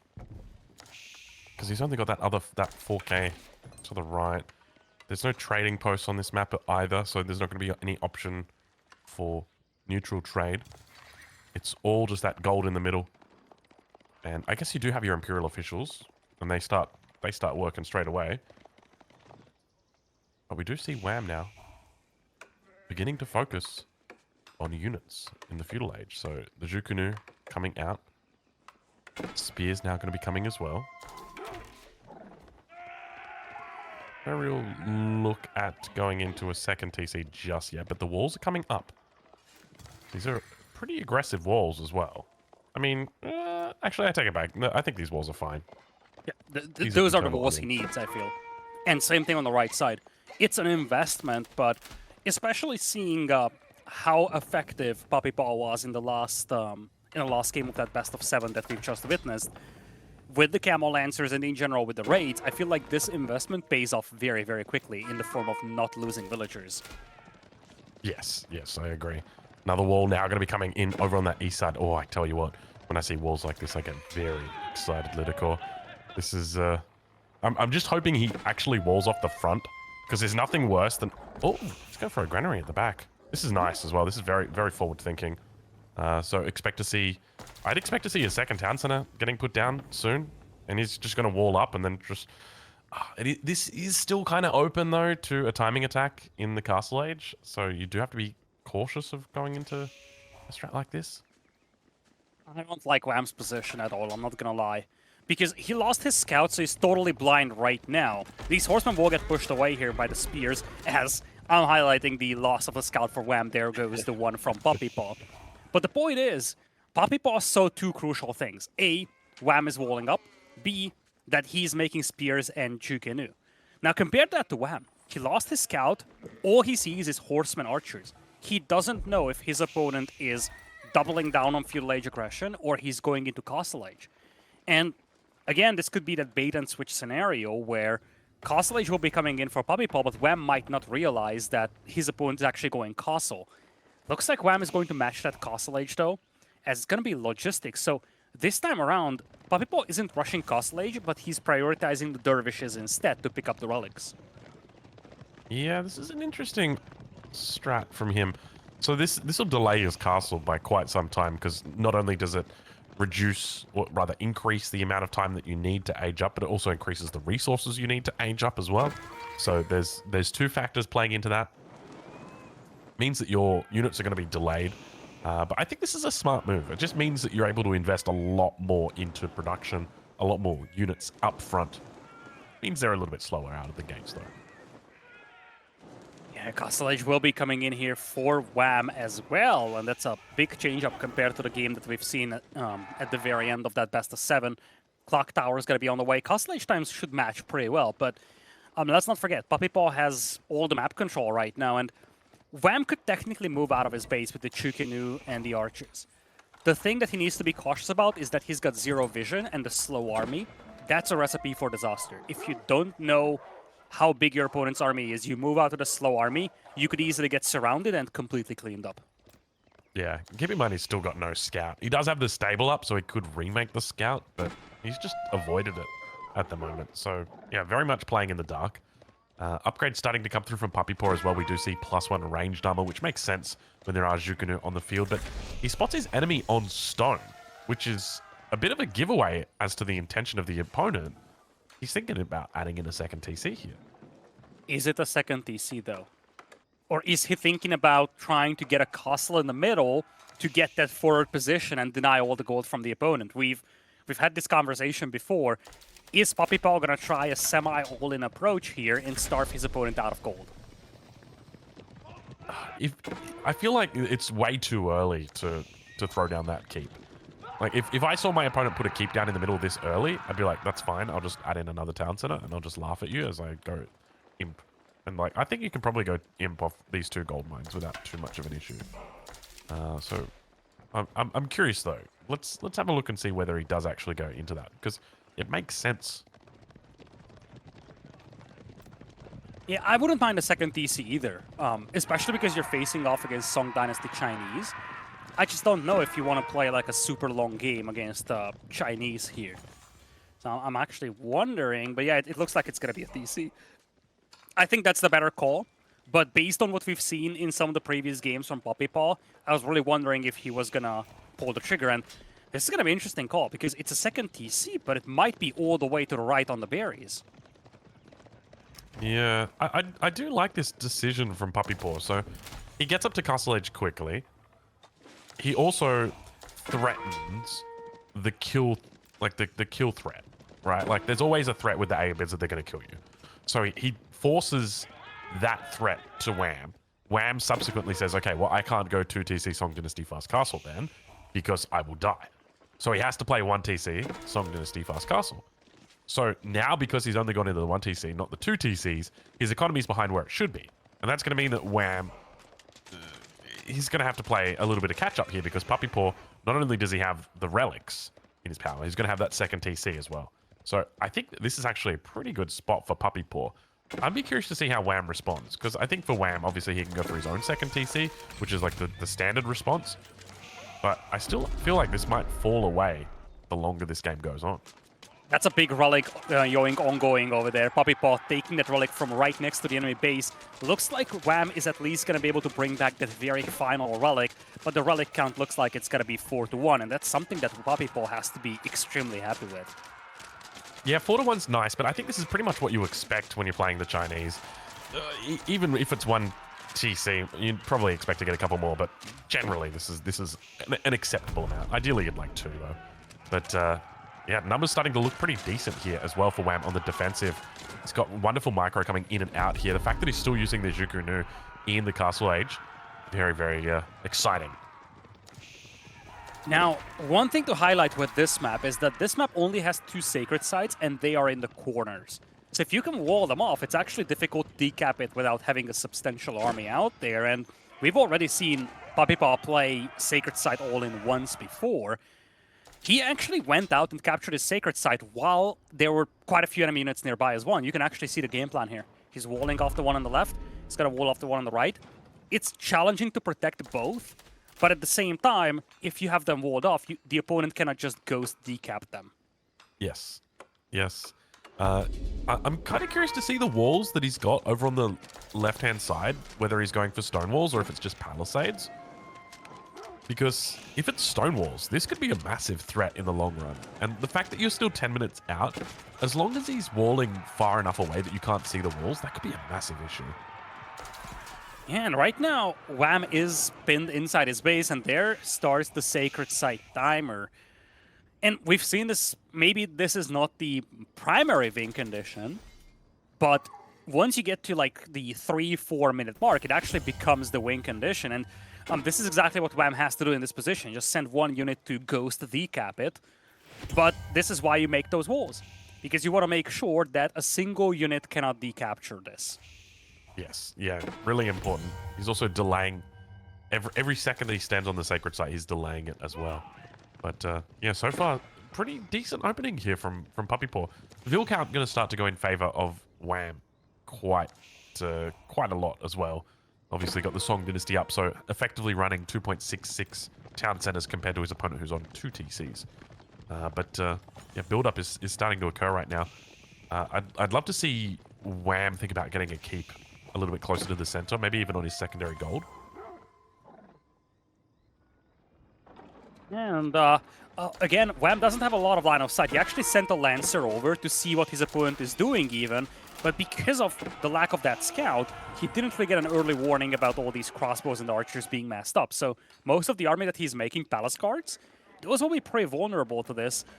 Looks like he's just going to try to break in here. Finds a couple of villagers at the very least, but you see, we're down to 8 minutes on that Sacred Site countdown, and they were just now captured. This is how quickly time can pass by, and this could easily become a legitimate win condition for PuppyPaw in the next few minutes. And that's always something that you need to be very careful of with sacred sites, because it can start out where it's just like, I'm just going to do this for gold. And then it's like, oh, all right, I might just wall them just so I can keep them. And then, 5 minutes has passed, and it's like, well, hold on a minute. Maybe I can actually defend these and go for a sacred victory. So Wham needs to be careful, because PuppyPaw might actually look to commit to these sacred sites. And Wham didn't see this. The line of sight wasn't enough on those palace guards. He could have intercepted a dozen or so vills, and this could be massive. Because if you control the corners, not only do you control the sacred sites, you control all these berries. And that's why the Ayubits could be a monster on this map. When you have so many berries to work with, it could be just huge for your food eco. Means that he doesn't need to do a farm transition. Compare that to Wham. He actually has to make the farms out there. Sure enough, they will be Chinese farms and they'll be very effective. But as long as PuppyPaw has that map control, he doesn't need to worry about it, and that could give him a lot of momentum when it comes to the army buildup. Yeah, I'm glad that you said that, because very much as the Chinese, whenever I'm doing a farm transition, I'm thinking to myself, it's okay. I'm playing the Chinese. It's like there's so much going for the Chinese with their farm transitions. Like they get the extra 20% wood, they get the extra 30% gather rate from the granaries. There's a lot going for the Chinese, and he's actually supervising the granary, so he's getting an extra 20% on his farm transition as well.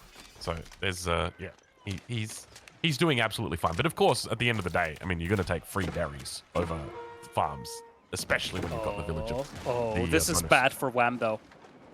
He needs that gold soon, and PuppyPaw is actually getting very close to dropping a keep here. In fact, he could have afforded it if he didn't go for the emplacements on those towers. But he already started fortifying the middle.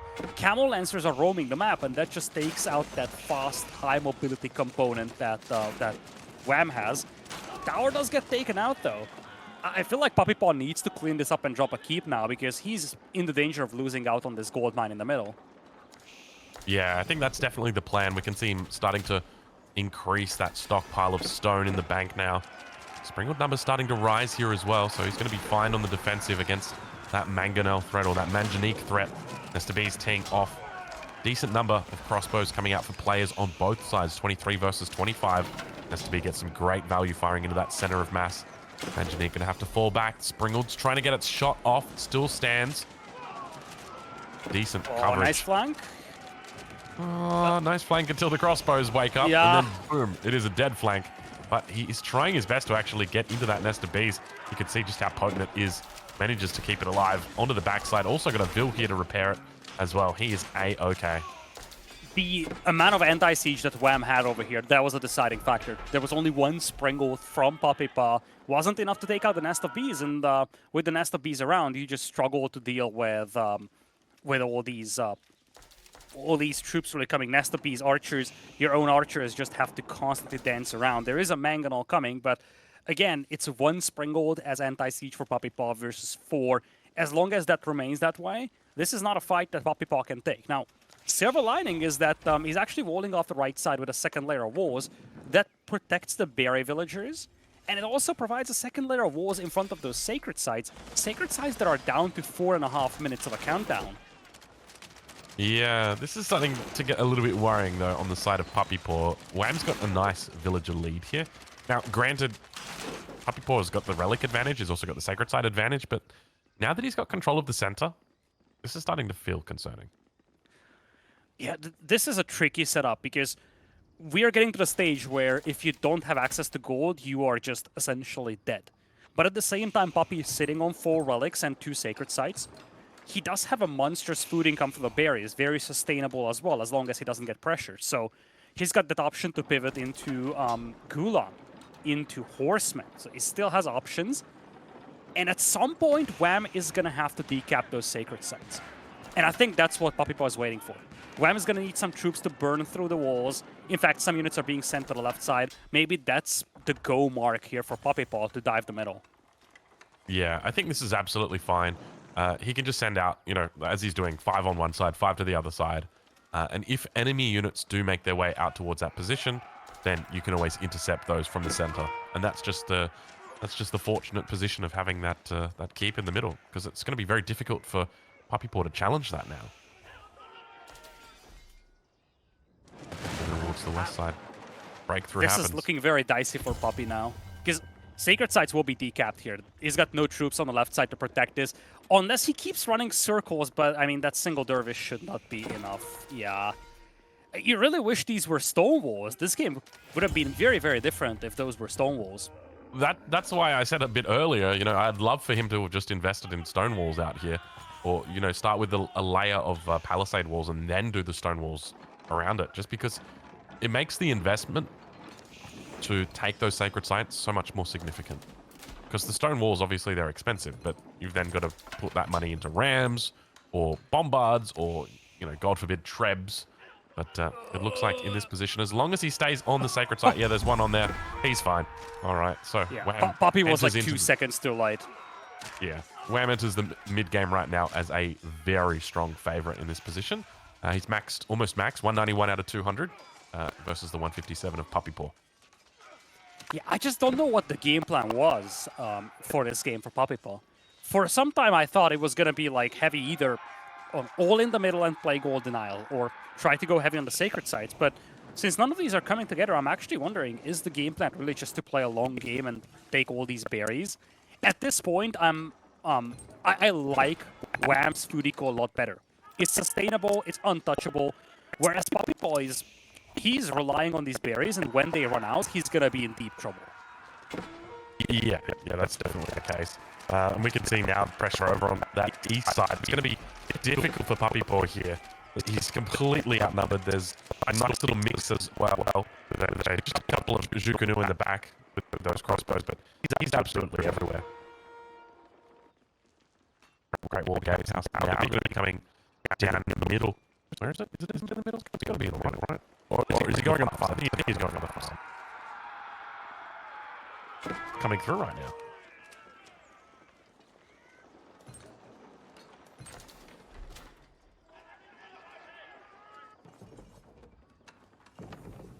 We good?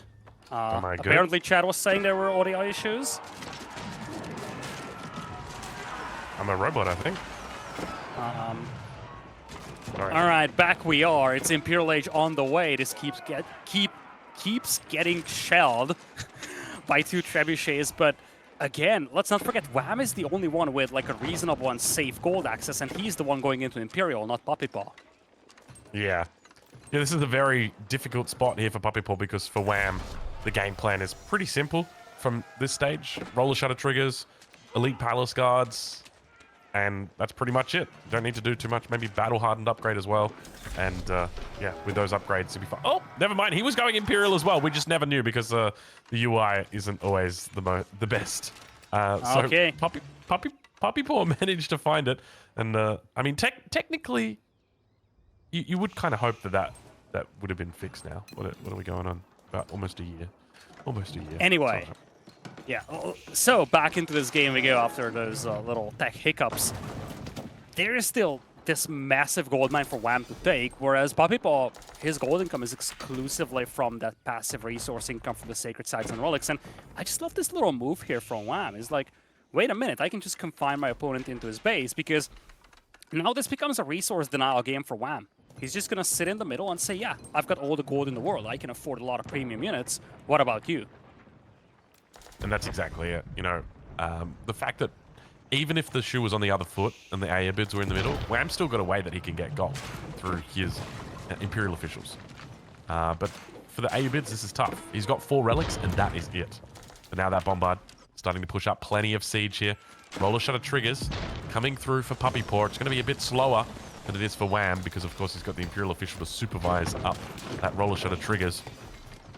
Now Springwood's pushing forward, looking to try and find an angle, able to take out the back line. You can see that more and more Springs coming up, able to get them out. Once again, this is the advantage of having that extra little bit of time on your upgrades like he's got right now.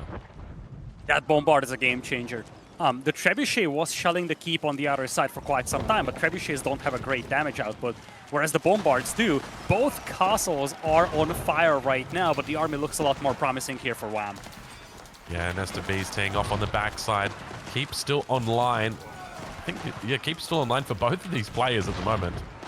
Elite upgrades have come through. Elite Gulams. Looks like maybe even elite crossbows. Hard to tell, though. But Keep does go down on that north side. Springwoods. I don't actually see where are the Springwoods right now, Litter. Did Wham lose his springs? No, he's got 6 Springwoods. So Mangonel does get a decent shot off on the back. Numbers not terrible right now for PuppyPaw. This isn't over just yet. It's tricky though, because PuppyPaw is the one that lost his castle, and now he's got no anti-siege. It's 6 Springolds versus 1, so these Nest of Bees from Wham will reign supreme. Springolds dive deep, they take out the Trebuchet. So it is really Wham that preserves his keep, whereas on the other side, numbers are just dwindling here for PuppyPaw. He is struggling with gold very, very badly. 600 per minute is just not enough for late game. Yeah, at this stage, I mean, it's very, very difficult to get out of the siege and then the units that you want as well. We now start to see PuppyPaw switching into Gulams, big, massive Gulams. It's also got the crossbows on the back. I think this makes a lot of sense, but have a look at Wham's army. It is going to start transitioning into hand cannoneers here. Keep in mind, they do have access to the pyrotechnics upgrade, which increases their range even further. So from 4 range up to 5.5 range, it makes it extra, extra nice for these fights. I just don't know what the plan is here for PuppyPaw. He's going heavy crossbows, which is, in general, a very cost-effective unit. But at the same time, it's a unit that does cost a considerable amount of gold, and he just doesn't have that steady gold income. He does have that passive resource income, but it's not going to last forever. Yeah, Wham in a great spot now. Hand cannoneer numbers looking very good. He's up to 12 Palace Guards in the front as well. They do relatively well against crossbows, I'll say that much. Crossbows cost-effectively are able to outmatch the hand cannoneers, but keep in mind when you throw in micro and range like this, it's not going to matter. And ladies and gentlemen, the game number 1 of this series going over to Wham. I am still a little puzzled about the game plan over here for PuppyPaw. I thought it was going to be aggressive gold now at the beginning, maybe Sacred Sites mid-game, but really, it just felt a little lackluster, so to say, whereas we've seen, once again, the player that goes defensive and just builds that eco up, takes it to late game prevail. That has been the pattern so far, and this is the one that puts Wham on board for the second best of 7. Yeah, that's exactly it. So he starts off, and another thing to note here is you've got the Chinese, which I wouldn't really consider like a top tier pick, that have taken out the Aobids, which probably, you know, a little bit past their heyday, but they're still a pretty decent pick here for a number of maps. So that's a very nice win there for Wham to start things off. 28-minute game as well. Yeah, this definitely was on the longer side of things, this game does. But I think now moving forward, one of the key things to look out for is how players will deal with this very defensive approach that we've been seeing to be very successful throughout this final day of the online stage for Red Bull Wololo. It has been extremely dominant, but it's a difficult thing to pull off on a map like Golden Heights. This is definitely going to be a higher tempo game here. We have the HRE pick coming in here for Wham, but no OOTD this time around from PuppyPaw. It's going to be the Mongols, so bit of a change up compared to the first time we've seen this map. Yeah, so it's definitely going to be a bit different here. Arguably one of the best civs at the moment, the Holy Roman Empire up against the Mongols. Traditionally not a matchup that is favorable for the Holy Roman Empire. So I think PuppyPaw will be quite happy with this matchup. Though on Golden Heights, it really is a different beast. You're not playing your standard land map. There's a new aspect involved, that it's water, even though it's not a huge amount of water, like something that you could expect on Holy Island, where if you do manage to come away with it, there's 90% chance, 95% chance that you win the game. Whereas on Golden Heights, there's a lot less impact from, well, I wouldn't say there's a lot less, but there's still less impact on winning the water. You still want to try and win the water though, Litter. I think you do, but at the same time, I don't know if Mongol double-trained Spearman versus the HRE eco buff fueled Spearman push is actually going to work. So I'm wondering if PuppyPaw's game plan here going into this game with the Mongols is not to actually focus on the water that much. Think about it this way. First time we saw this matchup, both players basically blindly went for Spearman close to the shoreline. What if, instead of going for the water with your Mongol spears, you try to just go forward and hit your opponent's gold mine, say, okay, you're stuck in feudal, I'm going to make a couple of spears, I'm going to rush feudal, and because you already invested into that Rex and you're kind of stuck in feudal, I'm going to have the upper hand going into early feudal age, maybe sneak a dock up, get some combat ships out. That could be an approach to take for PuppyPaw, but I just don't feel like straight up fighting on the shoreline Spearman v Spearman is something that the Mongols would be happy with. Yes, I agree. I think that's definitely option number 1. Option number 2 is you can just go the exact same way that we saw him play it up against the Japanese, where I think it was Wham on the Mongols up against the Japanese for PuppyPaw, and he just put the dock down right next to the Japanese dock and was like, okay, well, I'm just going to build my arrow slits here, don't mind me. It was a very, low barrier to entry for quite a smart solution to that problem. So I guess that would be another option, but why would you take that option if you're already happy making spears in this situation? So if anything, I feel like PuppyPaw is probably going to be the one wanting to make spears. Well, we just have 14 seconds left to go. The winner of this best of 7, he's going to have to go to Spain to face off against Marine Lord for the ultimate prize in Red Bull Wololo El Reinado. But we have potentially 6 more games left to go as we head into Golden Heights for game number 2. All right, ladies and gentlemen, welcome. And it looks like we are going to be having ourselves just a couple of spearmen in the Dark Age as Wham01, who spawns in the south of the map in the color yellow on the Holy Roman Empire, looks to open us up with a barracks.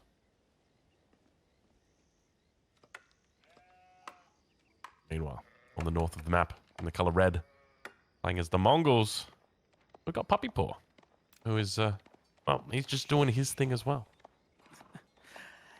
So we talked about this, Ozzy, in the pre-game. I'm not sure if actually that makes the cut for the YouTube version, but just to reiterate, fighting on the shoreline with Spearman is generally not a good idea when you're playing the Mongols.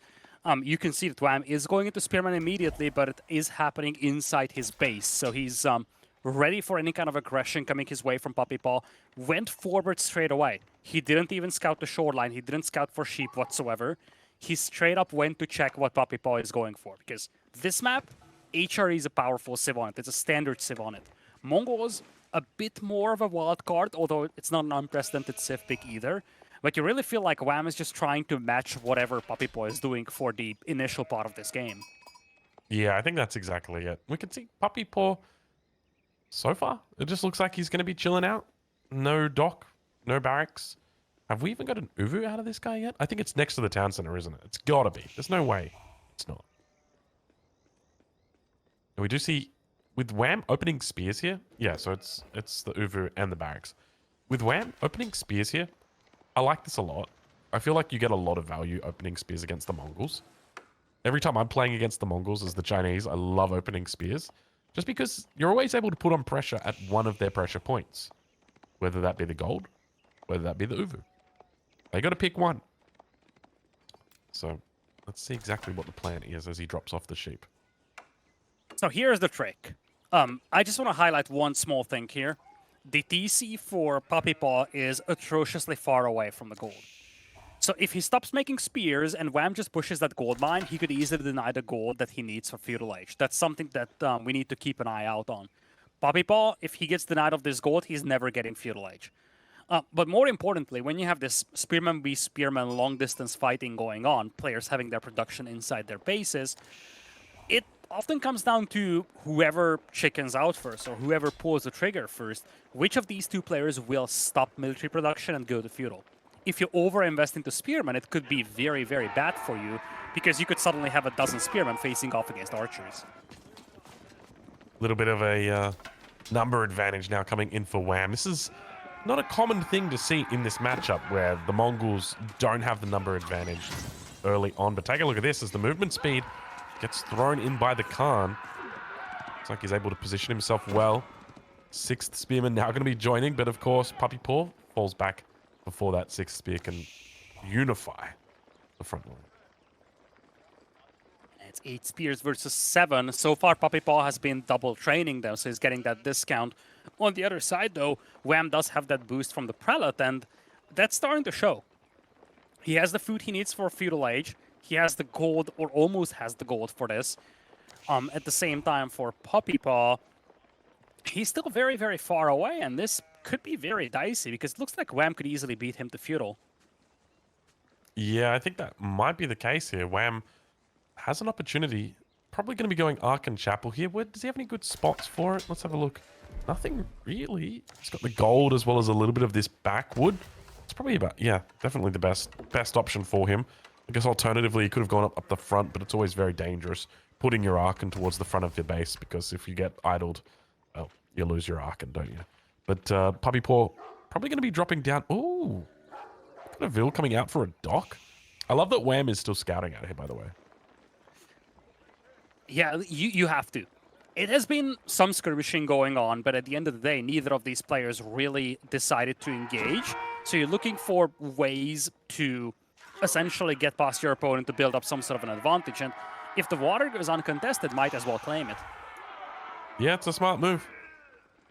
I wonder if Wham's going to realize that, because I don't see the scout out there anymore. It's come back in now, doing a little bit more scouting. We do see the silver tree in as well. So a couple of win conditions already starting to come online for PuppyPaw. Silver tree, trade, as well as water over on the east side of the map. So 2 potential avenues for victory here for PuppyPaw.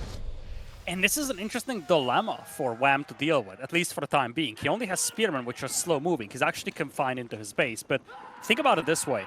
If he's trying to stop the trade, he needs to go left. If he's trying to stop the fishing, he needs to go right. You cannot reasonably do this at the same time with a very heavily infantry-focused army.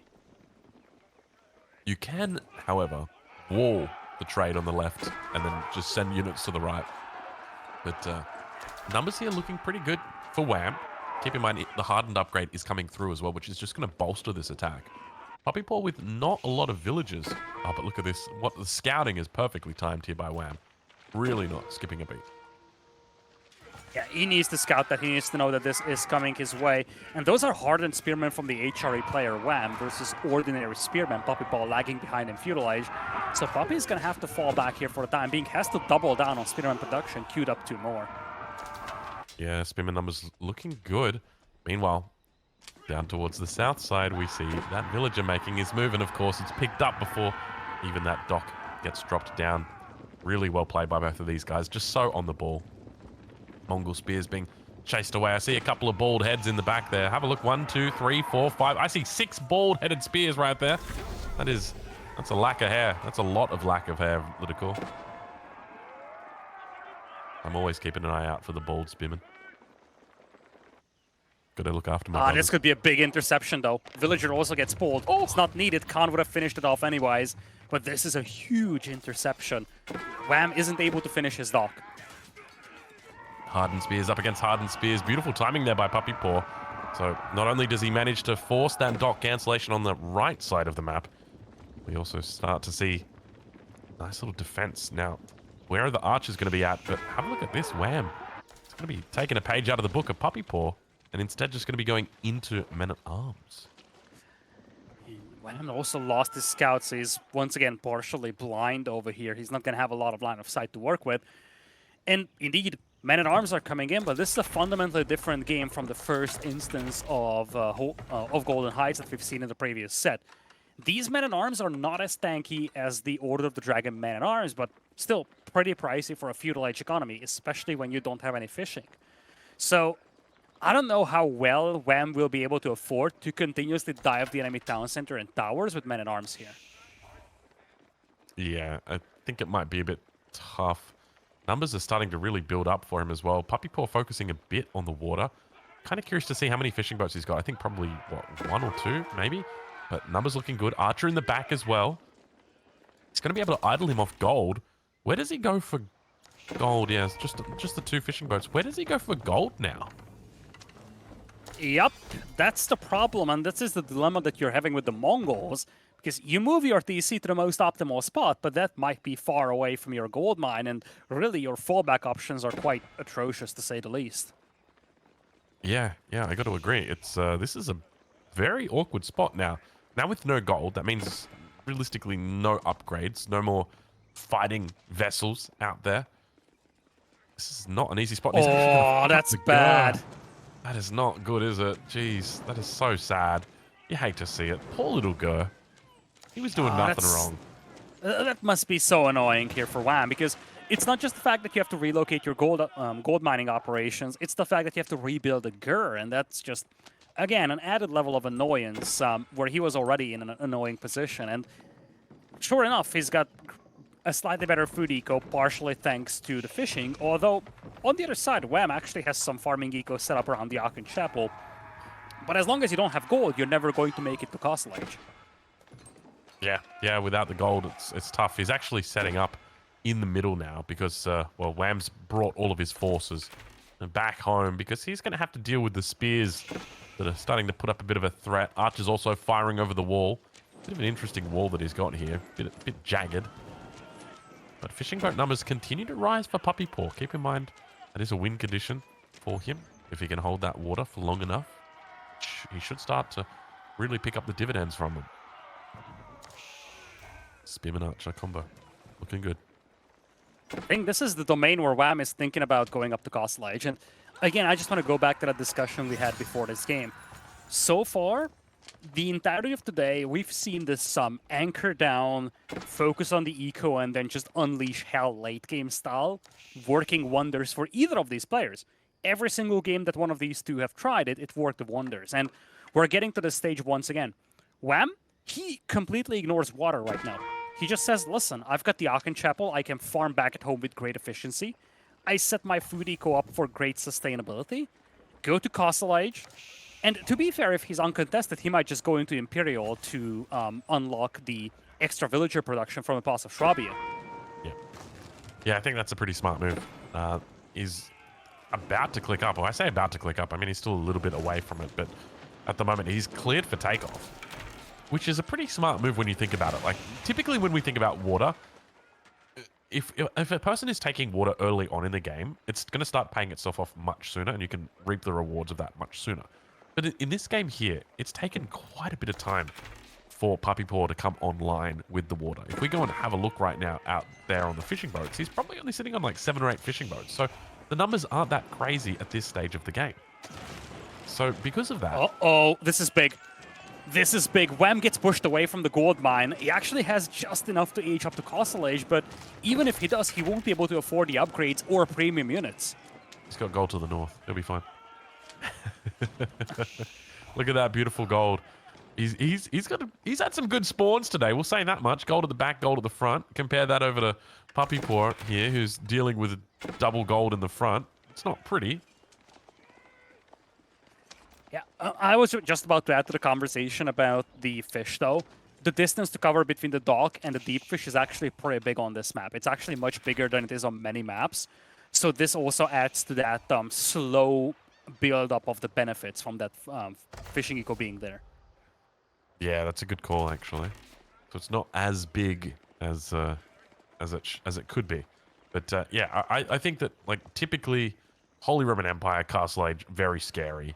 Here with the water, it's still very scary. So we need to respect that. He's going to get at least 1 relic for free here. But yeah, we can see. All right, little vodka. He's decided to inspect this sad. Oh my god, that's not what I expected. I love it. I absolutely love it. It crossed my mind that we could go this way, but I didn't think that Wham was going to pull the trigger on that. Because, again, just go back to what we've discussed. Take it slow, build up slowly, and then snowball the game with a Juggernaut eco. That's what I expected. But considering that Wham doesn't have great map control, but he's got a really powerful food eco set up at the farms, he might just say, wait a minute, I could easily overwhelm my opponent who is still not in Castle Age, and he's going to just now start clicking up towards that. Yeah, +1 ranged armor coming through now for PuppyPaw. Not going to be too much help here in this situation, I suspect. Wham only getting +1 ranged armor now. Silver Tree finally getting sat down. But this would probably be a bad time to invest in your trade economy, I would suspect, Liticor. Yeah, that would be a terrible time, that's for sure. Right, not a huge amount of vills, though, on that Burgrave. Only 8 vills, so it's a little bit of a slow burn on that age up. Age up comes through 13 minutes and 30 seconds. Let's take a look and see what the plan is. It's 5 men at arms in the queue. No real surprises there. +1 ranged armor on the way as well. He's just going to start pumping, and I think he's going to go... He's going to look to do some burning, but Stepper Doubt actually going to get put down here. Let's take a look at the gold mine. This could be trouble in this could paradise. be nasty. He spots it. He sees it. He's going straight in for it, but there's so many vills here. I think he gets it up no matter what. Oh, yeah, he needs to force build it. He needs to force build this. He cannot afford to miss out on Castle. But this is terrible. This is as bad as it gets for PuppyPaw here. He's just lucky that there's not more units here with pointier spears. Fortunately, those archers are able to clean it up. He takes a lot of damage on all of these vills, but doesn't really lose that many. You can see him picking off a couple. Archer numbers are decent here, but men-at-arm numbers rising for Wham quickly. This is misleading, though, because, as you said, he only lost 8 villagers, quote-unquote. But a lot of the vills are very heavily damaged. Some of these are basically one hit for these men-at-arms. These men-at-arms are just getting rallied in one by one, though. I don't like this. Yeah, me neither. That's bad. This is not good for Wham. The numbers here are looking decent for PuppyPaw, and you got to remember, he's into Burgrave now, so realistically, all PuppyPaw needs to do is get crossbow mass going, and he wins, right? Like, hypothetically, he's got water. Oh, there's a group of archers. He's got veteran archers on the way, just south of that gold mine, and that could be a game changer. Let's take a look at the archers in the middle. Yep. Outnumbered slightly. PuppyPaw doing a decent job on the military number. 43 against 23. So about double what his opponent's army is. And arm number continuing to rise, but you've just got to really consider the fact that the crossbow number is rising. Like there is a window with the Burgrave to kill, and that window has now closed. And not only has it closed, they put bricks in front of it, they've sealed it up, they put a big sign out the front that says no more windows. Yeah, not just talking about the operating system. This is part of the reason why Burgrave is not very frequently picked in high-level games. The reality is that if it doesn't work out in early castle, it's not going to work out for you at any given moment, and you're missing out on Ragnar's Cathedral. Now, it's not the end of the world, but it's definitely something that Wham probably wanted to have slightly more advantages from, I guess. I'm actually wondering if he's going to pivot into that fast Imperial Pass of Schwabia play now, considering that he wasn't really able to just finish the game right here, right now. I think that's actually a decent play, but I don't see how he oh, actually, no, I do see how he survives. He builds an outpost with a cannon emplacement on it. Okay, yeah, I can see that working. Is he going to have enough... Yeah, he's got enough resources to get there, because he's got double gold inside the base, and he's also got all the farms. Okay, that definitely works. In fact, he's got 1,200 food a minute coming through right now. If he sticks to that, that could work. I like that, Lidical. And men-at-arms are doing a lot here. The crossbows weren't really focusing down these men-at-arms. Ultimately, PuppyPaw just trades this army out here, but there's the second wave of men-at-arms coming to follow this up. Indeed, here they go. And they do have the maces on them. They have the 200 weapons as well for the extra boost. And you're looking for those gold miners out there. And I honestly love how he's just running to the back of the enemy base, because this forces PuppyPaw to pursue. Look at all those little red dots converging on this little incursion. PuppyPaw has to basically pull his entire army to respond to this, which just means that Wham is free to do whatever he wants, which I think right now is going to be collecting relics. Well, have a look at this. He doesn't have a whole lot... I was going to say he doesn't have a whole lot of units in queue, but he just went and queued up like 4 men-at-arms. So I take that back. I was getting a little bit excited there because there's a part of me that is hoping that he goes imp. I think that's probably his only win condition, right? Yeah, I can't see if he doesn't go imp, I don't like this. Because his composition is underwhelming. Men-at-arms will not work against mass crossbows. PuppyPaw does have a considerable eco lead from the fishing. You only have 1 relic. I don't think a castle v castle setup here benefits Wham. Yeah, I don't see it either.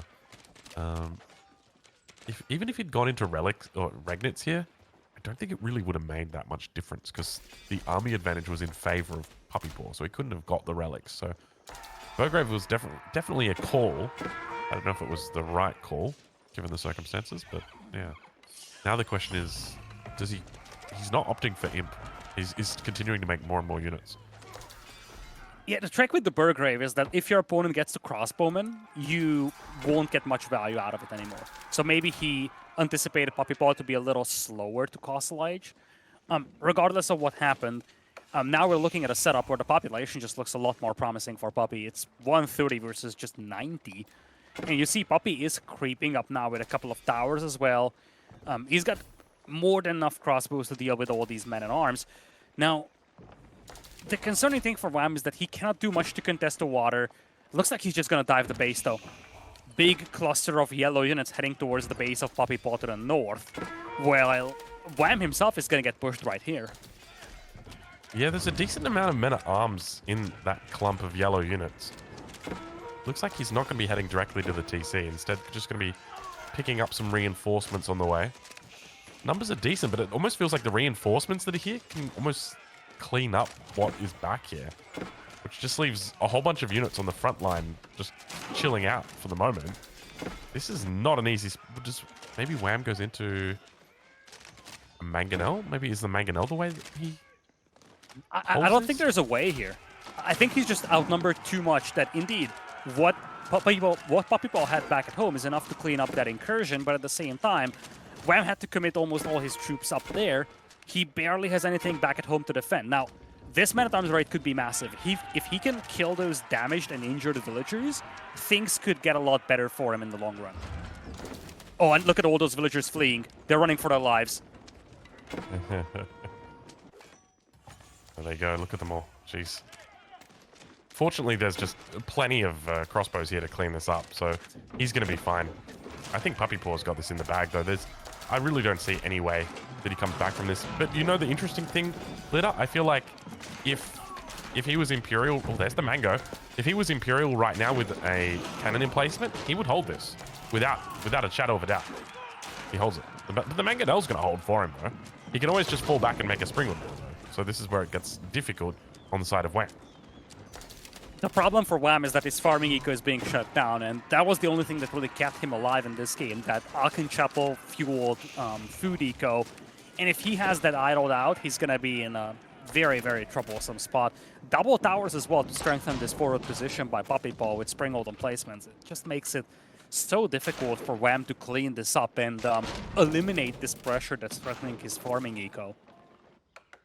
Yeah, he's been fortunate that it hasn't really shut it down just yet. It's just been temporary, but it feels like it might become permanent soon as that trebuchet is now coming online for PuppyPaw. Can we take a look at the fishing economy for PuppyPaw? How's he doing out there? He's also got a...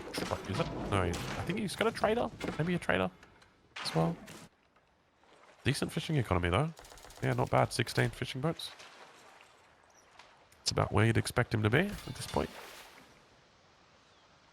No extended lines some of the fishing upgrades are missing, but his position is still just so good. Has all the map control in the world. Let's not forget, he's got the staff right out as well, boosting his gold income. He didn't start the trade, though. The trade has been walled off to the north, but I mean, I don't think he needs trade at this point. He's got a very reliable food eco, good gold income as well, and Wham is just kind of stuck in this position. He accumulated enough stone for a keep, though, so I'm actually wondering if he's trying to rush up a keep soon to just stall this push out and maybe make his way into Imperial or so. Yeah. I think it's an option, but the Treb's already out, right? And it's so easy for Mongols to add even more Trebs if they want. He's got double Treb out now, so I guess he's got the emergency repairs, which you can somewhat rely on, but even then, I think the best bet. Oh, has he dropped it? Where did all of his stone go? Well, hello there, Mr. Trader. He's taking the long way around. There's actually no way around, but he's gonna try. All right, numbers here. Yeah, that's where it went. Okay, so keep gonna be coming down. Bit of a weird keep. Oh, though. now that's a Hail Mary. Yeah, this is once again one of those Hail Marys, but you know, your captures don't have any arms. Let's be fair. Even if this keep goes up, which with the men-at-arms arriving is likely going to be the case, it's a good thing that the Mongols can pack up their base and just run away. Yes, that is a very good point. But it does, I mean, it does secure him gold. That's one way to consider it. Springholds. Decent exchange coming out. Wham holding on once again. And arms underneath the town centers. Going to force the Vills back away. That's a lot of men-at-arms, though. It's kind of a Hail Mary, but this could work out very well if he can kill a couple more villagers. A lot of these Vills are still heavily beaten up. What's the point in the keep, though? I just don't understand the keep. Like, what do you achieve? He needs the gold. Shut down the wood line, I guess. He needs the gold as well, because I think the last gold mine he has inside his base, it's virtually depleted. Plus, the starting wood lines are also pretty much depleted. So he just needed that position. He needed the wood. He needed the gold. And I guess it also makes this game a little bit more chaotic, which I really think he needs, because if this game goes on as it was going for the last 5 or so minutes, it's just not going to work out for him. Wham needs chaos to come back into this game. Yeah, you're not wrong. The other thing he also needs is Palace of Swabia.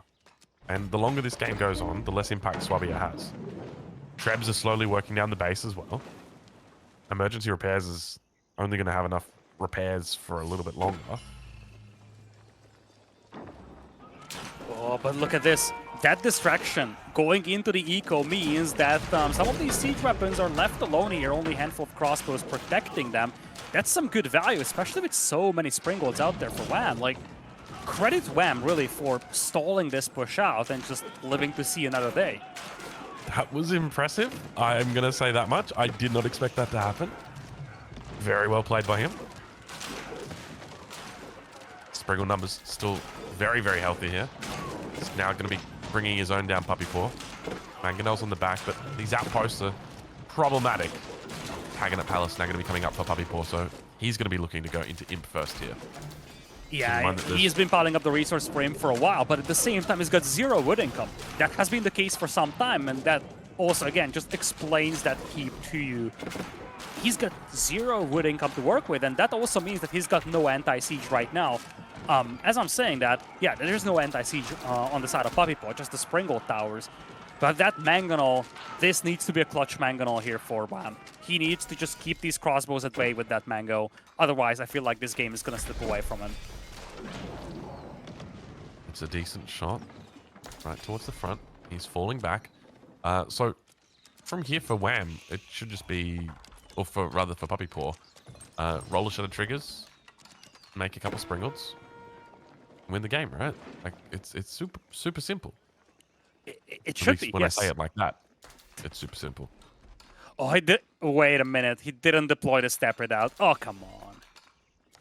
Come on. That's just so much efficiency lost. Political, I'm sure he deployed the stepper out. I just don't think the stepper out decided to deploy. This is one of those I mean, things. I'm looking at the end result, okay? I'm not blaming PuppyPaw here. I'm just stating facts. These villagers will be walking all the way back home with that gold. All right, we're good. We're good. We're back online. Yeah, I think Wham is trying to get to Castle as well, or to Imperial. He's been adding some more men-at-arms, but if he wants to have a shot at this game, now is a good time to get the Palace of Swabia. Villager count is actually neck and neck, by the way. Like, all these villager kills, they started to take a toll on PuppyPaw's eco. Villager count is really decent here for Wham, given the circumstances. How is he getting back into this game? These have been some crazy games today. There have been games where we just completely wrote off one player, and somehow they found a way back into it. It's chaos all over, and I feel like fatigue must be setting in for these players now. This is game number 9 that they're playing today. This probably is the longest, or one of the longest playing days for their entire career. Yeah, it's got to be. I think for most people it probably would be. It's a very long one for them.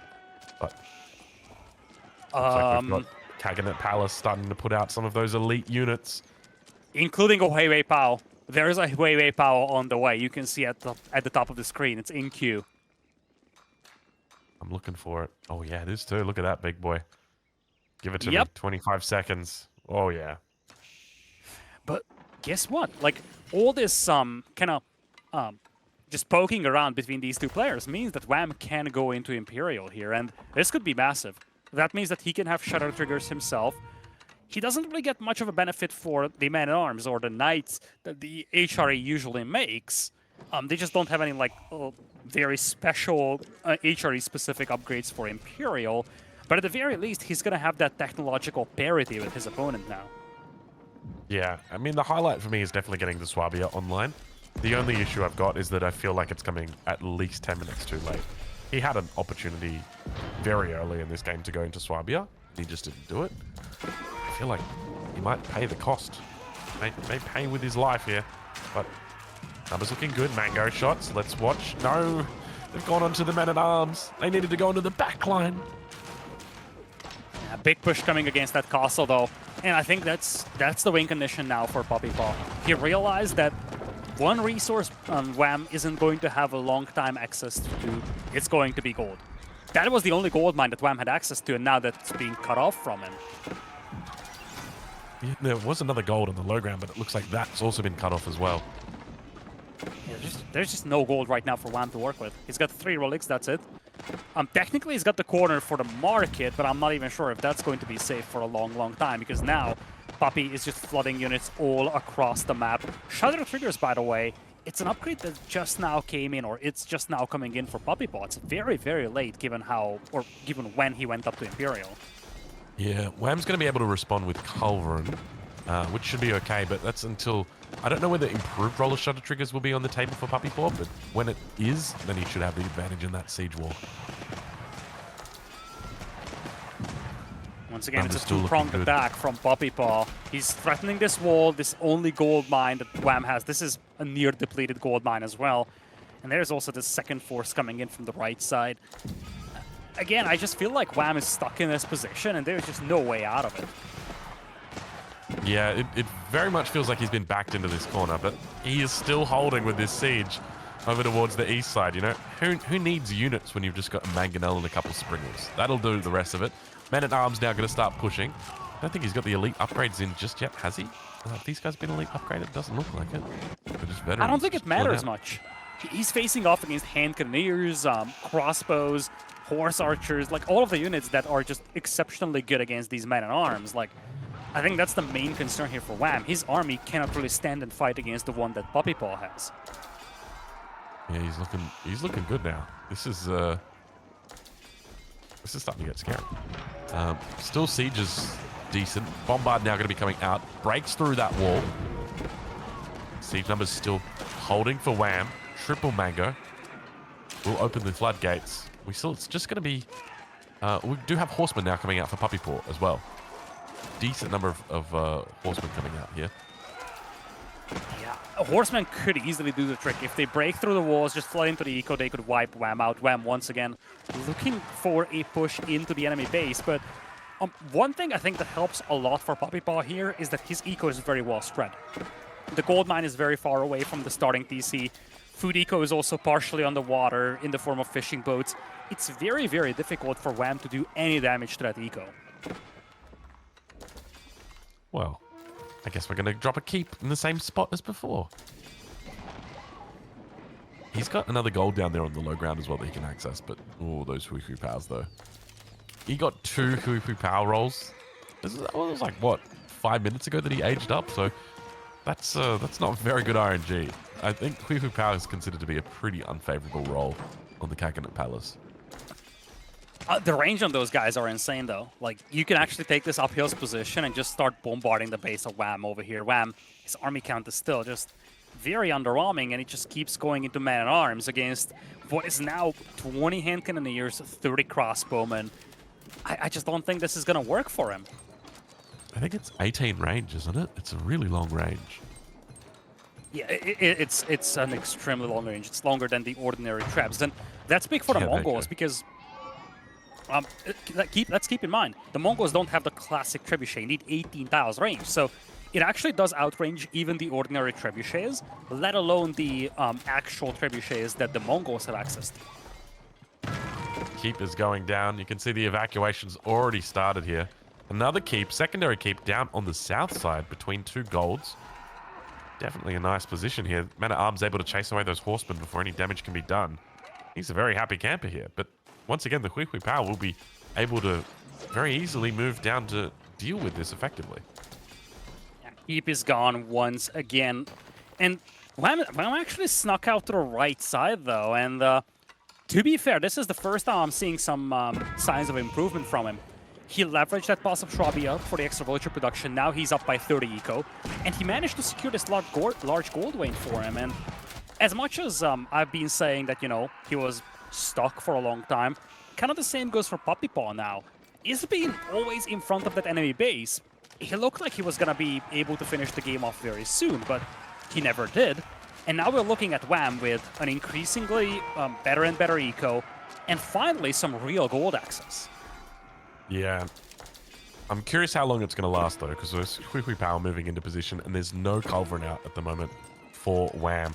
We do see those Vills going to be falling back into the keep, keeping it alive. Men-at-Arms now going to be running rampage through the base of the Mongols. Ooh, that could be nasty. I don't think they see the Vills, though. They don't have good line of sight. It's right outside their line of sight. That could have been very instrumental in this game. But Wham's Vill count looking beautiful. He's up 30 Vills at the moment. Is it 30 Vills? Yeah, 30 Vills. Oh, they see the Vills, but it's going to be too late. You have some hand cannoneers and crossbows right here. I think the main event right now is right next to that keep from Wham. He needs that gold mine if he wants to have a shot at this game. Yeah. I mean, he's got the gold mine on the bottom side as well. I don't know why he's not using that one. He's actually got 2 on the bottom side here. Mango's going to tee off on the back side. Should be able to find a good connection here. Big shot. Goes a little bit too wide off the top. He's looking for a second follow-up. Is he going to be able to find it once again? Beautiful dodges. Just beautiful, beautiful dodges. Castle hasn't really been focused down, though. It's still fairly healthy. It's been raining down damage and destruction on these crossbows and the hand cannoneers. Villagers actually should be committed to the repairs over here because the villagers themselves aren't being shot at. But finally, with these men-at-arms cleaned up, it might just be the end here for Wham.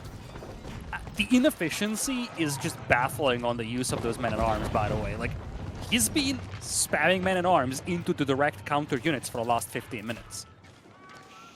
Yeah, you're not wrong.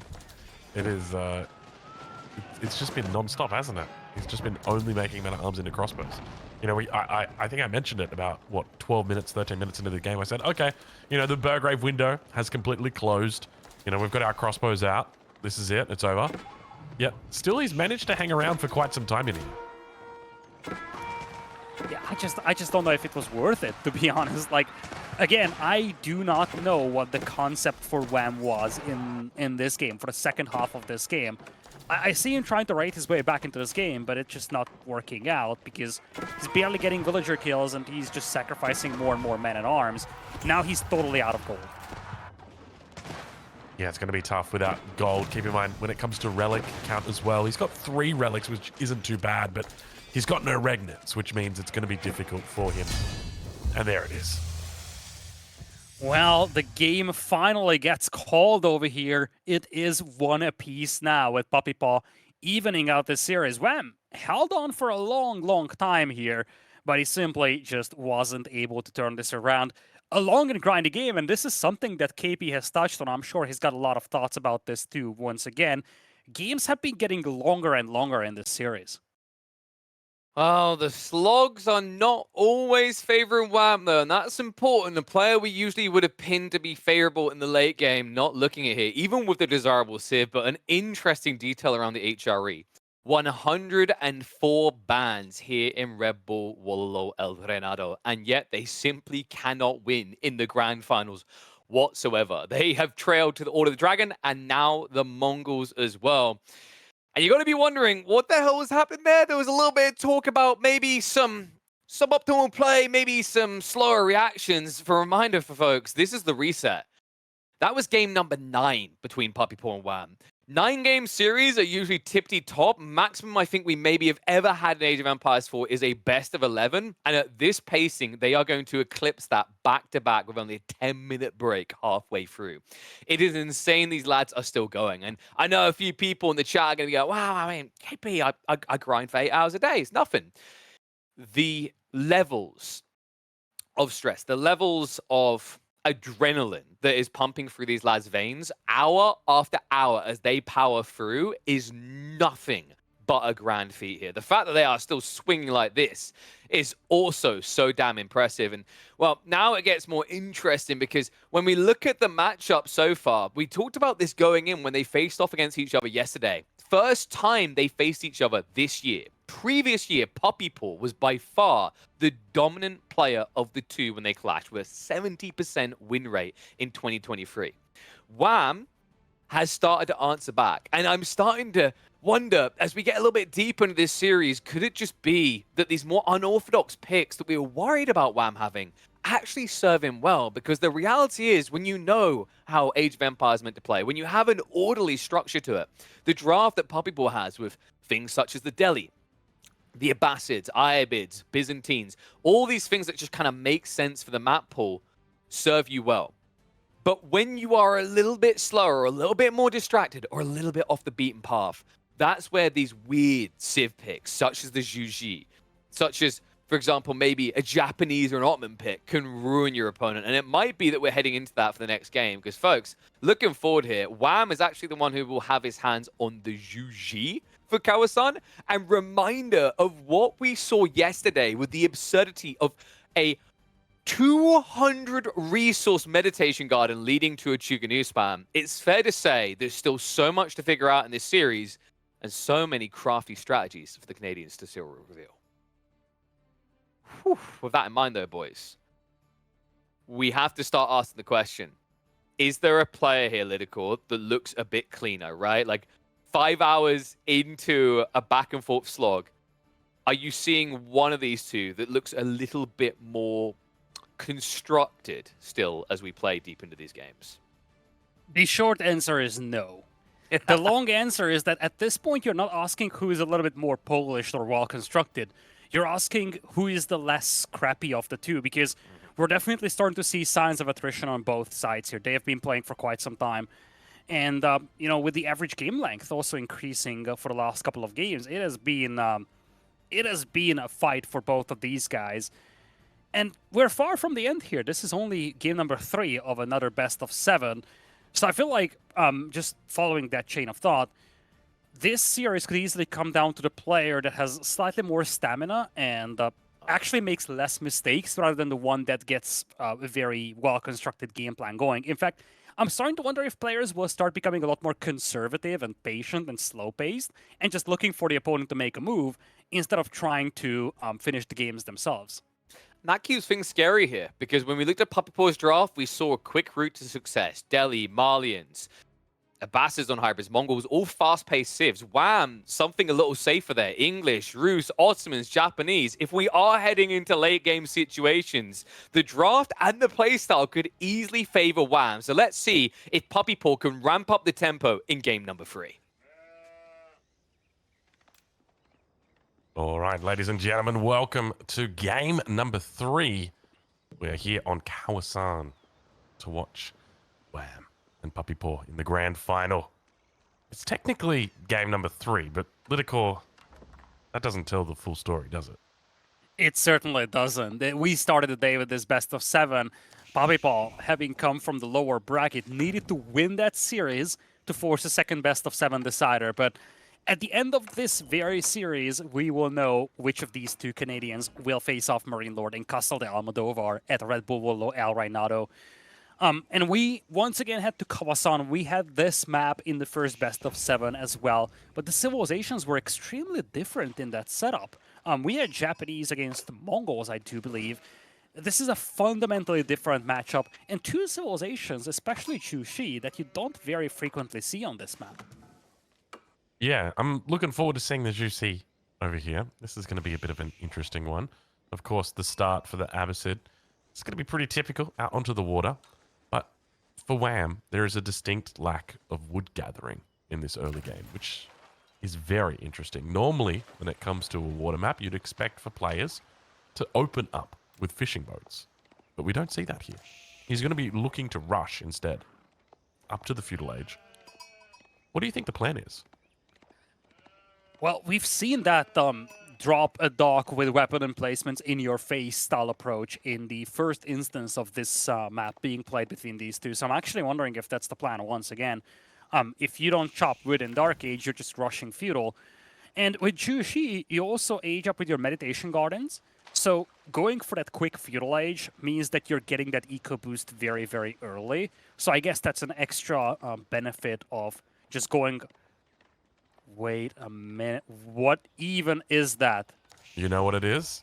He's stopping the meditation gardens that are about to be placed down in the middle of the map. Oh, You can see the Juicy Villes moving up from the south, and he wants to stop it from happening because he knows his brother inside out.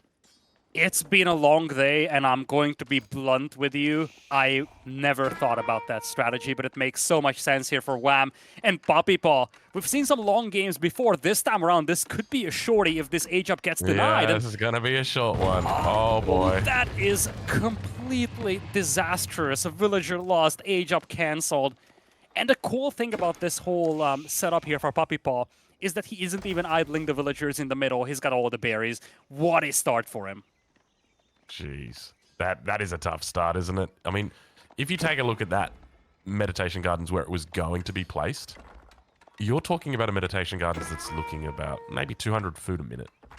That's a lot of food. Compared to this, you're getting a little bit closer to maybe 50 food a minute, if you're lucky.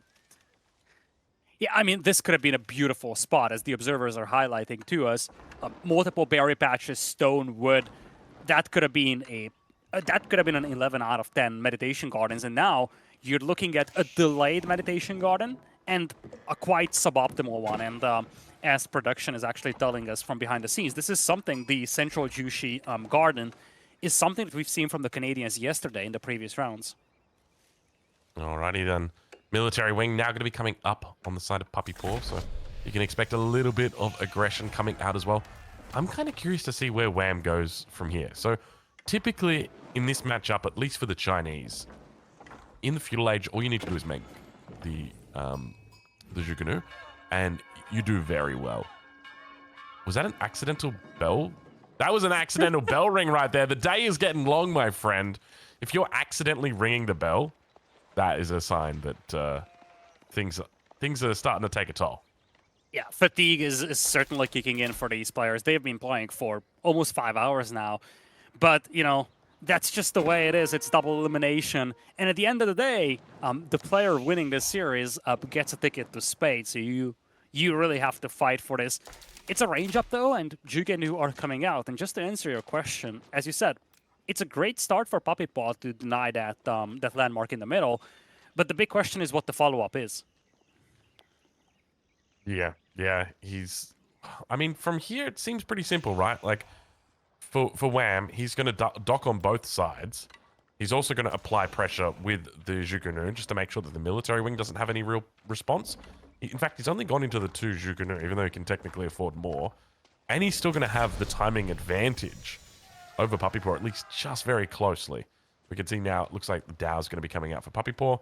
On the side of Wham, we also see the Archer ship coming out for him.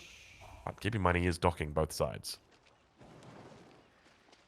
Yeah, this is going to get very chaotic very, very quickly over here. First combat ships coming out for both of these players. There is a Springald ship in queue for PuppyPaw. That's not so much the case for Wham, though. PuppyPaw just feels like he has the head start on the water. At the same time, though, this is a nice little jump with the galley. Does a lot of damage on the spearmen, and with the Zhuge-Nu closing distance, this small force that was provided to by PuppyPaw by the military wing, it just gets eradicated very quickly. Yeah, you can see that Wham's just focusing down the archers. He knows what the threat is here. So focuses down the archers on the back line. All that's left are those spears. Very easy. And what beautiful micro as well. Doesn't end up losing that Zhuge-Nu. But have a look at this. He's spotted out the Vil over on the other Nice side micro. of the pond. Oh, beautifully done. PuppyPaw now having to cancel on that secondary pond. That hurts a lot here for PuppyPaw. He's got the other pond. In fact, he's got a massive advantage in there. We haven't really taken a look, but he's got multiple combat ships. I think he's got a couple of fishing boats as well, indeed. And you can see Wham has no units in queue for this dock, so he's just giving up on this for the time being. So it looks like we're just going to have that even-Steven split of pawns, but PuppyPaw started building up that fishing eco a lot sooner than his opponent did. Yeah, he's got quite a bit of a lead on this. We can see at the moment about 5 villager advantage. But PuppyPaw, with a pretty decent military advantage here, will transition this into a healthy eco lead. So how does Wham look to defend from this position? In fact, this is a hard play for Wham right now, because all PuppyPaw needs to do is use the food from his fish and make horsemen. And that's pretty much it. Obviously, Wham's side, he makes spears, but the fact that you've got those extra fishing boats coming in and giving your economy that extra bit of oomph, it means that the bad trades that you take, or the less favorable trades that you take with the Zhuge-Nu, aren't that bad, just simply because you've got more resources to expend. I mean, I think one thing that could be cool here for Wham, especially if he sees horsemen coming from the opposing player, it would be to wall off the flanks. He's got a very well wallable base. And at the same time, he's had double broadaxe for a long time compared to PuppyPaw. Puppy just got it. So there is still a lot more behind this. And now this is an interesting call. Siege Engineering being popped by Wham with only 6 Zhuge-Nu. Now, of course, you can clown car your way through, but the thing is that Ram and Siege Engineering is it's an expensive investment in an early game like this. So if it falls flat, you could be in trouble. Yeah, that's something that you've always got to be careful of, especially in this situation where you've got PuppyPaw who's got a lot of food income. So even if you idle out the enemy's food gathering on land, they've still got that food coming in from water. It looks like PuppyPaw might just be going straight up to Castle Age instead. this could be a bit of a problem for him. I don't think Wham's in a position to really strike him down and deal damage that would be fatal. But if he's able to keep him idled off gold, it could be problematic. Yeah, it's Battering Castle ram. Age coming in here for PuppyPaw. He is looking for Castle, and this timing push could be devastating. When your opponent is trying to beat you to Castle Age, if you can deny the gold, that could be perfect. Because if you deny the gold, you essentially take away the opportunity to get the premium units in Castle or the key upgrades. Bills are going to get pulled immediately, though. The Jukunu jump out. Doesn't quite have the damage to actually get the one shot off. Every Vill is going to be pulled here. Brings in the Woodliners out to the back. Also throws the Vills from outside the town, or outside the outpost. Just able to take out very quickly the battering ram. But he's done quite a bit of damage here and continues to strike hot right now. Have a look at this. Wham taking out a lot of villagers. Vill count down to 37 versus 42. Wham all of a sudden in favor. He's also going to pick up a couple more if he gets the correct stabs. Didn't by the looks of it. Yeah, I don't know how to feel about this though, Ozzy, because on one end, yes, you killed a lot of villagers, but on the other side of things, the ram got destroyed, you've lost a pretty significant portion of your attacking force, and your opponent is almost up to Castle Age. I love this sneak out though. By the way, on a land-based map, those casualties would be massive. It's a little less significant on this map because you have that fishing supplementing you. So when the dust settles, it's only a 4 eco difference between these two, but PuppyPaw is going to be in Castle Age. Now this is huge though. If Wham sees all this build-up, I don't know what he's going to do with that, but that's a clear telling tale that Wham is basically all in this feudal age. Yeah, that's a lot of build-up down towards those berries. Castle Age now comes through. Let's have a look at the production and get an idea on where these guys go. Next battering ram working its way through. Keep in mind there's a lot of Vills on standby, but PuppyPaw's going to be a lot more reluctant to strike this battering ram after what happened with the last one. You can see Wham's almost waiting in the wings with the Jukunu just ready to strike. I feel like you need a Mangonel here if you're PuppyPaw. He's going Gulam, which is a good start, but he's outnumbered 4-1. You cannot just hold this with Gulam or Lancers, whatever single kind of a unit. That's not going to work. But if he can leverage that Abbasid ability to build siege weapons and just build a Mangonel, that could be a lifesaver. A single Mango here could hold this push. And again, it's huge that Wham lost his scout and he's got no idea that Puppy is on the gold mine to the southeast. That gold mine is essentially the lifeline of PuppyPaw right now. Not only that, but he's also got a stockpile of 800 gold, which means that he's going to be really getting away with murder for quite some time. But under the TC, Vill's going to be running. Speaking of murder right now, Gulam going to be the one to tank it up, trying his best to keep his Vill safe, and manages to do it. That's a lot of idle time on PuppyPaw, but at the same time, let's not forget, Puppy still has safe gold income. He's got food income from the fishing boats as well, and this is a lovely jump of the villagers on the Rams. Rams were totally left alone by these Jukenu, and Puppy's doing a really good job just pushing these away. Maybe he should have thrown the torches to the other ones, so at least he finishes one of those two off. Yeah, spread out the damage, unfortunately, but have a look at this. Wham just knows inside out what his brother is thinking. Sends the spear down onto that gold van. There's already an outpost there, so the Vills will be okay. But it's only a matter of time until more units show up. Maybe a Jukunu or two. Maybe a battering ram or two. Wood is the problem for PuppyPaw here. He's desperate for wood because, you see, he's got 5 Gulam in queue, but he only has 2 ranks. He needs like 2 or 3 more barracks to quickly get the Gulam out he needs to deal with this. Now new units are being rallied towards this gold mine, and it's not just the gold now. There's also a wood line here to the left. Again, a lifeline here for PuppyPaw. He needs it to build houses. He's actually housed right now, and he just desperately needs that to get the new Gulam out. And you can actually see the priorities here, even for PuppyPaw. It's actually more important for him to protect this pocket, to protect this lifeline of economy, than to actually protect his main base. Yeah, it's really, really important that he keeps this online. He does actually have other golds around the map that he would be very easily able to secure if he wanted to. So it's obviously important that he keeps it alive, but it's definitely not the last remnant of gold. Gulam getting bugged out there. That lack of production is haunting PuppyPaw so much, and we're getting to the domain where even if he cleans this up, it's going to be too late because Wham is now heading towards Castle Age as well. I think this game should have Wham written all over it. All this chaos, all this disruption that was caused on PuppyPaw's eco, it's taking a toll on him. It's 15 eco lead now for Wham, and sure enough, Gulam count is slowly increasing.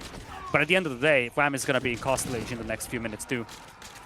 Yeah, he's doing a good job to focus down the Gulams as well. We can see a lot of them on low health. Just going to get picked off. And now that gold becomes exposed. I think we've had a lot of Vills running around, and you can see him just picking off villager after villager. He's taken out 13 already this game. He's going to continue kiting his way through. Gulam's numbers aren't looking terrible, though, at this point. He's up to 7 Gulams now. And as you mentioned, he did get that infrastructure down. And now it's just 10 army remaining for PuppyPaw. He is finally in the possession of the barracks he needs to mass-produce Gulam, but it just comes in too late. Shuken will just keep kiting around, and now it's Castle Age on the way for Wham. It's going to be with the Shaolin Monastery, so right off the bat, he's going to be able to pick up all these relics out there. He has a very convincing population lead. It's actually almost double the population right now.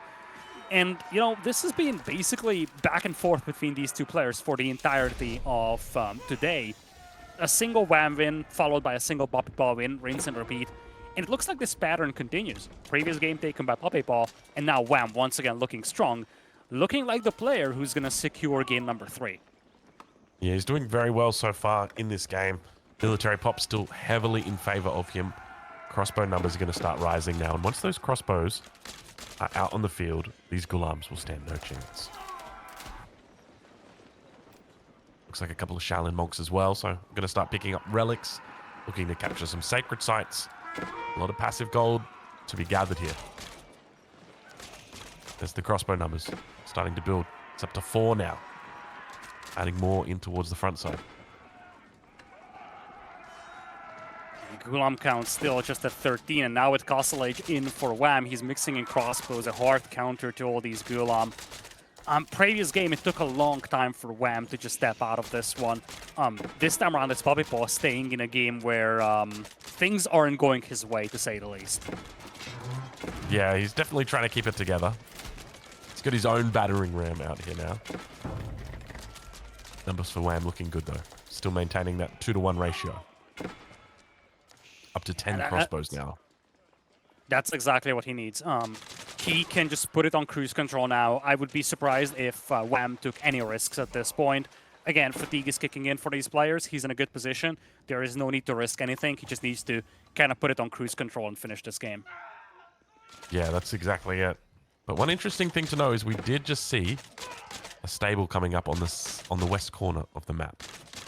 So if there's a way back into this game for PuppyPaw, it's going to be through raiding. It's going to be through taking out those large villager centers. Yeah, it's always difficult, though, because you also have that fishing eco going on for Wham, so you won't be able to just raid your way back into the game easily. And at the same time, it's not even PuppyPaw raiding Wham, but vice versa. Once again, beautiful push here. So many villagers falling, and I mean, at this point, this is just getting further and further away from PuppyPaw. Yeah, you can see the villager lead now in favor of Wham by 22. 24 now.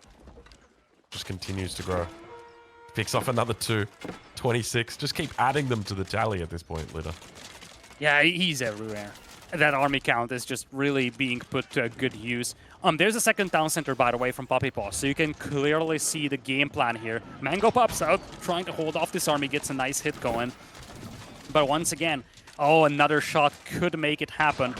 But to be fair, if you are Wham, you are okay trading these troops for villagers, because at this point, Puppy simply cannot afford to lose more vills.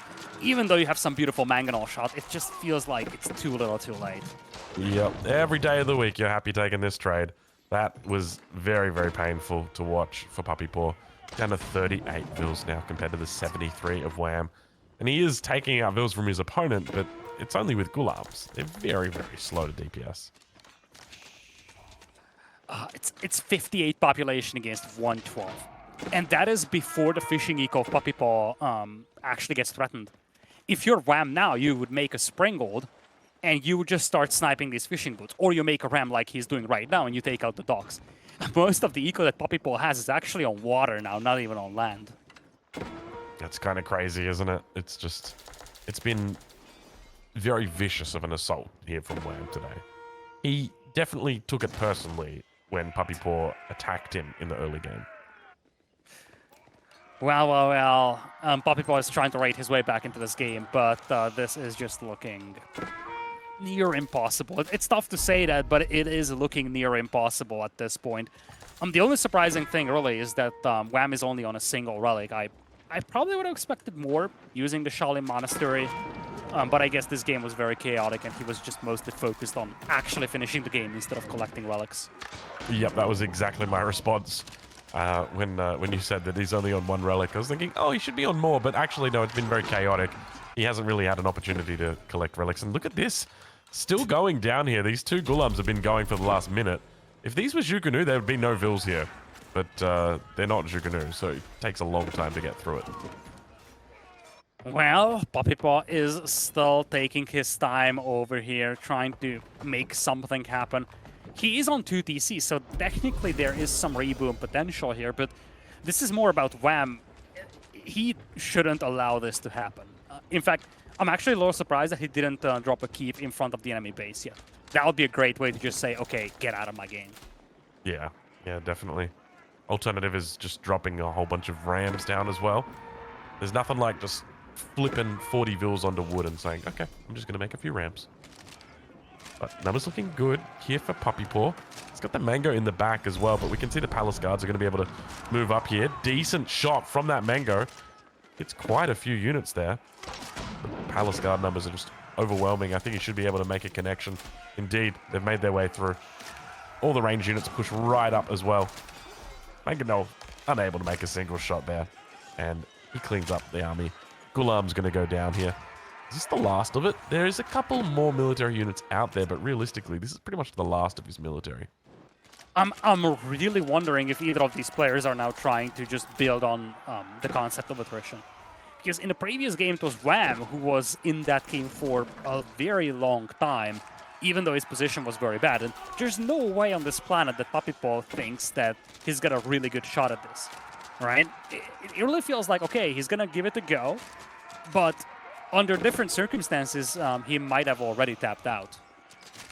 Yeah, I suspect it's largely he's just trying to tire his brother out here. And there we go. He said, you know what? We've had enough here. We've done enough running around. I think there's also an element of wanting to make sure you squeeze every single bit of blood out of the stone, just to make sure that there's none left in there. Yeah, really I have to agree with that. There is no harm in staying in a game, especially because we see the numbers, we see the stats, the players don't. So maybe they say, okay, I've got a 10% chance, 20% chance. In a high-stakes game like this, you might want to roll the dice on that 10% or 5% chance even. That is exactly right. Yeah. All right. Well, game number 3 going in favor of Wham. Our next map. Oh, we got ourselves a classic matchup. It's been a while since I've seen this. The Rus versus the French on Gorge. So very open map. This can be a cutthroat matchup as well. Depends how they want to play it. You know, they can play it a bit more aggressive with lots of Vil kills, or they can play it a little bit more defensive with a couple TCs. But I expect we're probably going to see a little bit more defensive just because with the Kremlin, naturally, Gremlins do very well in defending. So it makes a lot of sense to just sort of play into that. Now, this is a matchup that we have not seen on this map for a long, long time. I can't even recall when the last time was I saw this matchup. In general, it wasn't a very frequent matchup, but definitely not on this map. Partly because Rus was such a powerful civilization on hybrid maps that if it wasn't banned, it was taken to a hybrid map. But here, well, we only have Sacrota left as your quote-unquote hybrid map, but it's very, very different from the others. You don't have any fishing going on whatsoever. So, understandably, you have to use your Rus somewhere.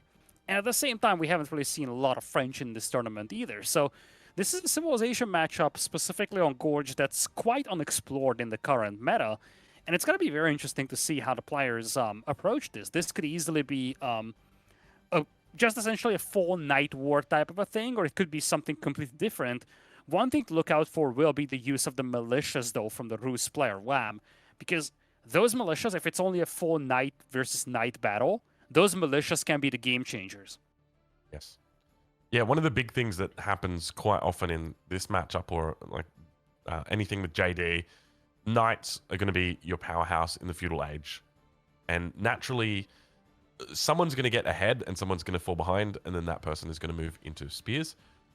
But the good thing about the Rus is no matter who falls ahead or who falls behind, you've always got the Kremlin to rely on. It is just you press a button and now you've got spears. You never had to invest the wood in the barracks. You never had to upgrade them to hardened. They've just shadow teched. They're already there for you. So they're really, really nice. You can count on them early, count on them late. They stack up. They're just such a great, unique ability. Well, we just have 8 seconds left to go. It's a 2-1 lead for PuppyPaw, or for Wham, I should say, in this series. We head into Gorge for a true classic matchup, Rus versus the French, as we are taking a look at game number 4 of this very final best of 7 in the online stage of Red Bull Wololo, El Reinado. All right, ladies and gentlemen, welcome to game number 4 of this best of 7. This is not the first best of 7, but it will be the last best of 7. The winner of this series is going to Spain. So, I've heard that from our admin team that no matter who wins here, both of the brothers are just going to go to Spain anyway, because, well, that's a nice thing to do, right? If you've got a twin brother, may as well go traveling with him.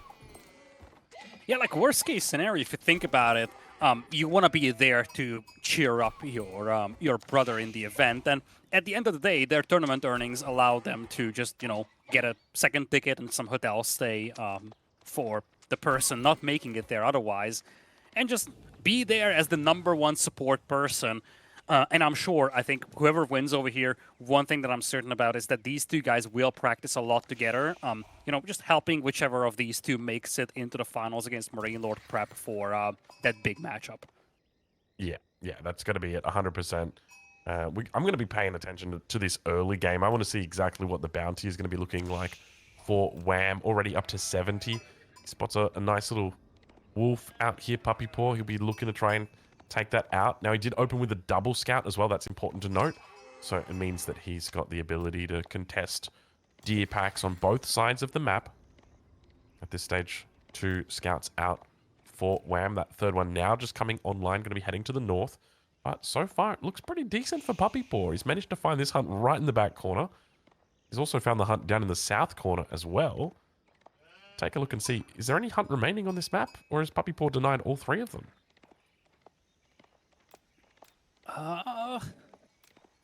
It's only 70 bounties so far. There is one untouched deer pack right here. This one was denied by PuppyPaw. He's playing double scout, so he needs to do a good job denying these. He actually had that investment in there. Wolves can still be found, though, and these are much-needed wolves here for Wham, because if he doesn't get a lot more value out of these scouts, he's going to have to miss out on the wheelbarrow as he's aging up, and that's always a big loss for the Rus. Kremlin now coming through. 4 villages on the way. But yes, we do see... Oh, it's a good little Kremlin spot as well up the front here. Only gets a little bit of the wood line, or just gets the small wood line, rather. School of Cavalry coming back up for PuppyPaw. No real surprises here out of these landmarks. Only real surprise is Wham's bounty, right? 120 is definitely not a formidable amount. Well, there's something else that's actually very, well, I'm not going to say unusual, but definitely something that is worth to highlight. The Kremlin placement from Wham is very much to the front. Now, this means 2 things. Number 1, he is going to have that gold mine totally undefended, and in a night war, that could be catastrophic. He might need to place a tower there in the long run. But second, he's going to have all that extra food secured by the Kremlin. So if he can protect his gold mine, he's going to have a lot of longevity with his food and gold eco. Whereas for PuppyPaw, anywhere he goes for food, it's going to be exposed to nitrates. Yeah, that's a really good point. PuppyPaw is not going to have an easy time right here. I'm curious to see how he plans on playing this one out and whether he goes into the racks a bit earlier. You know, we mentioned the racks, and normally you want to avoid being the first one to go into the racks, just simply because even though spearmen do counter knights, knights can just run away from spears. So you want to try and avoid that as much as possible. And then your opponent can just avoid fighting with you until they get archers, and then they can fight with you. So it becomes a very simple thing to deal with. It's going to be a stone play, though, here by PuppyPaw. He's going to play 2 TCs. Same is the case for Wham. And we've been theory crafting about this for some time, you know. As the game, or as the day goes longer and longer, attrition and fatigue is kicking in for players. And Night Wars specifically are extremely micro-intensive. So this is kind of what we expected. Players maybe hunkering down a little more, playing more macro and playing maybe longer games potentially, instead of trying these very aggro plays which require a lot of micro and attention. All right, well, scouts on the way back home. Plenty of food back here coming for them, so he'll at least not have to leave his base for quite some time, PuppyPaw will. But we'll check in with Wham and see how he's doing, as the town center will be coming up shortly. Both of these guys are going to be opting for that second TC early on in this game. He managed to get up to 195 bounty, which isn't terrible. He's also got the prospect of boars as well to consider. So boar in the left corner, boar in the right corner. But one thing to note, though, PuppyPaw does have that knight out and could look to just deny it instead. Yeah, first knight coming in here for PuppyPaw. He's going to play 2 TCs, just like Wham will. I think if you're Wham, you want that second town center on that gold mine, though. But he thinks otherwise, and he goes for a very forward town center over here. In general, this like direction of expansion is towards the opponent, which is somewhat unusual. TC coming up. Nice little position here from the scout, but unfortunately the scout just gets taken out. It's now down on that south side as well, looking to try and block any potential knight strikes. Could look to call the Kremlin in. Is just going to throw down a barracks to open with. Interesting decision making here from Wham. So not even going to mess around as the second scout goes down. He brings in the third one and says, you know what? You've had 2 so far, Lidicor. I'll give you a third. I see where Wham is going with this. It really feels like he's just trying to make as little investment into feudal age army production as humanly possible, which makes me think that he wants to do 2 TC into fast castle. And I have a gut feeling that we might see horse archers here. It would be an awesome unit for an open map like this, especially if your opponent is heavily invested into knights. Horse archers will eat them for breakfast, and they will provide you with so much mobility. I feel like that would be a great way to play this for Wham. I feel like we're revisiting 2021 back when the horse archer meta was at its strongest. A couple little differences in there though. Obviously back then it was the Golden Gate. Do you remember the Golden Gate? How it used to be so good, like so desired. That was a ridiculous landmark at the time. It was pretty good now that you think about it. It was like because town centers were a lot cheaper back then as well, so you could just buy 2 sets of stone and you could afford the TC. You know, like the whole thing with the DC cost increase is that, in a way, that was a nerf to the Golden Gate, not even the 2 town center play. Yeah, it was. Oh, jeez. Spear numbers starting to build here. PuppyPaw. Going to be adding in another knight. Look at the walls coming up from both players. All right, Lidicor. I hope you got your socks on, mate, because this one's going to be a long one. You're going to need your socks because, well, it's going to get cold because it's going to be nighttime by the time we get finished casting this one. It's going to be morning for you. It's definitely going to be nighttime for me here in the US. Second TC just now coming, well, just now finished here for PuppyPaw. Villager count is neck and neck. And it looks like, I'm not so sure about this wall placement in particular. I would have preferred it in front of the sacred site instead of behind it. But the general concept of sectioning off the map against the French is a good idea. And even if you don't have those walls on the flanks, just having walls in the middle means that your opponent has to just circle around. You can't just directly go towards the enemy base. Yes, exactly. And you can very easily predict where they're going to be coming from as well if you do that. So that's always another great consideration. But ideally, you probably want to wall them off completely. Got some good resources down there. You've got the boar down there. Also got the berries. So important resources for the early game at least. Spear's going to be coming out as well for PuppyPaw. Have a look at this. He's already got 2 spears in the queue. So both players going to be looking at move into a bit more infantry. Makes a lot of sense if you don't want to invest into a lot of army in feudal age. You just want to focus on your eco, but you're a little concerned about night raids coming in. 8 Spearmen is a pretty hefty investment, though, here for WAM, so he definitely was concerned about additional aggression coming in from PuppyPaw. All right, let's take a little bit of a look here to the base of PuppyPaw. Keep in mind, he is playing the French. They have been buffed up recently, so they do have a little bit more eco, a little bit more vills early on. Spear's now going to start applying pressure towards this gold. For PuppyPaw, there's 2 options here. He can look to throw that gold into extra units like the Royal Knight, or he can think about aging up. Meanwhile, on the side of WAM, looks like he might be thinking about doing the latter. There's a lot of resources in the bank there for him. 400 gold already. This is annoying, though. Villagers moving out here for WAM into this little pocket, and the Knight is around to beat them up. 1 villager sniped, and then PuppyPaw gets out of here. But still, not just snipes a villager, also forces a defensive tower out. Yeah, that's pretty big. It's not really doing anything down there other than just allowing the vills to just garrison inside. So, yeah, this is a nice little win here. WAM just going to be fixing up that wall. Where even was that wall? I don't even know. Was that on the other side of the sacred site? No, it was up to the north. Bit of a weird wall. Yeah, look at this. What's going on here with this vill? I always worry with these vills. They always manage to find their way onto the wrong side of the wall. And the enemy comes along right as they're trying to get back. It's happening right now. I don't like the chances for that vill. Pay attention to it, though, a bit later. Vill count in favor. Resources are piled up, though. It looks like we're going to have pretty much identical Castle Age timings here. Double Broadaxe just not coming in, by the way, for WAM. His wheelbarrow was also very heavily delayed because of the lack of bounty. And it looks like, yeah, for a moment, PuppyPaw queued up some additional knights.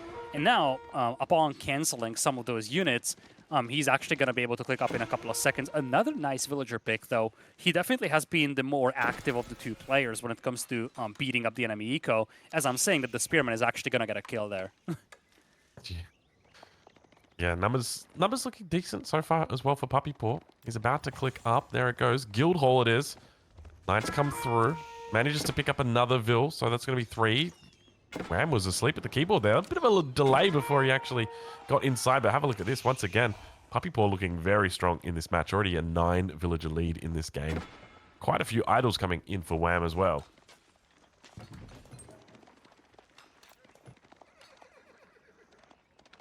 All right, on the side of WAM, though. Paint Shop should be coming through shortly. Normally, you'd expect to see in this situation the high trade house, but I don't know whether he's got any way decent to put it down. On this map, like, realistically, you probably want to go on the big clump at the back of your base, but even then, it's probably not going to be an optimal placement. It's still probably better than going for the Abbey of Trinity. It's definitely fallen out of favor in recent times. Yeah, I think the problem with the Abbey in general is that, like, if you don't get the relics, it's going to be virtually useless. It's not, like, catastrophically useless. You get some cool text with it. But the High Trade House has a much higher floor compared to the Abbey of the Trinity. Yes, I got to agree with that. You can see it does look like it's going to be going down in the north of the map, but it's not just going down in the north of the map, it's also going to be going down on this gold mine. PuppyPaw continues to apply pressure. He's looking good early on in this game. Already picked up 6 workers so far. take a look at that high trade house. Liticor, what's your bet on numbers? You've got to be quick. There's 15 vils on that bad boy. Where is it at? Where is it at? It's probably 120, I want to say. Something like that. 120 gold? Okay, all right. Yeah, I can respect that. I'm going to go a little bit less. I reckon like maybe a 98. Let's take a look. I think we check it and then we double it, and then that's the number that we've got. I think that's how it calculates gold. Yeah, I mean, it needs some time until it actually gets on with 37. trickle, right? What? Oh yeah, it's because it's not static amount of gold per tree anymore, is it? Here comes the night raid though, and this one is big, and this is something that has been a big difference between these two players. PuppyPaw has been able to snipe villagers left and right across this game. He killed 10 compared to just 4 from Wham. And that, coupled with the French villager production boost, you actually do have a 14 villager lead for PuppyPaw now.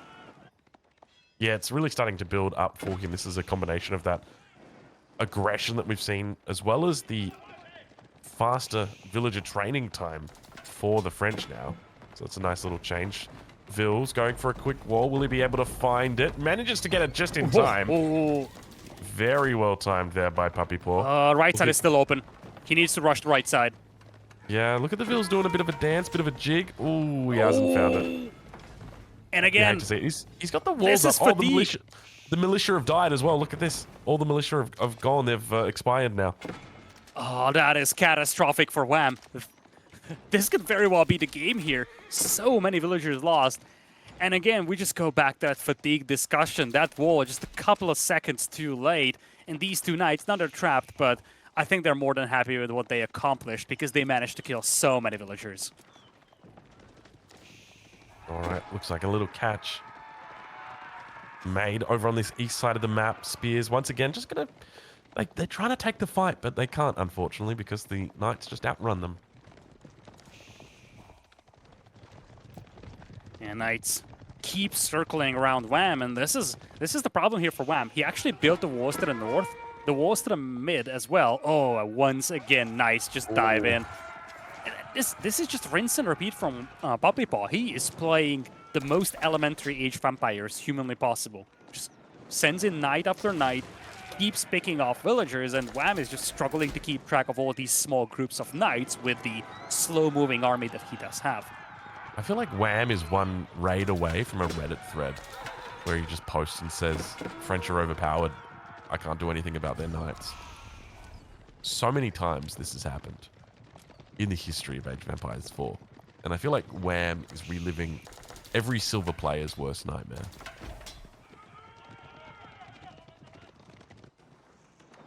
Looks like we've Chamber got of Commerce, 600 in there. That's not a lot. It's in food. Oh, was it 130? Yeah, 132. You were pretty close. What did you say? You said, I think, didn't you say that? I said 120. Pretty good. That's pretty decent. Pretty close. I think I said like 70 or something like that. So, yeah, smash me out of the ballpark. Yeah, so 700 food. Not too bad there for PuppyPaw. Keep in mind, he could look to do the Donati strat, pull it all out and send it to Imperial.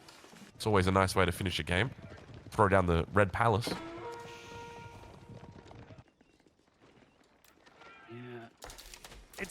It's probably going to be held in there until it's like a respectable amount, and indeed it might just be used for Imperial. First relic just now being picked up here by Wham. At the same time, though, actually that's PuppyPaw that's picking up the relic over here. This knight count is scary, however. It's 20 knights, and sure enough, you have 16 spearmen. You have 19 crossbows to deal with them. But PuppyPaw is never going to give you a fight. PuppyPaw is just going to keep running circles around Wham and just keep getting away with those villager kills. And those villager kills, they are really the driving force behind that success here for PuppyPaw. He's up by almost 30 eco now. Yeah, but not just that. Have a look at the military numbers here as well. He's up 21 Royal Knights. And at first, this looks scary. Then you realize there's spear crossbow on the other side. But then you've got to remember that PuppyPaw has the ability to just move into something like the Mangonel, or he can just go Imperial. Look for those unique biology upgrades, the Elite Royal Knight upgrade. There's a lot of power in the Imperial Age here for him. Yeah, exactly. Because he hasn't got the Royal Bloodlines in Castle Age, with the landmark, he needs to wait for Imperial to get that. So there's a lot more value in going into Imperial than it is in many cases of playing the French. Yes. Nice little raid coming through. Once again, it's just non-stop over here. And this, you know, one of the weird things is we've seen him build up these walls early on in the game. And he never once built the walls down towards the south side of the map. It was just the walls ceased to exist. I don't know why he didn't complete the walls, but nice little surrounding right now. Crossbow's getting caught out of position. Keep in mind the guild hall is online, whereas the Royal Institute is not here. So he doesn't have the Royal Bloodline upgrade. These are just your standard Royal Knights here. So they're not as strong as you would normally expect. Yeah, this is not a fight that you wanted to take if you're PuppyPaw, and this gets a little dicey here, to be fair, because suddenly you've lost a lot of your knights, you've lost a lot of that mobility, a lot of your knights are heavily damaged as well. Wham gains some map control, and the moment that you stop these raids, these spearmen and crossbows will be heading your way.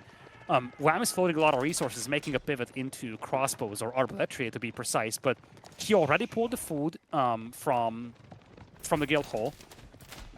And right now, he's just kind of caught in between two things. I think he wants to go into Imperial, but he's just lacking the food to do so. I think he hit the button a little bit too early there, but there we go. He's managed to find it. Which way does he go? Does he throw down the Red Palace? Indeed, he does throw it down. Nice little safe gold over towards the west side as well. We'll secure up that flank completely. Keep in mind, there's a nice big gold behind that as well. In fact, that's an insanely good Red Palace. Have a look at how many resources are stacked in on that position. It's just crazy. Red Palace coming in here for PuppyPaw. He really needs this landmark completed, though. If he gets caught in transition here, this could be catastrophic for him. He's got a considerable eco lead, but army count right now is massively in the favor of Wham. It's a 3-to-1 ratio as things stand. Yeah, but there are Royal Knights, and, well, there's Imperial Age now as well. Let's take a look and see what direction he goes. Does he go into arbaletier? That's always going to be an option with things like gambesons, yeah, I think that's probably going to be the main focus. Or does he look to go into Royal Knights? Yeah, the trick with the Royal Knights here, the trick with the Royal Knights is that Wham has an army that hard counters that. So sure enough, you have the value, but you don't want to stand and fight against this army with the Royal Knights. Yeah, I mean, ideally against this army, you just want to go for archers, right? Like the huge, massive archers, and Mangoes does very, very well here, but numbers looking decent for PuppyPaw. Huge amount of arbaletier now starting to come out. He's up to 13 arbs, 3 more in queue. And there comes Can't Hold Settles. A lot of these key upgrades for those knights, they take a long time to research, so that's one of the windows that Wham could exploit, but instead it looks like he's just thinking about Imperial Age himself. It remains to be seen if he wants to go with the high armory or maybe go very aggressive with this Spasskaya Tower. I think you probably want to go for high armory here. It's tough, right? You're up against the French, so Spasskaya Tower, you get the stone walls as well, which is nice, but he's got a decent surround here. Arbaletier, don't drop the shields yet. They've got that extra armor against melee units, but they do still take quite a bit of damage against the ranged counterparts on the back line. Decent cleanup comes through. Wham now, going to be trying his best to defend. This was a masterful move here by PuppyPaw. He detached the knights so that he can thin out the numbers of spearmen with his own arbaletier. At the end of the day, though, these are still a lot of knights being lost to the crossbows once again. Problem is that you are running knights into a hard counter style unit. And when the dust settles, the two armies just cancel out essentially, and we're just back to the drawing board. Back to the drawing board, but now the Arbs have got that elite upgrade in. Keep in mind, Wham still in the castle age at this stage. So now going to be fighting against a unit that is much better than his standard crossbow, but it's also an age down as well. So this is not an easy spot. The age up about to come through, though. Where does he look to place it down? Does he go? It's just gonna be I would love a armory. Spasskaya Tower in the middle. It's going to be a high armory, which is probably the more obvious choice. But in a map like, or in a match like this, on a map like this, I feel like a Spasskaya Tower in the middle would give that safety and presence there. Plus, of course, stone walls. And this map, Gorge, if it goes long, it always comes down to whoever is able to get that raid going, whoever is able to break through the walls and get cavalry into the enemy eco. If you don't have stone walls, it's very difficult to defend against those raids. Well, the walls are now starting to come up along the bottom side. Looks very safe and secure. High armory, 16 bills on it. What's the plan from here? I mean, PuppyPaw's got a decent economic lead, decent, not really a military lead so much, but eco lead seems fine. So I think he can just play full arbs here and then just be careful of horsemen. I think that's probably the big thing. Because we now see Streltsy coming out for Wham, but arbs should do pretty decently against them. One thing that we haven't had a chance to touch on is that PuppyPaw was the player securing the majority of the relics. He's got a 4-to-1 split here, so Tithe Barns that's coming in just now for him, it's going to have a massive effect on this game. Looks like it's going to be heavy focus on Spearman and Streltsy over here for Wham. He's facing a lot of Arbaletria, which are very, very cost-effective. He needs Springolds, though, because right now he's got nothing to deal with those Mangonels. Yeah, that will be a big problem. I do like this composition, though, going into Horseman, Arbaletria. Now looking to break through. Elite upgrade is through. He's trying to get his own elite upgrades as well, but it's only going to be for the Spearman. So still an effective upgrade, but Militia now going to be coming out. Gremlin's looking to defend. Surely he's got a few more tickets in the back pocket if he wanted to. He might need to use it here, though, because he's outnumbered. Arbaletria with the elite upgrade diving in as well. Horsemen were sent to the north, too. And indeed, militias do get pulled as the crossbows and the Arbaletria face off against the Streltsy up here. Raids coming in for PuppyPaw, immediately met by Spearman, but still, this is just such a strong position here for PuppyPaw in front of the enemy base. Does take out the Springboard on the backline as well, and that means that the Mangonel can reign supreme. PuppyPaw, inch by inch, is crawling forward. Numbers looking good here for him. At about double the military population of his opponent. Kremlin, he's looking to get the Springald emplacement on it. Mangonel coming through. Keep in mind he's got that reduced cost coming out from them now. Crossbow numbers still decent. 28 Arbaletria out for PuppyPaw here. He's almost maxed, in fact. 195 out of 200. Up against the 136 of Wham. I think this might be GG right here. The military numbers just aren't going to be able to stack up. Yeah, this is looking grim now for Wham. He's trying to get onto the field with more Streltsy, and the Streltsy would be really good if he had them on the Moss. Problem is that the Arbaletria are extremely cost-effective, and as we're looking at this one, looks like PuppyPaw is going on the offensive, try to drop some keeps on the gold mine, and Wham finally decides to tap out of this one. This could be a long one, Ozzy, because we are now tied at 2 apiece. It could indeed be a long one, Lidicor. You know, we're almost 6 hours into this game, or into this this set. I don't know if you'd call it a set. It's a second set, and we're at 2-2, and it's a best of 7. So there's still another potential 1, 2, 3 games, 4 games, 3 games to go. And these guys, they love their late games. Like we were very fortunate that one went for 26 minutes. That could have been easily an hour game. You know, you're talking a map like Gorge. That's a map. We'll say that much. So I mean, PuppyPaw came out with a pretty big lead early on there. That's true. I'm impressed that that game was over as quickly as it was, because we're now, how many games in? That's the 11th game. We're heading into the 12th now. Still nobody on match point. Still nobody ready to say, me, I'll go to Spain. This has turned from a sprint into a marathon. And in that marathon, you know, we heard from Marine Lord, when you were casting him, he talked about the idea that he thinks at the highest level, defense is better than offense.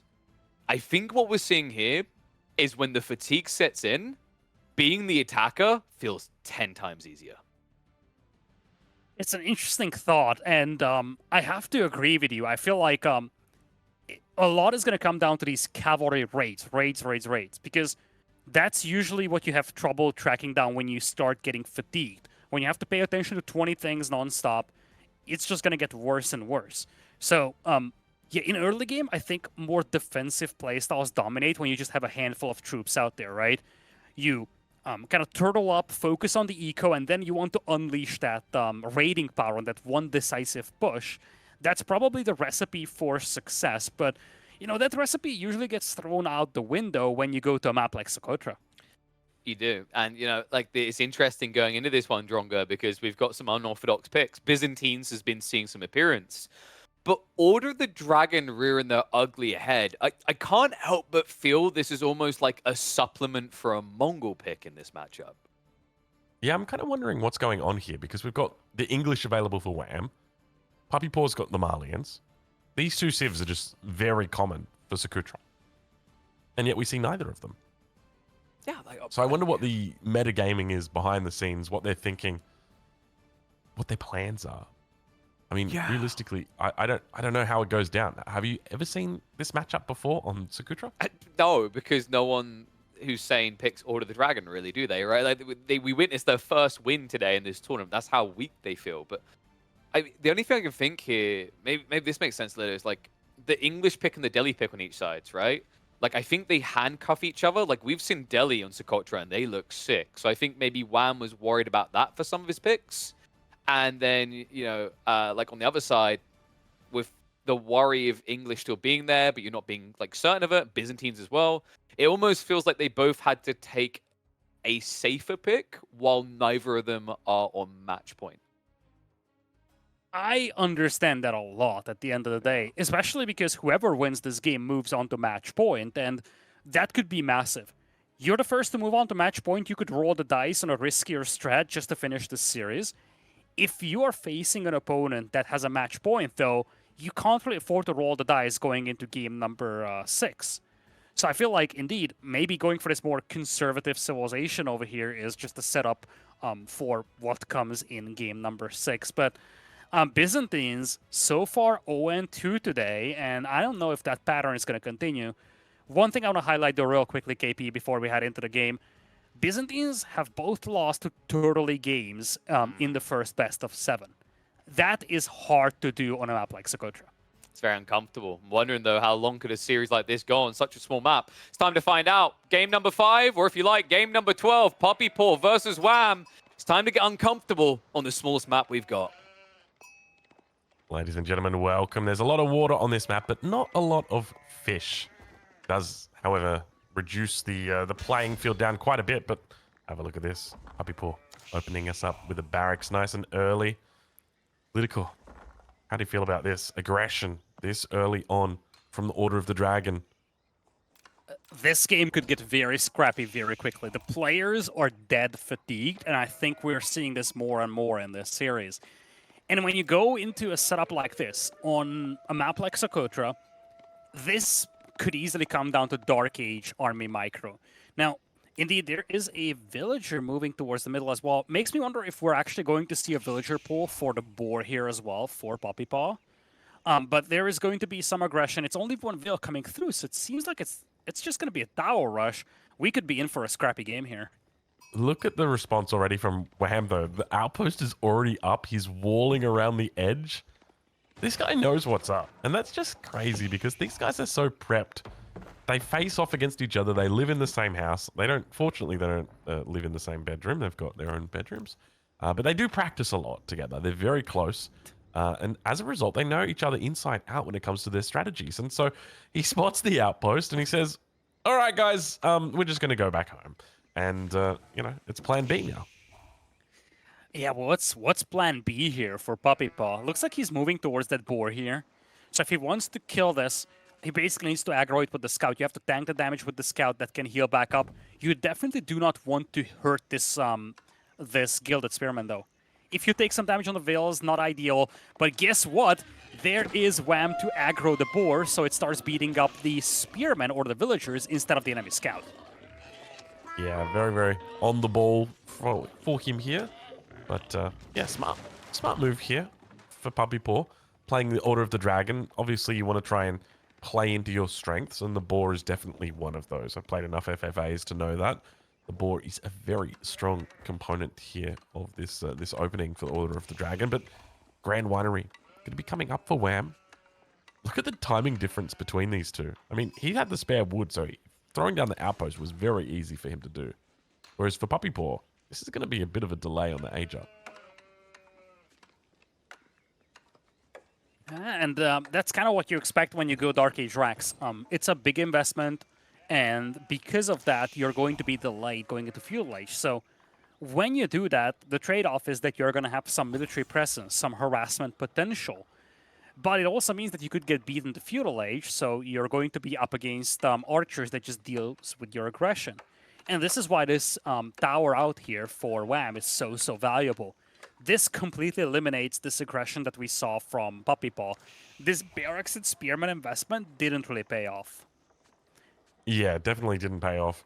I think he's leveraging as much as he can by taking the boar in the middle of the map. But I think he probably still would have been able to do that anyway with the scout, so he would have been fine. But Minework Palace going to be coming up, of course. Realistically, the only option that you've got for the Order of the Dragon. I mean, you can play Arkan Chapel. It just doesn't feel like a real Arkan Chapel. It's the Arkan Chapel that we've got at home. It's going to be the Minework Palace on the other side, Grand Vinery. That's the bigger thing here. And I feel like if you go for a Spearman with the OOTD in this setup, you're just asking the Byzantine player to play longbows. Yeah, I suspect that's probably going to be the opening here, right? Like, nothing else really makes sense. I mean, you probably could play into javelins, but even then it's just, you're memeing at that point. It's just not going to happen. Yeah, the big question is what the follow-up is going to be here for PuppyPaw. He's able to leverage the boar, which is nice and cool. But at the end of the day, the concern for him is that OOTD doesn't like these very confined maps, because probably your best option in Feudal Age OOTD is just playing with the Gilded Horsemen, trying to raid like you would normally do with Knights. But on a map like this is difficult to accomplish. Yeah, there's a lot more of a restriction on what you can do at the back. And it's a bit peculiar. I mean, as I said, I think for the civilization picks, like, they were both trying to outbrain each other, when the reality is they just both outbrained themselves. I think Wham's position probably is a little bit more favorable, though. Archer now going to be coming out for him as well. We'll take a look and see whether we've got that mercenary house coming up just yet. You can see the... oh, we've got 2 Gilded Men-at-Arms in queue. Have a look at this. PuppyPaw might be committing into the Feudal Age. It is going to be the Javelin Thrower. Interesting choice, the Javelin Thrower. So my thinking here was that he might look to move into the Gilded Archer.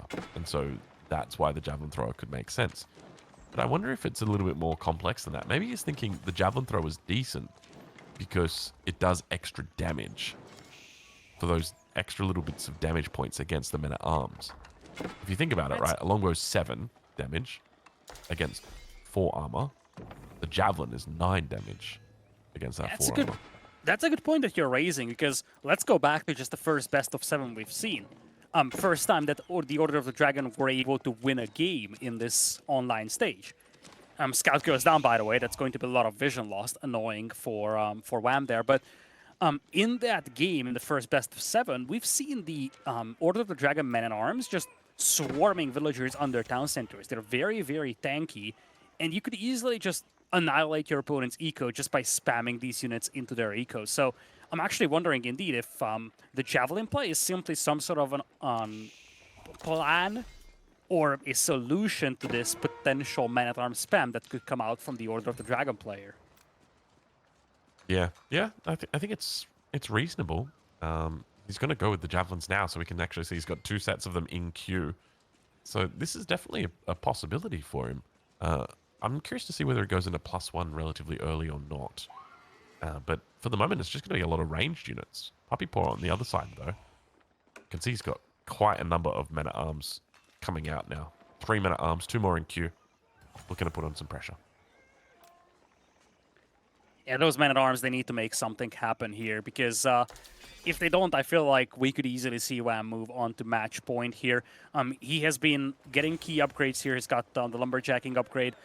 And I think he is going to sneak around here unnoticed. PuppyPaw still has his scout alive. I think it's posturing in front of his base right now, just looking at the minimap. But he needs to spot this one. If these guys make it to the wood line, he could be easily beaten up. And indeed, this is just such a clever play from him. He has his wood line out there. He knows that this is going to be a point of aggression, so he postures his scout around to make sure that he isn't getting surprised. spots the wall out, immediately starts moving around. But once again, look at how responsive PuppyPaw is. You know, we're talking about gamers that have been playing for at least 6 hours now. And you got to remember that this isn't, you know, obviously we see guys get on there and stream for 10 hours on Twitch, 12 hours on Twitch. This isn't 12 hours on Twitch, mate, because these guys are playing highly intensive games right here. These are super duper intense games. It's the biggest day of their AoE 4 career in terms of placement in a tournament. And, I mean, it could lead them to the biggest day of their, you know, soon-to-be career. Getting to Spain and facing off against Marine Lord, the stakes are insanely high, and it's a very long and exhausting day that they've been playing. So, indeed, as you highlighted, this is not the same thing as playing 6-7 hours on the ladder. Yeah, it's definitely a lot different, a lot more structured, a lot less variability as well in Civ. So it can be very scary. But speaking of scary, have a look at this. Wham's numbers are building up. He's got 13 military units now, so a fair bit of damage is coming through here. Golden Cuirass already through on these men at arms. PuppyPaw with about 7 at the moment. 8th one in queue. Siege engineering on the way.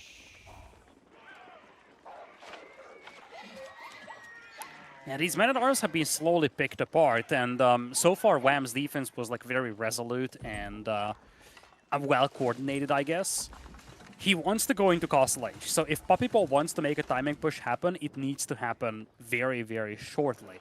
He's gonna have about 10 men-at-arms, and I feel like if he wants to do it, it's gonna be all about just shattering that eco.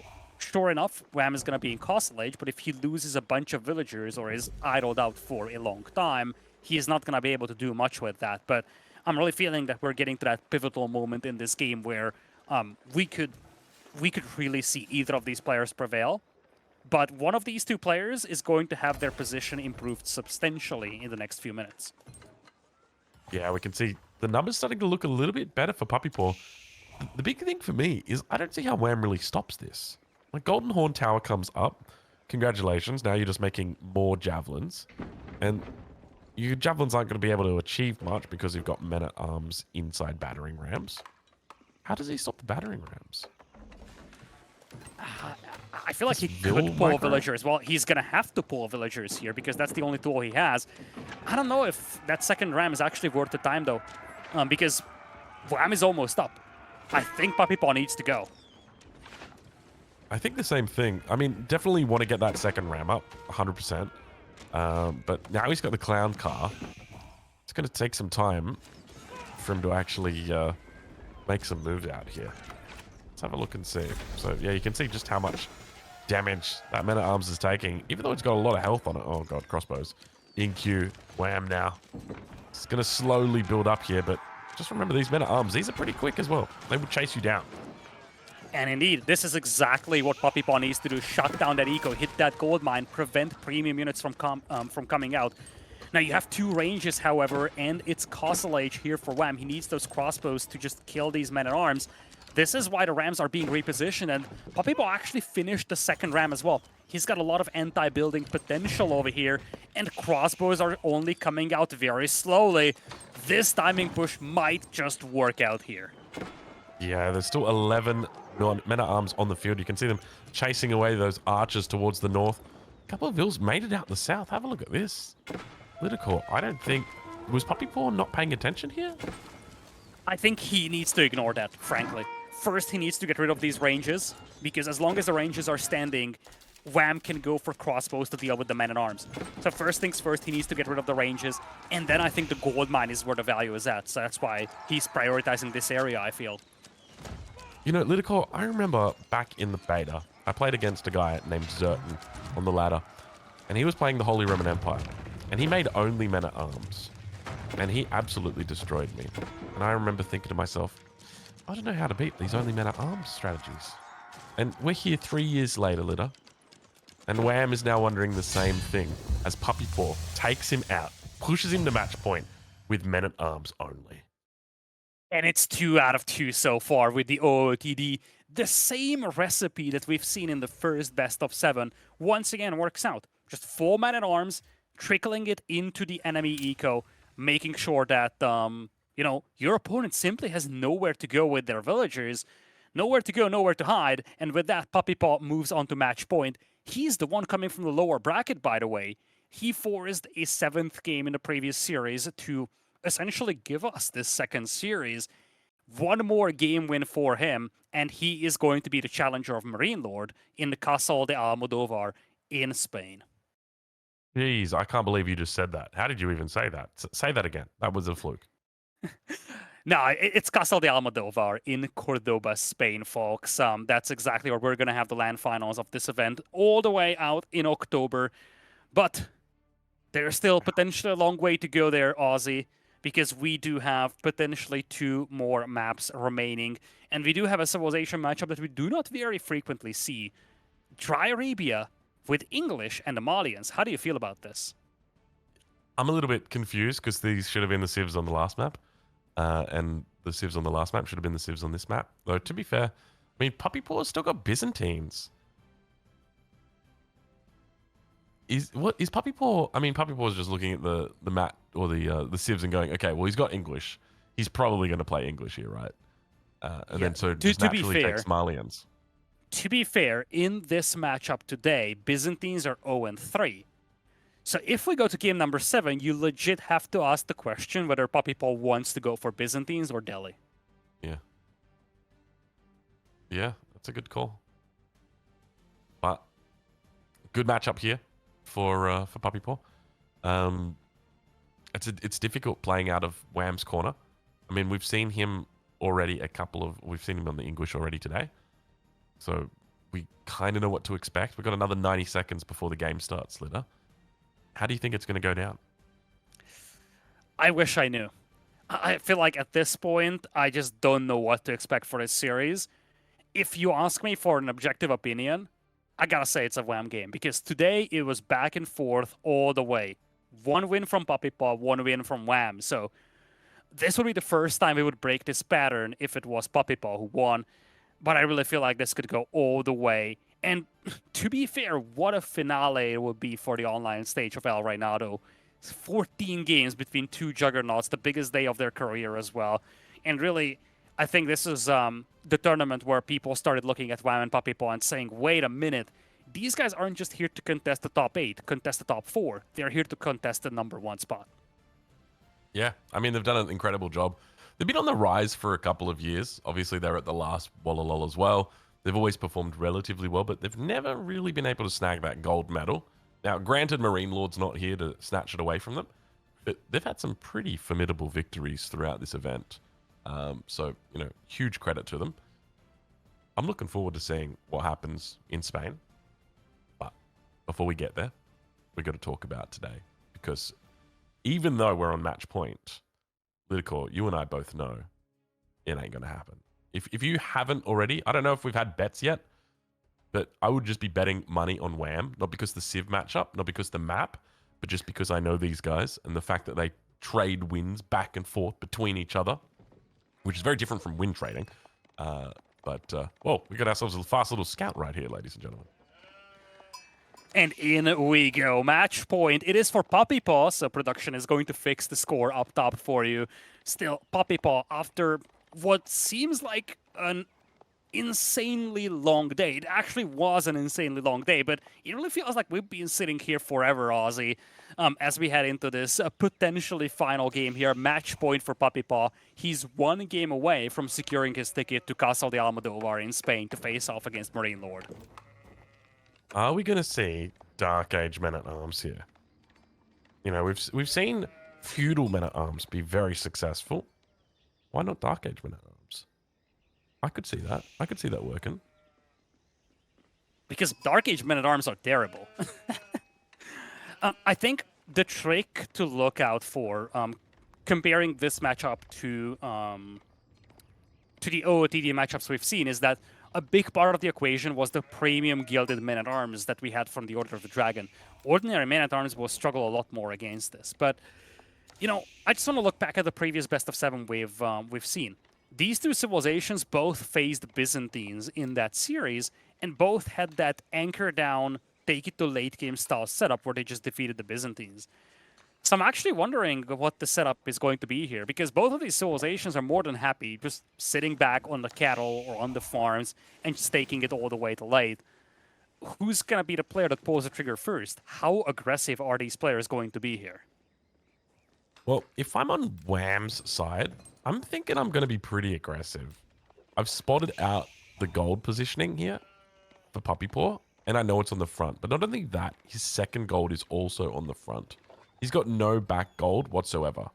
So if I can get up in his face, maybe even go for a council hall, look to put on some pressure early with longbows, outposts, maybe a spearman or two. Never mind, it's an abbey. Guess we're going for a second TC? Is that the play? I would say yes. I think the problem here with the English is that if you play one TC, and you, let's say, try to play aggressive and fall flat, it's game over. Mali and Zico will just overwhelm you. And let's not forget, PuppyPaw is the one at match point. Wham is the player that cannot really afford to roll the dice that much. And so far, the pattern that we've seen in this entire series, not just this one, but the previous best of 7 between these two as well, is that the player that turtles up a little, plays a strong early defensive game, builds up the eco, is usually the one that is able to secure the win. So if you're Wham, you indeed are probably looking for that 2TC play, maybe into an early fast castle, go heavy onto the knights and just try to raid your way through this game. Because let's not forget, this is a much more open map compared to Sacrota. Sacrota is always a little janky. But when you go back to Gorge, the game number, what is that, game number 4? I'm losing my track of math at this point, this late in the day. But you go back to the Gorge game, Wham actually had a really good time when it comes to the raids with those knights. Yeah, he did very, very well. It was just relentless coming out from him. I'm curious if Wham's going to be able to emulate that same success here today. I suspect probably not, just because from the Malian perspective, it's like all my resources are tucked under my TC. I've got my wood here, I'm safe. I've got food. You know, the gold is not really much of a problem. It's got houses around it. I'm curious to see exactly what the plan is for Wham. So we know 2 TCs. It's probably going to be the Castle Age follow-up, right? Yeah, it's gotta be. I think you do 2 TC into essentially a semi-fast castle approach. Maybe try to secure some extra relics, but I would love to see knights from Wham at the very beginning. Later on, mid Castle Age Men-at-Arms is probably the way to go, but I feel like especially given how open the front of the base is for PuppyPaw, you probably just want to have that mobility with the Knights. It's going to be a second TC confirmed, spotted by PuppyPaw as well, so no surprise on that department. But really, 2 TC into semi-fast castle Knights opening is probably the best course of action for Wham here. All right, well, the Rax is coming up for PuppyPaw, so he'll be looking to defend against that king early on here. Expect to see some cows out, though, because, well, Townsend is actually about to get dropped down here. Good little timing from Wham. So he's going to go on the deer as well.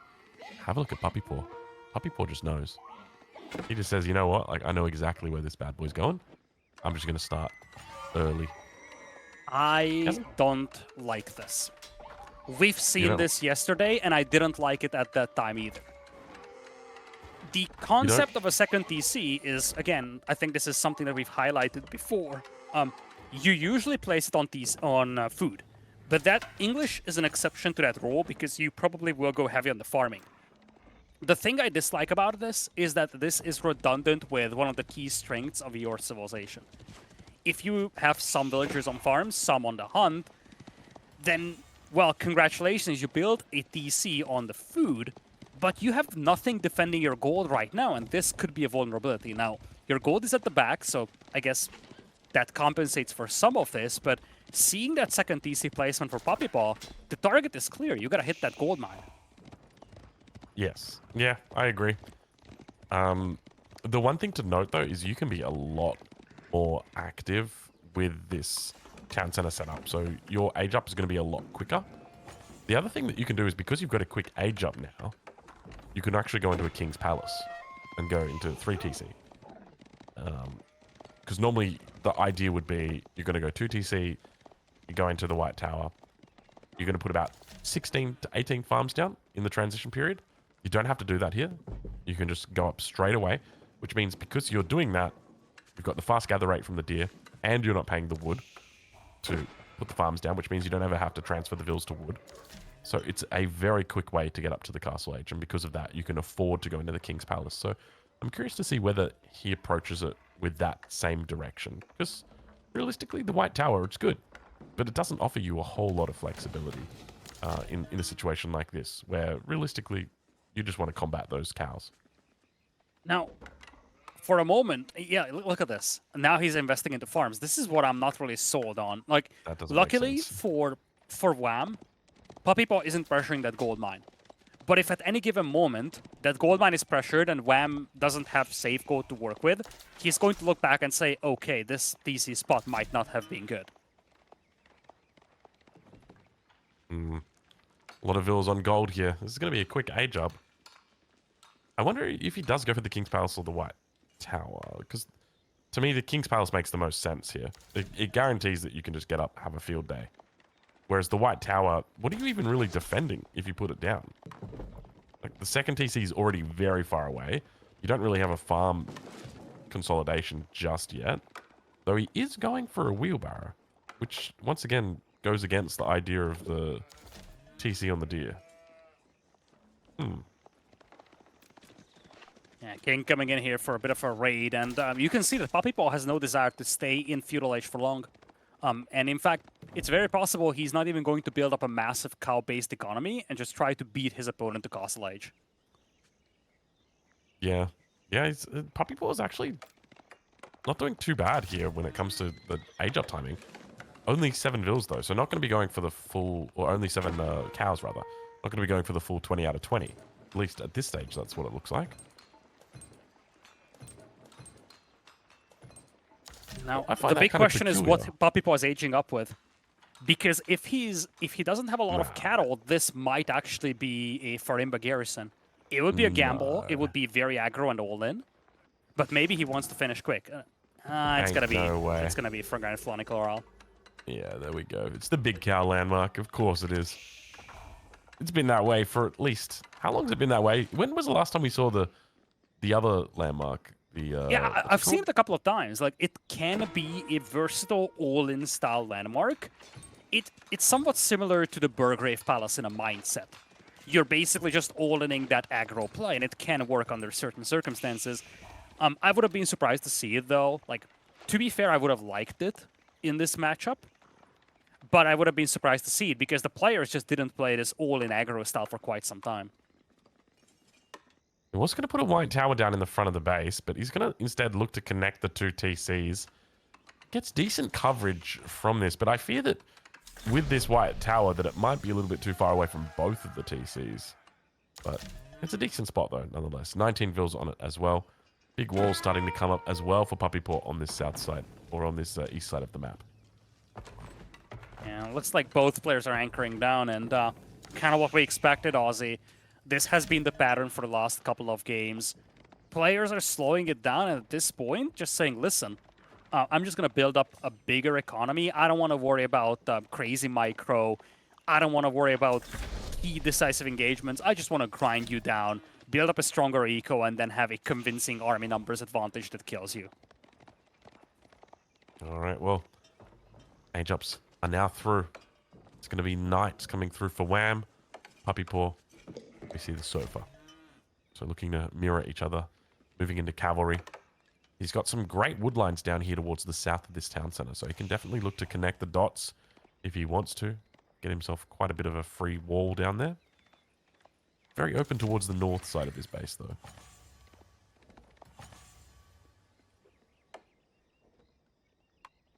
Plenty of units now starting to come out. Looks like he's going to be moving into archers. So typically with the Malians in the feudal age, you're going to be seeing that Donzo Javelin combo, and then once the Castle Age comes around, it's normally going to be the Sofa Archer combo. Once the Imperial Age comes around, well, maybe mix in a couple of Musofati. I know Crackety here always enjoyed a Musofati no matter the age. But, yeah, I think Sofa Archer definitely makes a lot of sense here. Yeah, I think this is where PuppyPaw is going to have to step things up in the army department. because this is where you're reaching the power spike of the Malians. Particularly, Poison Arrow Archers could be nasty in this matchup, especially if Wham doesn't have a lot of longbows to match that and just take it out. Sofas are fine, I think, but Poison Arrow Archers, if you can swarm the enemy base with that, that could be lethal. At the same time, I would expect Wham to play a little bit more defensive and just say, listen, I need to survive Castle Age. That's the true power spike of the Malians. Once we go into Imperial, it should be all about the English. Yeah, I got to agree as well. Night numbers are starting to look good now for Wham. Bit of a transition coming in on the farms too. Makes a good connection towards the top side. Keep in mind though, those walls are starting to come up, so these knights are going to be very limited in their scope. Normally with knights, you want to try and get out on the map. Oh my god, point blank to the face. Nice little pickup here. It's going to focus on this relic that's definitely contested. Able to secure it. But yeah, I think the big thing with knights is that normally you want to try and take advantage of an open base so that you're able to keep your opponent on their side of the map, look for potential vill kills. But that's not going to happen here. PuppyPaw already walled up very early on in this game. In many ways, it's remarkable how defensive the players are playing now. Like, again, if this was game number 2 of the series, or game number 2 of the day for them, they probably would have played this matchup very, very differently. But now it's just turtling down entirely, and these knights, all they do is just secure the map control that Wham needs to pick up some of these relics. Right now it's a relic race, and again, just look at this defensive positioning here. The houses along the pit mine also help to kind of body block these knights, making it even more difficult for Wham to get any kind of a villager kill or even damage done, to be honest. Yeah, numbers now building for PuppyPaw.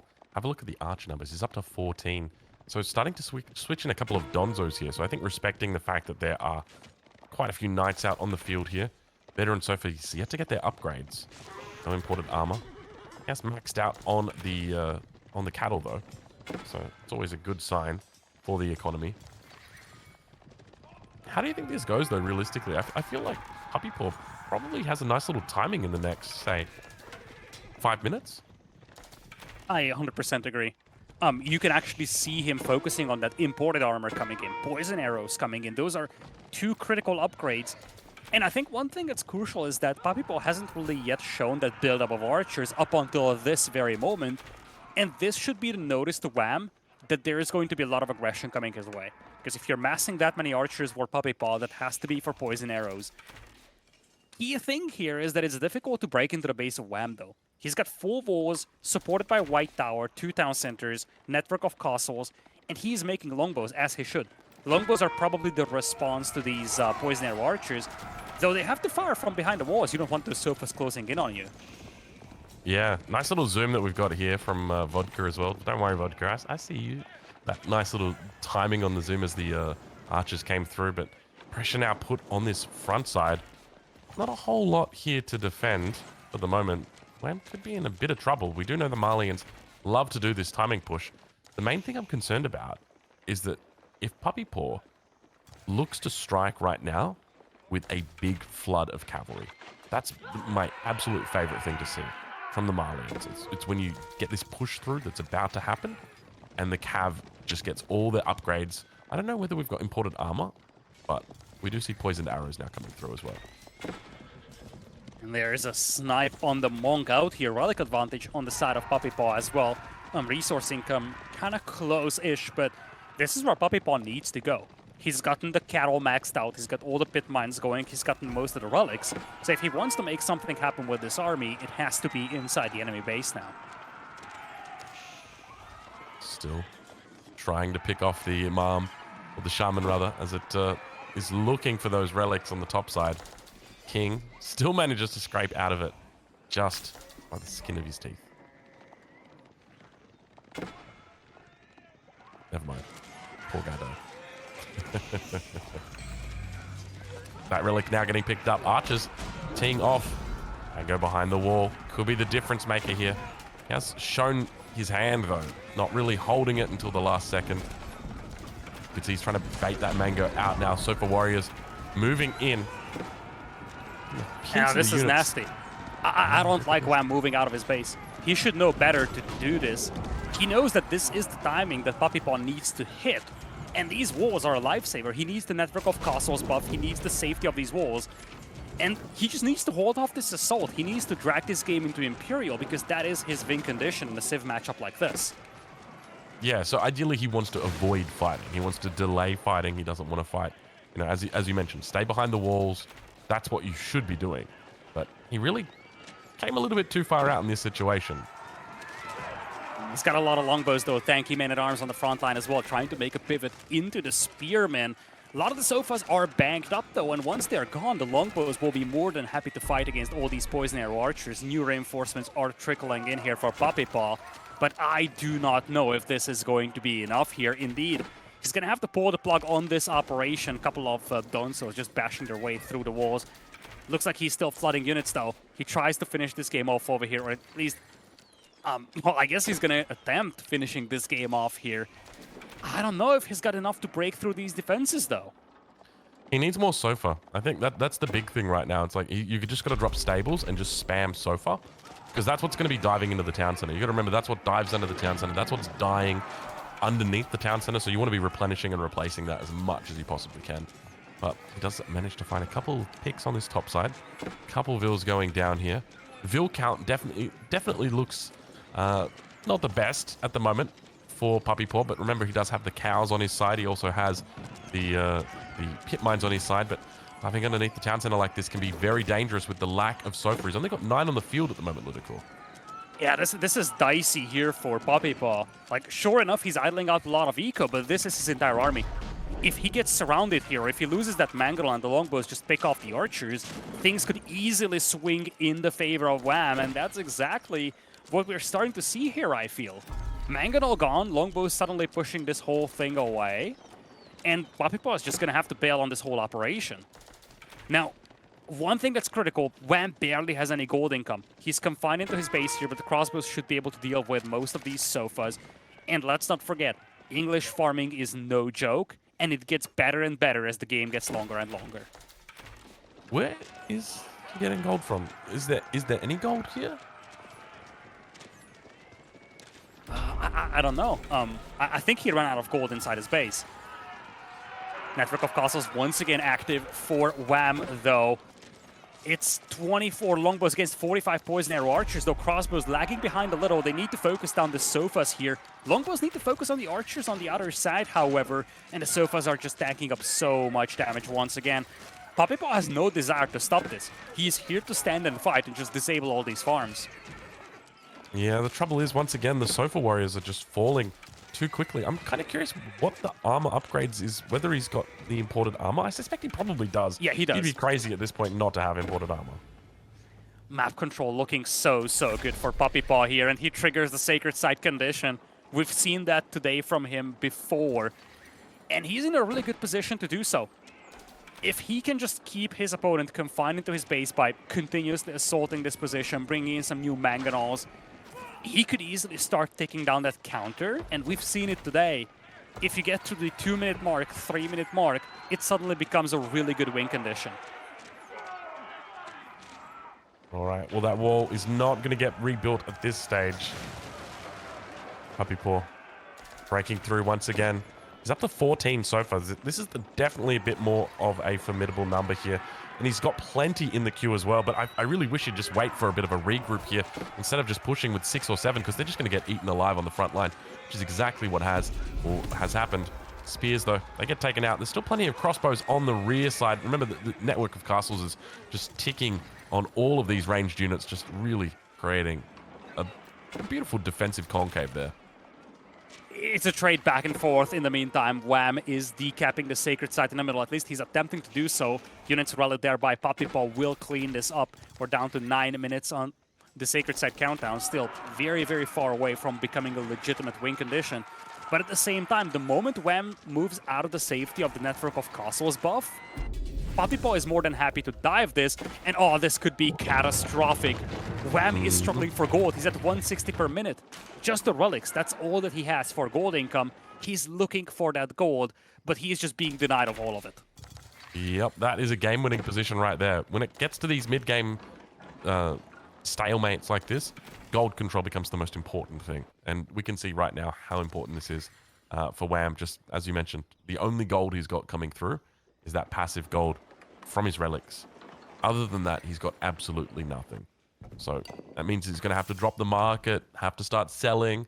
But the big thing is, he needs to get access to that gold, and there's nowhere he can really sneak at the moment. PuppyPaw's got great control, great coverage on this map.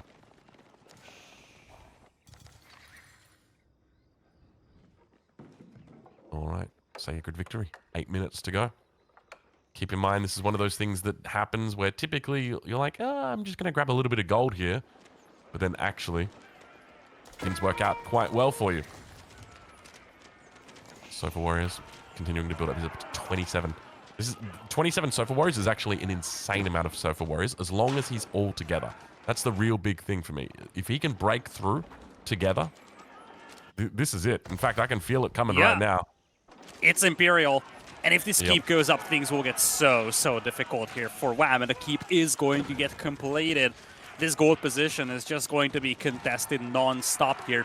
PuppyPaw is looking to age up to Imperial, but at the same time, his army count is dwindling.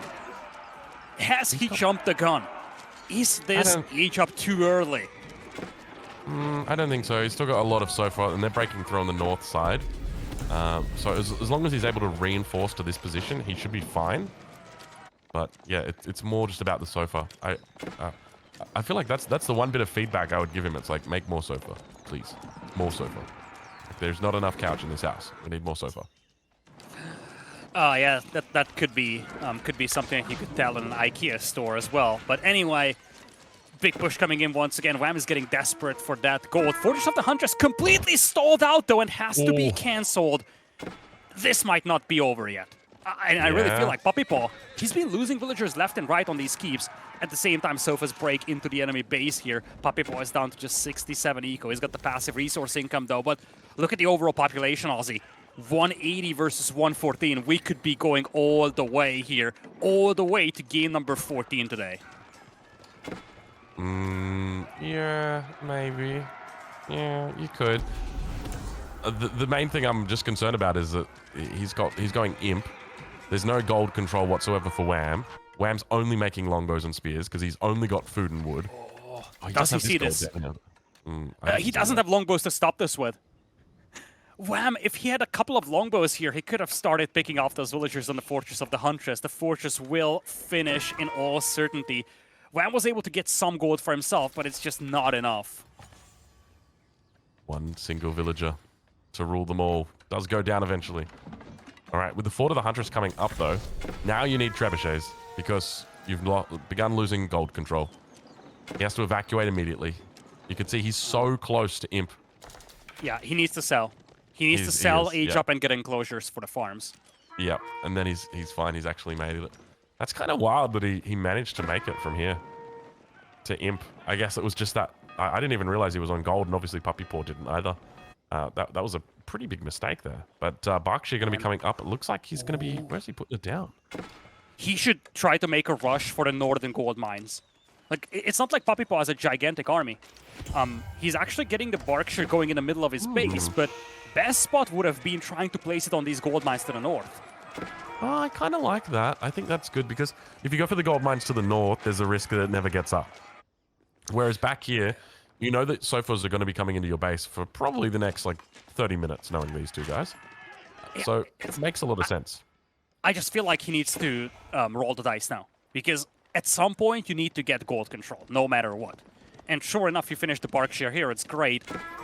If he goes for a lot of stone and just tries to get a keep up on northern gold mines, that's also fine, but he needs to find a way to secure gold control. Enclosures alone will not be enough. Yes, yeah, that's a good point. Enclosure's now going to be coming through. It's got 600 gold in the bank. So if you're thinking about upgrades now, you're thinking about upgrading your trash units. You want upgrades for your longbows. You want upgrades for your spears. Those are the big ticket items right here. But on the side of PuppyPaw, the Bombard is coming out. The Culverin is coming out. I don't know whether we've got elite archers. Actually, that's one thing to note. Wait, why is he going for Musofadi hand cannoneers? Maybe he's expecting men-at-arms.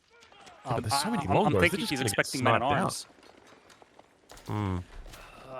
At the same time, Sacred Side win condition is still going on. It's down to 5 minutes. There were efforts from Wham to decap one of these Sacred Sides. In fact, he almost decapped one. He was like basically half a second away from decapping it, but PuppyPaw prevented that from happening, and now you're looking at that Sacred Side countdown as a legitimate win condition. Yeah, this is the stage of the game where it starts to get to that, isn't it? I mean, he could neutralize... So the one in... Yeah, so this one's going to keep on it. Then we've got the Fort of the Huntress, or the Hunt of the Fortress. Fortress of the Hunt. In the middle. And then on the bottom side, have we got anything down there? Yeah, there's not much in terms of fortifications for Wham down south, but he needs to get gold. He's up to 900 per minute. I think he moved out towards that gold mine to the north. Yeah, he's building a keep now. This is a must-have. This is a must-have, and if you're PuppyPaw, you could opt to try and just assault this position and say, listen, I will keep taking all the gold away from you. Or he could just focus this southern portion of the map and say, okay, wait a minute, you're heavy on longbows, I might as well hit your lumberjacks. This area of the map right now is totally undefended by Wham. It's a good call. Let's see how he plays it. There's going to be a big wall coming in on that south side. Plenty more military moving up towards this position. Keep in mind, while there is a bit of population difference between these two guys, when it comes to the military side of things, it's pretty much even Stevens. Only a handful of difference between them. Yeah, finally some gold access for Wham, however, and that's a lifeline. That's a true lifeline for him that he much needed. But at the same time, Sacred Side victory conditions still ticking here. 3 minutes left to go. This stone wall down south, it's going to prevent Wham from running into it. And Ozzy, we have to go back to that game that we had like 3-4 hours ago at this point. PuppyPaw was 9 seconds away from pulling off a Sacred Side victory. It actually ended up being 6 at the very end of the game. But he was so close. Wham stopped at the very last minute. We're down to 2.5 minutes, and I feel like this series could end with a Sacred Side victory here for PuppyPaw. Yeah, it definitely feels that way, but Wham's already got the goods now as he begins putting pressure on this Sacred Site. Can we just talk about how close this Sacred Site feels to Wham's base, by the way? It feels like it's right outside of his base. So that is a very nice position for him. But yeah, he's got plenty of archers on the Sacred Site, though, so he's going to be fine. Calv's firing off on the back. Almost managed to get the one shot off. It's got a little bit of health on it, a little bit of a shuffle. Numbers looking decent for PuppyPaw. Have a look at the military numbers all of a sudden. PuppyPaw kicking it into 5th gear. Yeah, he needs to, because again, he needs to hold these Sacred Sites. Culverins doing so much to keep those bombards away. This Sacred Site is protected by a keep, so is the other one, but one of these two will have to be decapped by Wham. Wham's army is split, though. He's got half of his forces to the north, half to the south, and he is outnumbered overall. It looks like he's getting cleaned up down south over here with 2 minutes left on the timer. 2 minutes left on the timer. Now, remember, guys, if PuppyPaw does win this, we'll be going into our 3rd best of 7 for the day. No, just kidding. It's definitely not going to be the case. If PuppyPaw wins here, he is going to be the player facing off against Marine Lord and Castle the Almodovar. And it looks better and better for him. After what seemed like a set or a day that took forever, PuppyPaw seems so close. 1.5 minutes left to go here. But Wham's army is not growing, it's shrinking. Yeah, he's down to 45 military pop at the moment compared to his opponent who's on 68, plus plenty of siege in the back pocket. Lots of Sofa warriors out on this map at the moment. He's looking good. That siege continues to roll towards the north side. He knows that there's a little bit of pressure up there, so it could be where he's potentially looking to challenge. And we can see now with a minute left, this is it, do or die. Triple mangonels, and it's not going to matter. Ladies and gentlemen, he's heading to Spain. It's PuppyPaw, your champion. After 2 best of 7s, he finally did it, Liticor. It took a long time, but he managed to put it into 5th gear, and he planted it. Talk about a journey here, Ozzy. He was knocked down to the lower bracket by his very own brother. The winners bracket finals, Wham01 took out PuppyPaw 3-2, a nail-biter of a set. Then you go to the first best of 7 of today, PuppyPaw coming from the lower bracket, takes out his brother once again in the decider game of that series, 4-3, forces a second best of 7 to be played, and then PuppyPaw with a 4-2 win here in this absolute grind fest and a magnificent set. He takes the #1 spot here in the online stage of Red Bull Wololo El Reinado. A hard-fought victory, a massive victory here, really, for PuppyPaw. And at the end of the day, he is going to be the challenger for Marine Lord in Castle de Almodovar. Whew.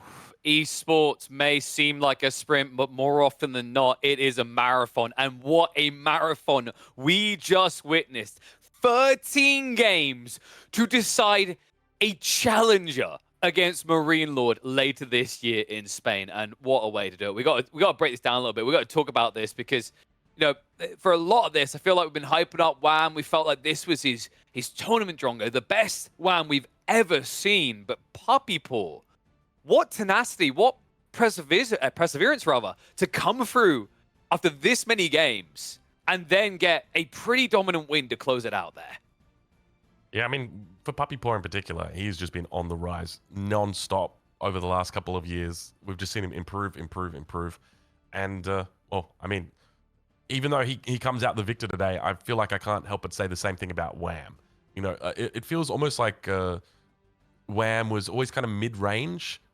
When I say mid-range, I mean like mid of the pack in the sense that, you know, not quite top 5, maybe a little bit lower, like top 8, somewhere around that. But if anything has been shown today, it's that Wham is incredible when it comes to his rise. It's been meteoric. So incredibly well played by both of the brothers today. And congratulations over to PuppyPaw for an insane victory and an insane set. What a crazy day.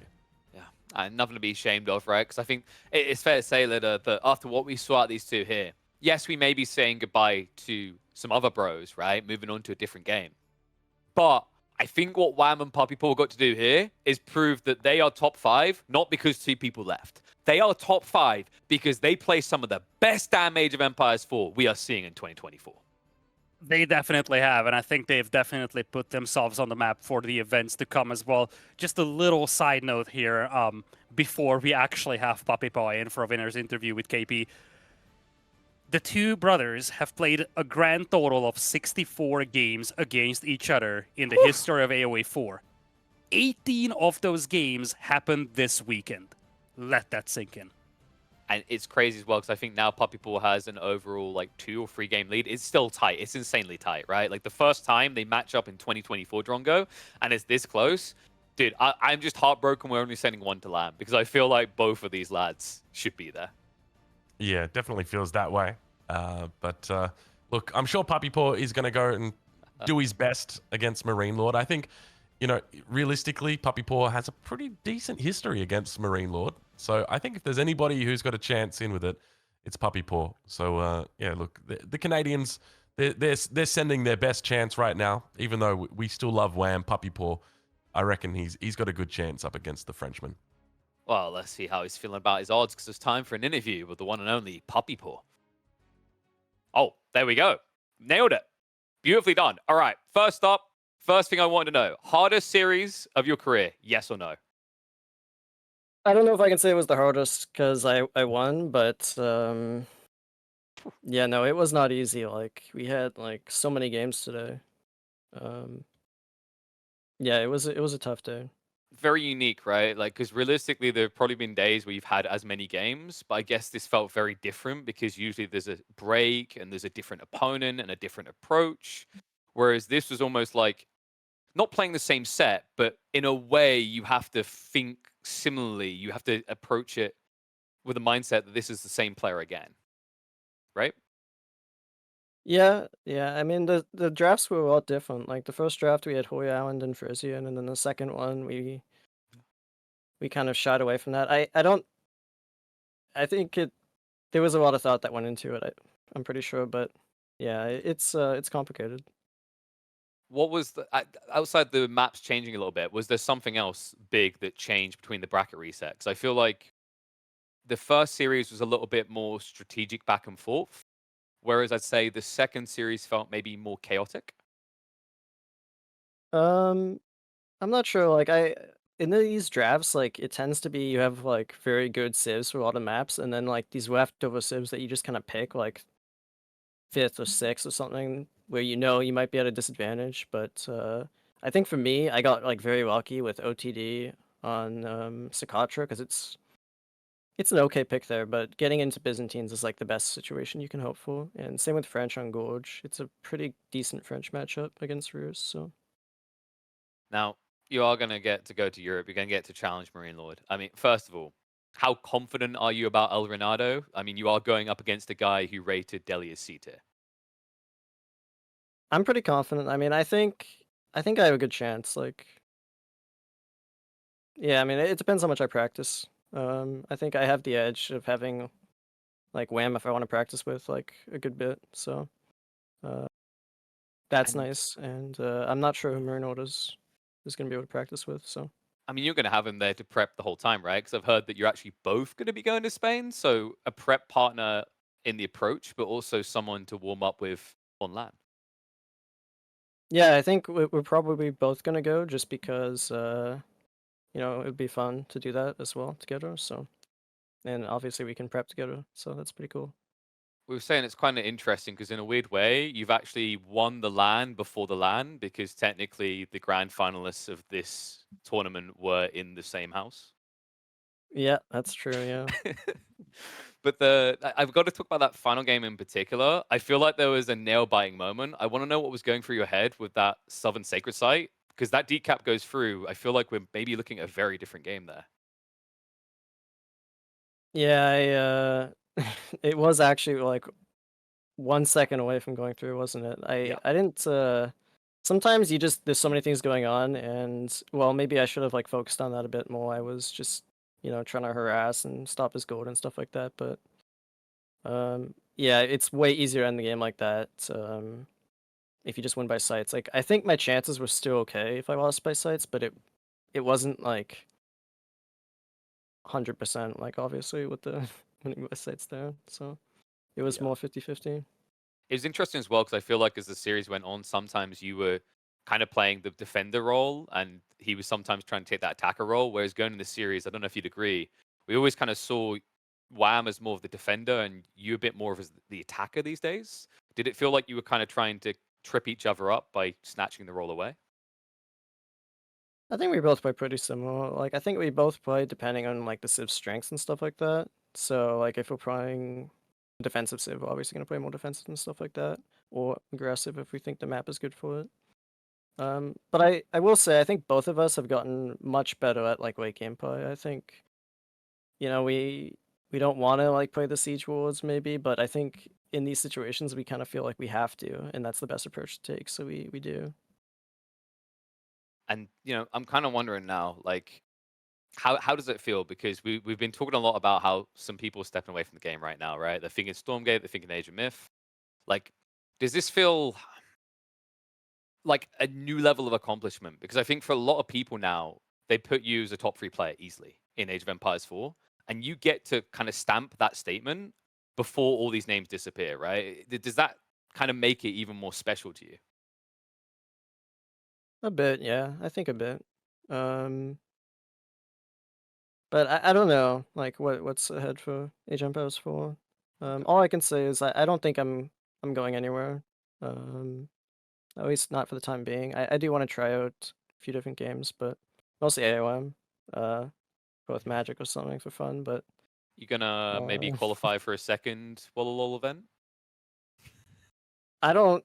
I haven't even tried the game. Like I haven't even played it once, so I think that would be an uphill battle. But yeah, I'm willing to try it. I'll have to see, dude. I'd be hyped for that storyline. Just turning up for 2, man. And then you can just brag over Marine Lord. You got more banners than he has for the event.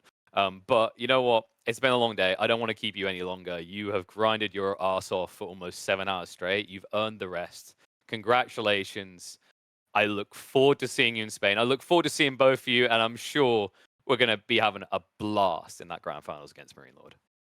All right. Look forward to seeing you too. Thanks, guys. Appreciate you, buddy. Okay, guys. I honestly, like, I love that dude. I can see the exhaustion. You got to keep in mind, he's been going 7 hours straight. I also imagine there's kind of this bittersweet feeling of victory, but it did come at a cost. of little bro. But I'm glad to see that they're both going to be there. I think it's quite inspiring as well to have the old guard versus the new, as I keep highlighting. The fact that he's still going to keep trying to plow through Age of Empires 4. And just so much potential, right? Like, I think a big fixation for part of this has been the loss of some names. I know Lucifer and Vortex, they're going to be saying farewell. There's been talks of the likes of B and what they're going to be doing in the future. But, the beautiful thing is, between the rise of the Canadians who have been grinding from day one, and it's finally truly paying off. The likes of your Kiljadi starting to break through, your Louis, people representing different regions, not just it being a European stomping ground anymore. It's fair to say now is the time to keep your eyes on Age of Empires 4 to see what the other regions can do. And I hope that you are all going to be tuning in October, when we have that grand final showdown between Marine Lord and PuppyPaw, because I've got a feeling, despite the confidence with which Marine Lord carries himself, it's not going to be as easy as maybe he's thinking here. But a really big shout has to go out to everybody who has been watching these EGC events throughout 2024. I know there's a lot of questions on what's next, what's coming up, what are we getting more, what's the future EGC? I'll leave that to Pesty to tell you about in the coming days, in the coming weeks, because I can at least guarantee you, without revealing too much, we ain't going anywhere. EGC is going to keep supporting the scene, and we hope you guys are going to keep tuning in. But that is going to bring us to a close. A longer series, a longer grand finals. We have one series today that stretched 7 hours. I think that might be a record here in the Age of Empires 4 community. But I look forward to setting new records in the future, and I look forward to seeing, hopefully, many of you in Spain later this year when we get the grand final showdown. The LAN to make a statement for Age of Empires 4. Marine Lord versus PuppyPaw at El Reynado. We'll see you all there.